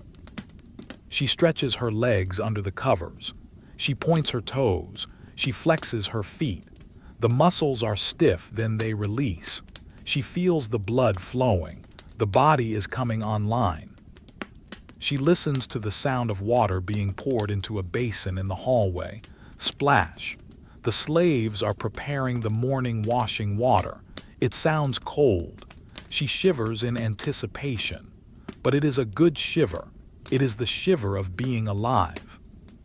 She was never allowed to stand on the prow of a ship, seeing the sunrise over a new continent. But she sees the sunrise over the foot of her bed, and it is enough. It is majestic in its own small way. The light hits the polished bronze of the mirror on the table. It flares. A sudden star in the bedroom, blindingly bright. She squints. The sun has arrived. The water clock in the hall is drowned out now by the birds and the brooms. Its job is done. The measurement of the dark is finished. Now begins the measurement of the light. The sundial in the garden will take over. The shadow will begin its long march across the stone face. She takes one last deep breath of the warm bed air. She imprints the feeling of the wool against her skin. She saves it for tonight. She knows the bed will be waiting for her. It is the faithful servant. It does not move. It does not change. It will be here when the sun goes down again. She turns her head to her husband. He opens one eye. He looks at her. "Is it time?" he grumbles. She nods slowly. "It is time," she whispers. Her voice is raspy from sleep, a low croak. She throws back the cover. The cool air rushes in. The day begins, not with a trumpet, but with the rustle of linen and the smell of smoke. The sun has fully breached the horizon now. The light entering the bedroom is no longer the tentative gray of dawn, but a clear, resolute yellow. It reveals the dust motes dancing in the air, the texture of the plaster walls, and the heavy grain of the wooden door. The day has officially claimed the house. The husband stands in the center of the room. He is wearing only his tunica, a simple, knee-length garment of undyed wool. He looks small without his public shell. He stands with his arms slightly outspread, waiting. A male slave enters the room. He carries a bundle of white fabric in his arms. It is immense. It looks heavy. It is the toga. This is not a garment you simply put on like a coat. It is a construction project. It is a semicircle of wool, perhaps 18 feet long and 7 feet wide. It is cumbersome, hot, and impossible to put on alone. The woman sits on the edge of the bed, watching. She has seen this ritual thousands of times. It is the slowest dance in Rome. The slave approaches. He holds the end of the toga. He drapes it over the husband's left shoulder. The wool hangs down in front, the tip touching the ankles. This is the anchor. The slave moves behind the husband. He pulls the vast expanse of fabric across the back. Rustle, drag. The wool is heavy. It whispers against the linen of the tunic. It must not be too tight or he cannot move. It must not be too loose or it will drag in the mud. The balance must be perfect. The slave comes around to the right side. He tucks the fabric under the husband's right arm. The husband lifts his arm, a mechanical motion. The slave gathers the fabric into folds, pleat, pleat, pleat. He arranges them carefully. These folds are not accidental. They are the sinus and the umbo. They are pockets for hands, for scrolls, for dignity. The slave smooths the wool with his palm. Swipe. He steps back to judge the line. He steps forward to adjust an inch. It is a sculpture in cloth. The husband stands patiently. He stares at the wall. He is being wrapped in the flag of his citizenship. He was never allowed to wear trousers. That was for barbarians. He must wear this heavy blanket even in the heat of summer. It restricts his left arm. It forces him to walk with a slow, stately gait. You cannot run in a toga. You can only process. The slave throws the remaining fabric over the left shoulder again. The loop is closed. The husband is swaddled. He adjusts the weight on his shoulder. It is significant. He looks in the bronze mirror. He sees a senator, a patron, a Roman. The man inside the tunic has disappeared. The woman nods. It is correct. The wrapping is done. The husband leaves the room, moving slowly, the heavy wool swaying around his legs. Swish, swish. He is heading to the atrium to receive his clients. The woman remains for a moment in the empty room. The air is still swirling from the movement of the heavy cloth. She stands up. She smooths her own stola. She follows him out, but at a distance. She walks into the atrium. The scene here has changed completely from the night. The shadows are gone. The sun is pouring through the compluvium in a square shaft of light. It hits the water in the pool and reflects onto the ceiling, creating rippling waves of light on the plaster. The room feels airy, open, public. Two slaves are on their knees near the front door. They are scrubbing the threshold. They have a bucket of water and a pile of sand. They sprinkle the sand on the stone, scatter. The sound is like rain. They take stiff brushes made of twigs. They scrub, scritch, scratch. The sand acts as an abrasive. It grinds away the mud of yesterday's boots. It is a harsh, gritty sound, but to the Roman ear it is the sound of order. Clean stone, clean entrance. The woman watches the water turn brown as it mixes with the dirt. One slave takes a sponge and mops up the slurry. Slop. He wrings it out into a separate bucket. Splash. He pours fresh water. Splash. The stone gleams. It is white travertine. It shines in the morning sun. She nods. It is acceptable. She moves to the lararium again. The little bronze gods look different in the daylight. They look smaller, less mysterious. They are just metal dolls now, but they still require attention. She picks up a small bowl of mola salsa salted flour prepared by the Vestal Virgins or a domestic version. She takes a pinch. She sprinkles it into the small brazier before the gods. There is no fire there now, just the memory of it. The flour settles on the cold ash. Guard the door, she whispers. Or perhaps she thinks it.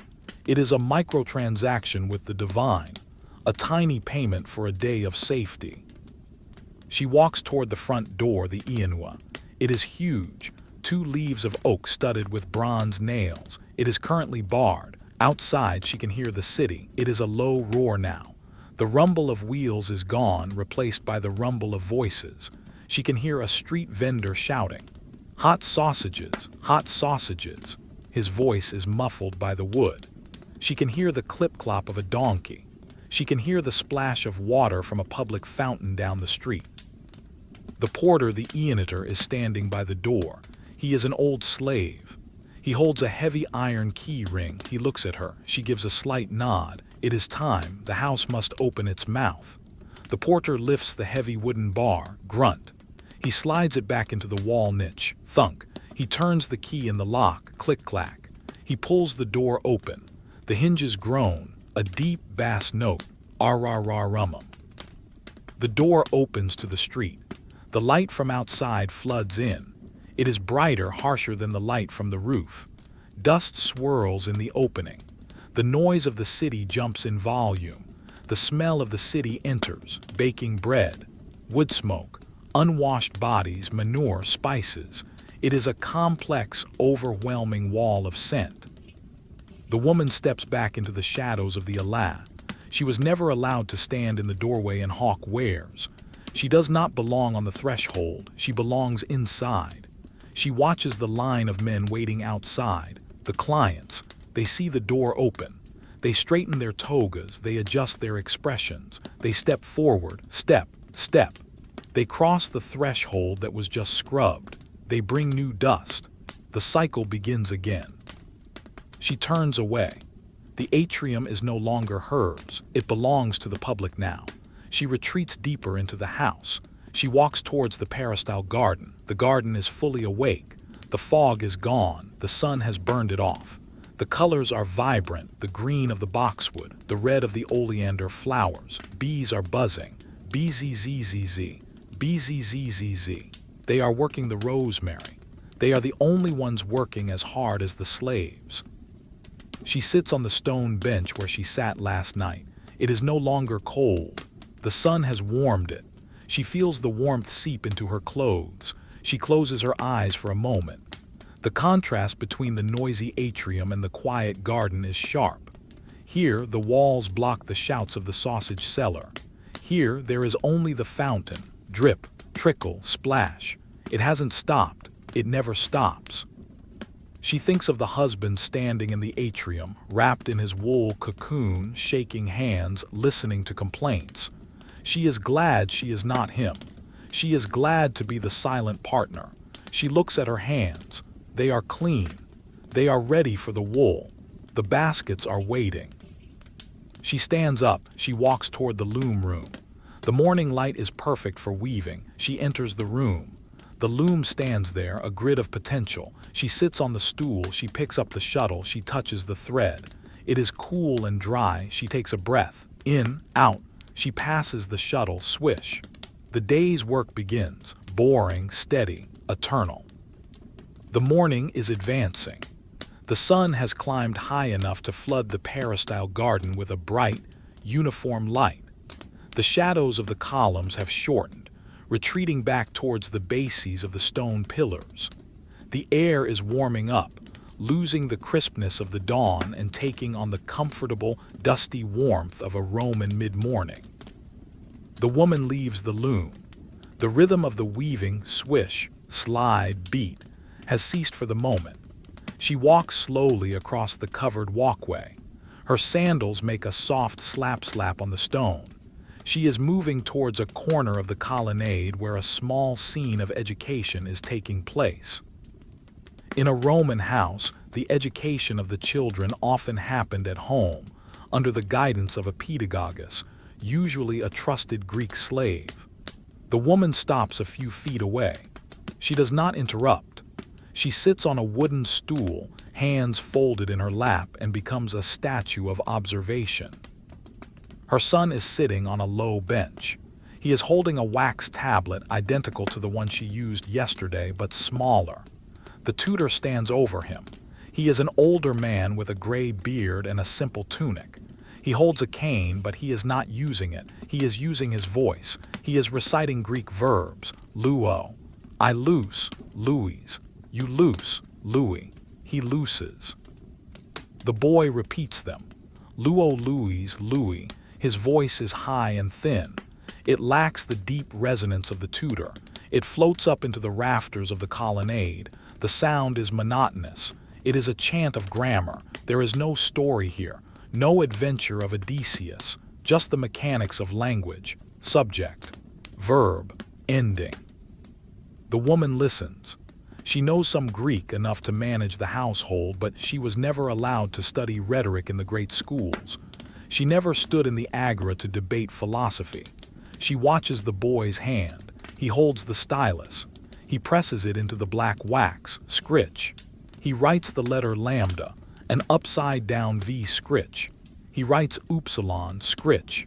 He writes omega. The sound of the stylus on the wax is the loudest thing in the garden. It is a dry carving sound, scritch-scratch. The boy makes a mistake. The tutor taps the tablet with his finger. Tap. The boy flips the stylus. He uses the flat end to erase. Rub, rub, rub. The wax warms up under the friction. The mistake disappears. The surface is smooth again. He tries again. Scritch. The woman watches the erasing. It is a lesson in impermanence. Words appear. Words disappear. The wax remains. It is a boring lesson. It is meant to be. Discipline is built on boredom. The boy sighs, a small, bored exhale through his nose. H. He looks at a lizard on the wall. The tutor clears his throat. A hum. The boy looks back at the wax. The cycle continues. Nearby, the daughter is sitting on a cushion on the floor. She is not learning Greek verbs. She is learning the needle. She holds a piece of scrap linen. She holds a bronze needle with a trailing thread of red wool. She pushes the needle through the fabric. Poke. She pulls it through. Zip. The thread follows the needle, a red line on white cloth. She pushes it back down. Poke. Zip. The woman watches her daughter. It is the same motion she performs at the loom, but in miniature. The training of the next generation of silent workers. There is no tutor for her. She learns by imitation. She learns by doing the same thing over and over again until her fingers know the rhythm better than her mind. The sunlight shifts slightly. A beam hits the boy's tablet. The black wax shines. The woman's eyes glaze over slightly. The chanting of the verbs acts like a lullaby. Luoimen, we loose, loot, you loose, liosi, they loose. It is a river of sound that flows past her. She does not need to swim in it. She just sits on the bank.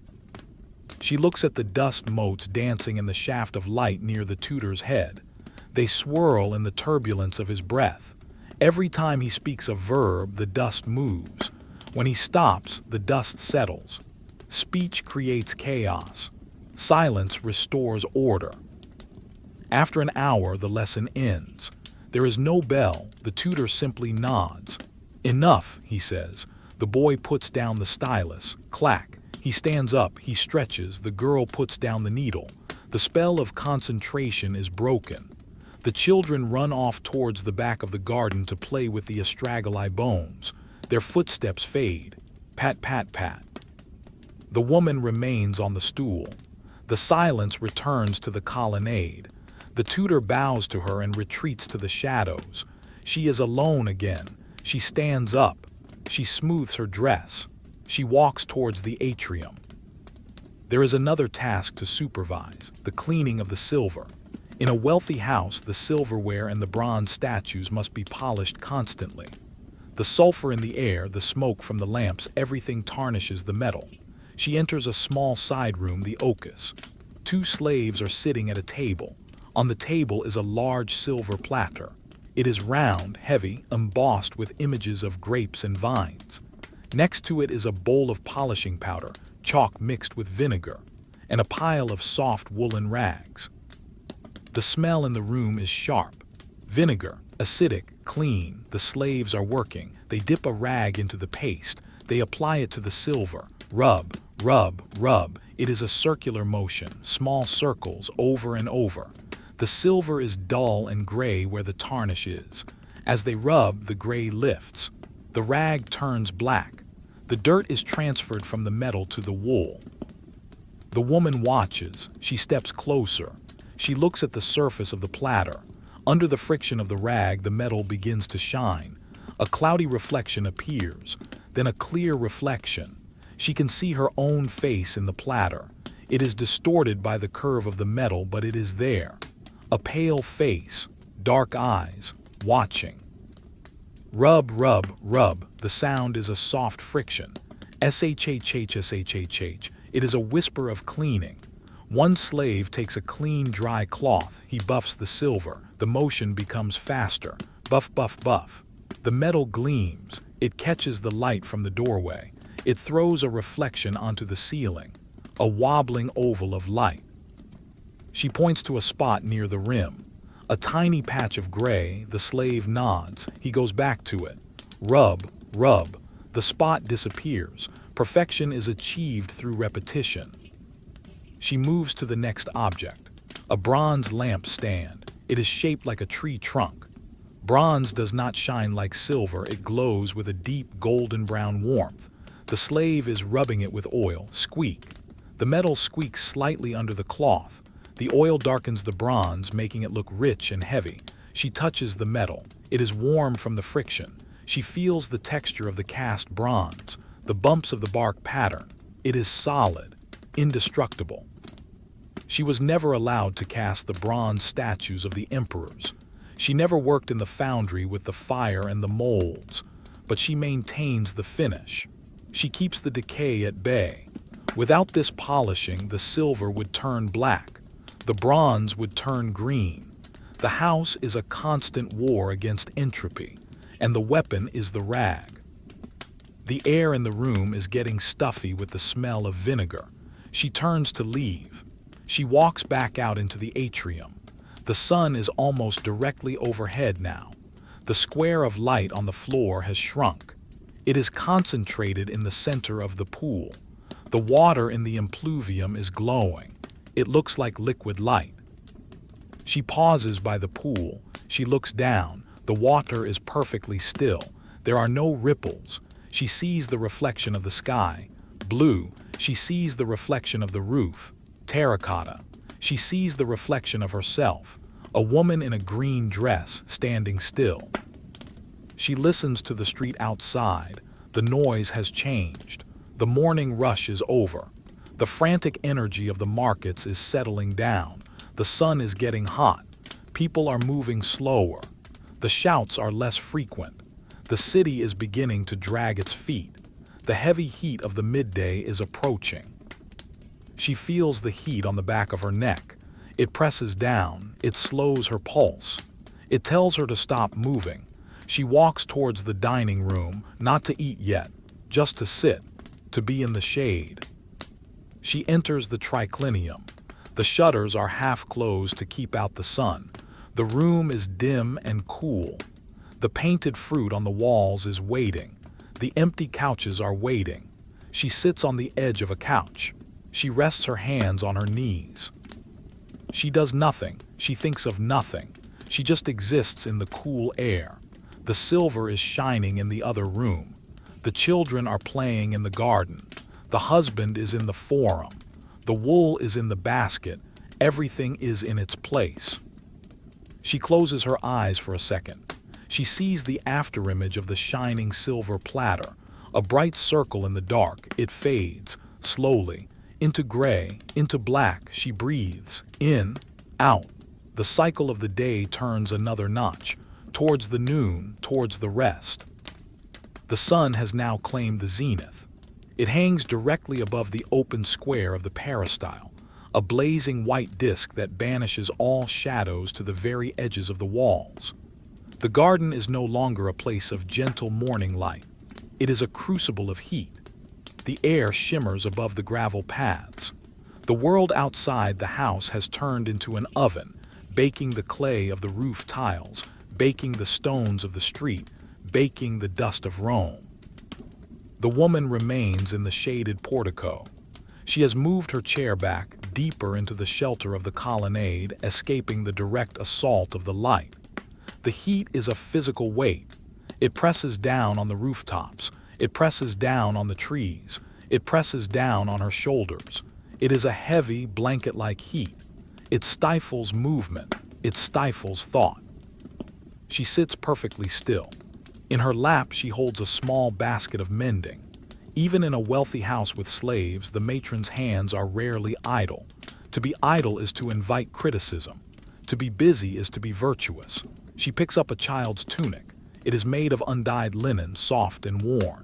There is a small tear near the hem, likely caught on a branch or a corner of a table. She threads a bronze needle. She squints slightly in the dim light of the shade. The thread goes through the eye. Thread. She begins to stitch. It is a tiny, repetitive motion. Poke.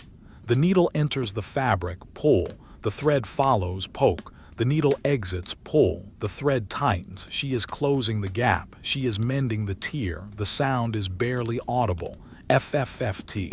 FFFT. The friction of linen against linen. She was never allowed to sew the wounds of soldiers on the battlefield. She was not a surgeon stitching skin with gut, but she is a surgeon of the household. She stitches the fabric that covers the family. She watches the needle flash in the reflected light. Up, down, up, down. It is a binary rhythm. It is a rhythm that induces a trance. She pauses. She looks down at the stone floor near her feet. A line of ants is moving across the opus signum pavement. They are tiny, black, determined. They are marching in a single file. She watches them. Where are they going? To a crumb of bread dropped near the dining room? To a dead beetle in the corner? She does not know. She only sees the line. It is a river of life flowing across the dead stone. She leans forward slightly to see better. One ant stops. It touches antennae with another ant coming the other way. Touch, touch, a silent communication. The path is clear. The food is ahead. Then they continue.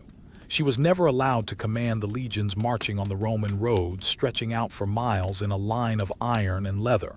But she commands this view. She observes this tiny legion. They are disciplined. They do not break rank. She finds the sight soothing. There is order in the universe, even down to the insect. The heat outside is causing the cicadas to sing again. Tz, tz, tz, tz. It is a wall of sound. It rises and falls in intensity. It is the soundtrack of the heat. It vibrates in the air. The woman feels the vibration in her teeth. It is a drone that pushes away all other thoughts. You cannot think about politics when the cicadas are singing. You can only think about the heat. A slave enters the garden from the kitchen side. He carries a watering can made of lead. The plants are thirsty. Even at noon, they need a drink. He walks to the rosemary bushes. He tilts the can. Water pours out of the spout. Splash. It hits the dry earth. Hiss. The earth is so hot that the water almost sizzles. The smell rises instantly. Petrichor, the smell of wet dust. The smell of rain on hot stone. It is a sharp mineral scent. It reaches the woman in the shade. She inhales. It smells like summer. It smells like the earth drinking.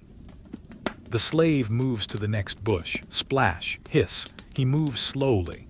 The heat slows him down too. He wipes his forehead with his arm. He does not look at the woman. He is focused on the water. She watches the water turn the light gray soil into dark mud. Dark, wet, cool. For a moment, the roots are happy. She returns to her sewing. The tear is almost closed. Stitch, pull, stitch, pull. She ties a knot at the end. She brings the small scissors, shears to the thread. Snip. The thread is cut. The tunic is whole again. She folds it. She places it in the basket. One task done. 1,000,000 tasks to go, but not today. She looks at her hands. They are resting on the cool fabric in the basket. She wears a ring on her left hand. It is made of amber, electrum. It is a large, oval stone glowing orange. Amber was prized in Rome. It came from the far north, from the Baltic Sea. It was said to be the tears of the sun or the sap of ancient trees. She rubs the stone with her thumb. Amber is different from marble or glass. It feels warm to the touch. If you rub it, it attracts dust. Static electricity. She rubs it. Rub, rub. She feels the smoothness. She looks into the stone. There is a tiny insect trapped inside. A gnat from millions of years ago, caught in the sap, frozen in time just like her, caught in the amber of the afternoon, frozen in the house. She wonders about the gnat. Did it have a busy day before it got stuck? Did it fly in the sun? Now it is jewelry. She is jewelry too. She is the ornament of the house. She wears the amber and the house wears her. The air is getting heavier. The sun has passed the peak, but the heat is accumulating. The stones are radiating it back. The house is a battery charging up with warmth. She feels a bead of sweat trickle down her temple. It moves slowly. She does not wipe it. She lets it fall. Drip. It lands on the linen of her dress. A tiny dark spot. It will dry in a minute. She leans her head back against the wall of the house.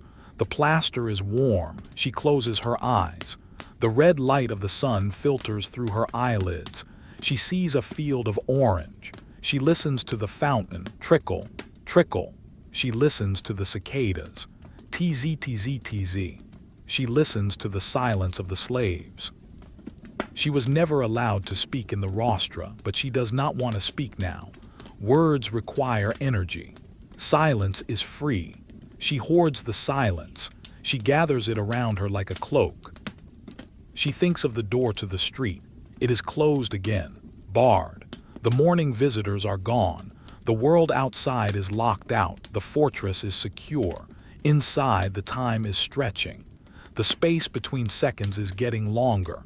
1 second, 2 seconds, 3 seconds. The day is elongating. It feels like this afternoon will last for 100 years.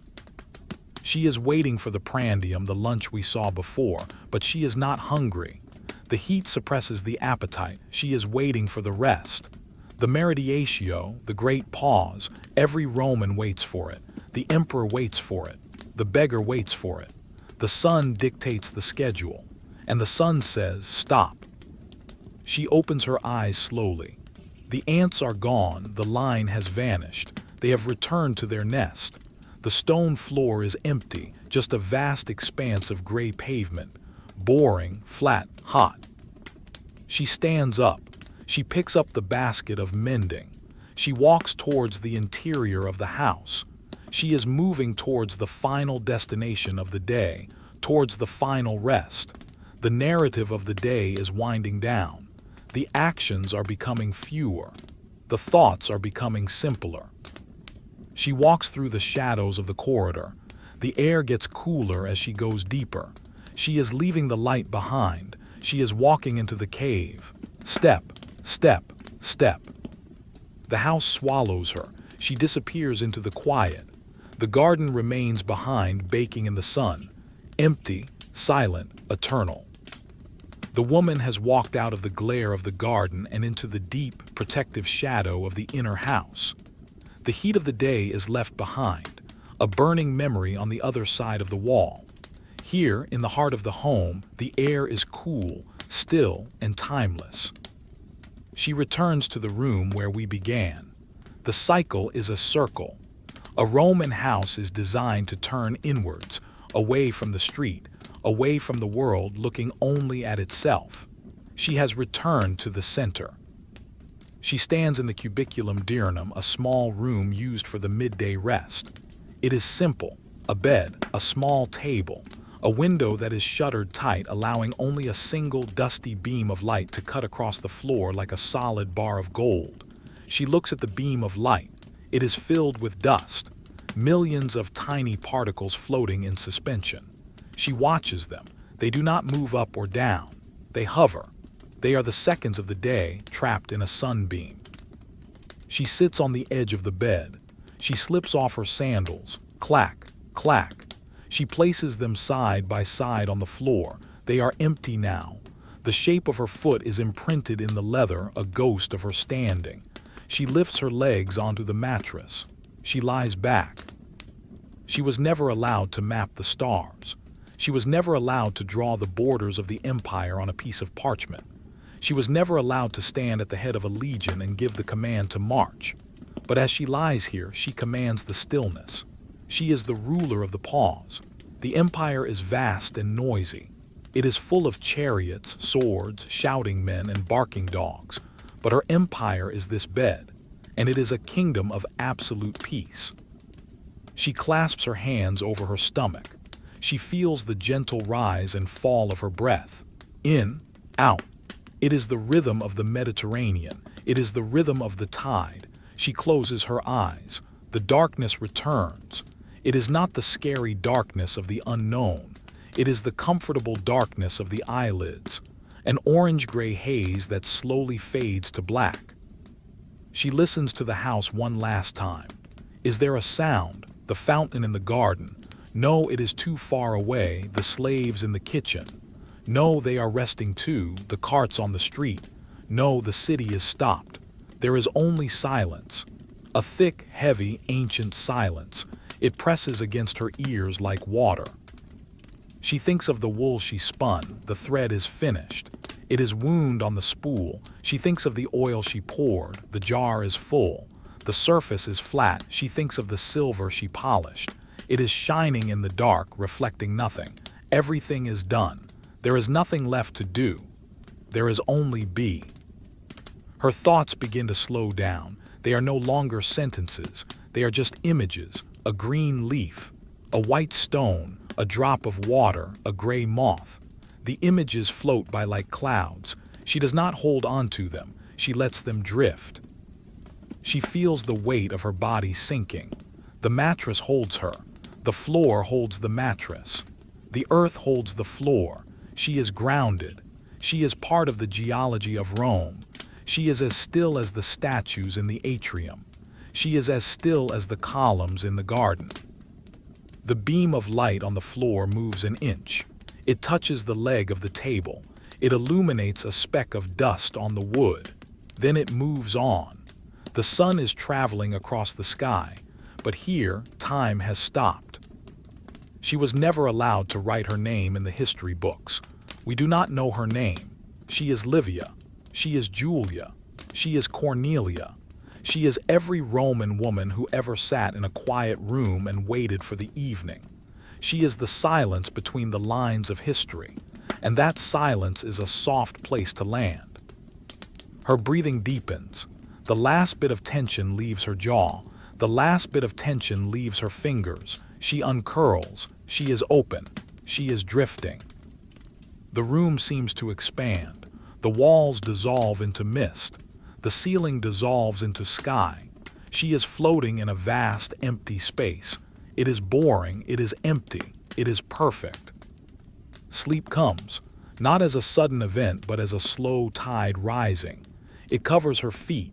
It covers her hands. It covers her mind. She is submerged.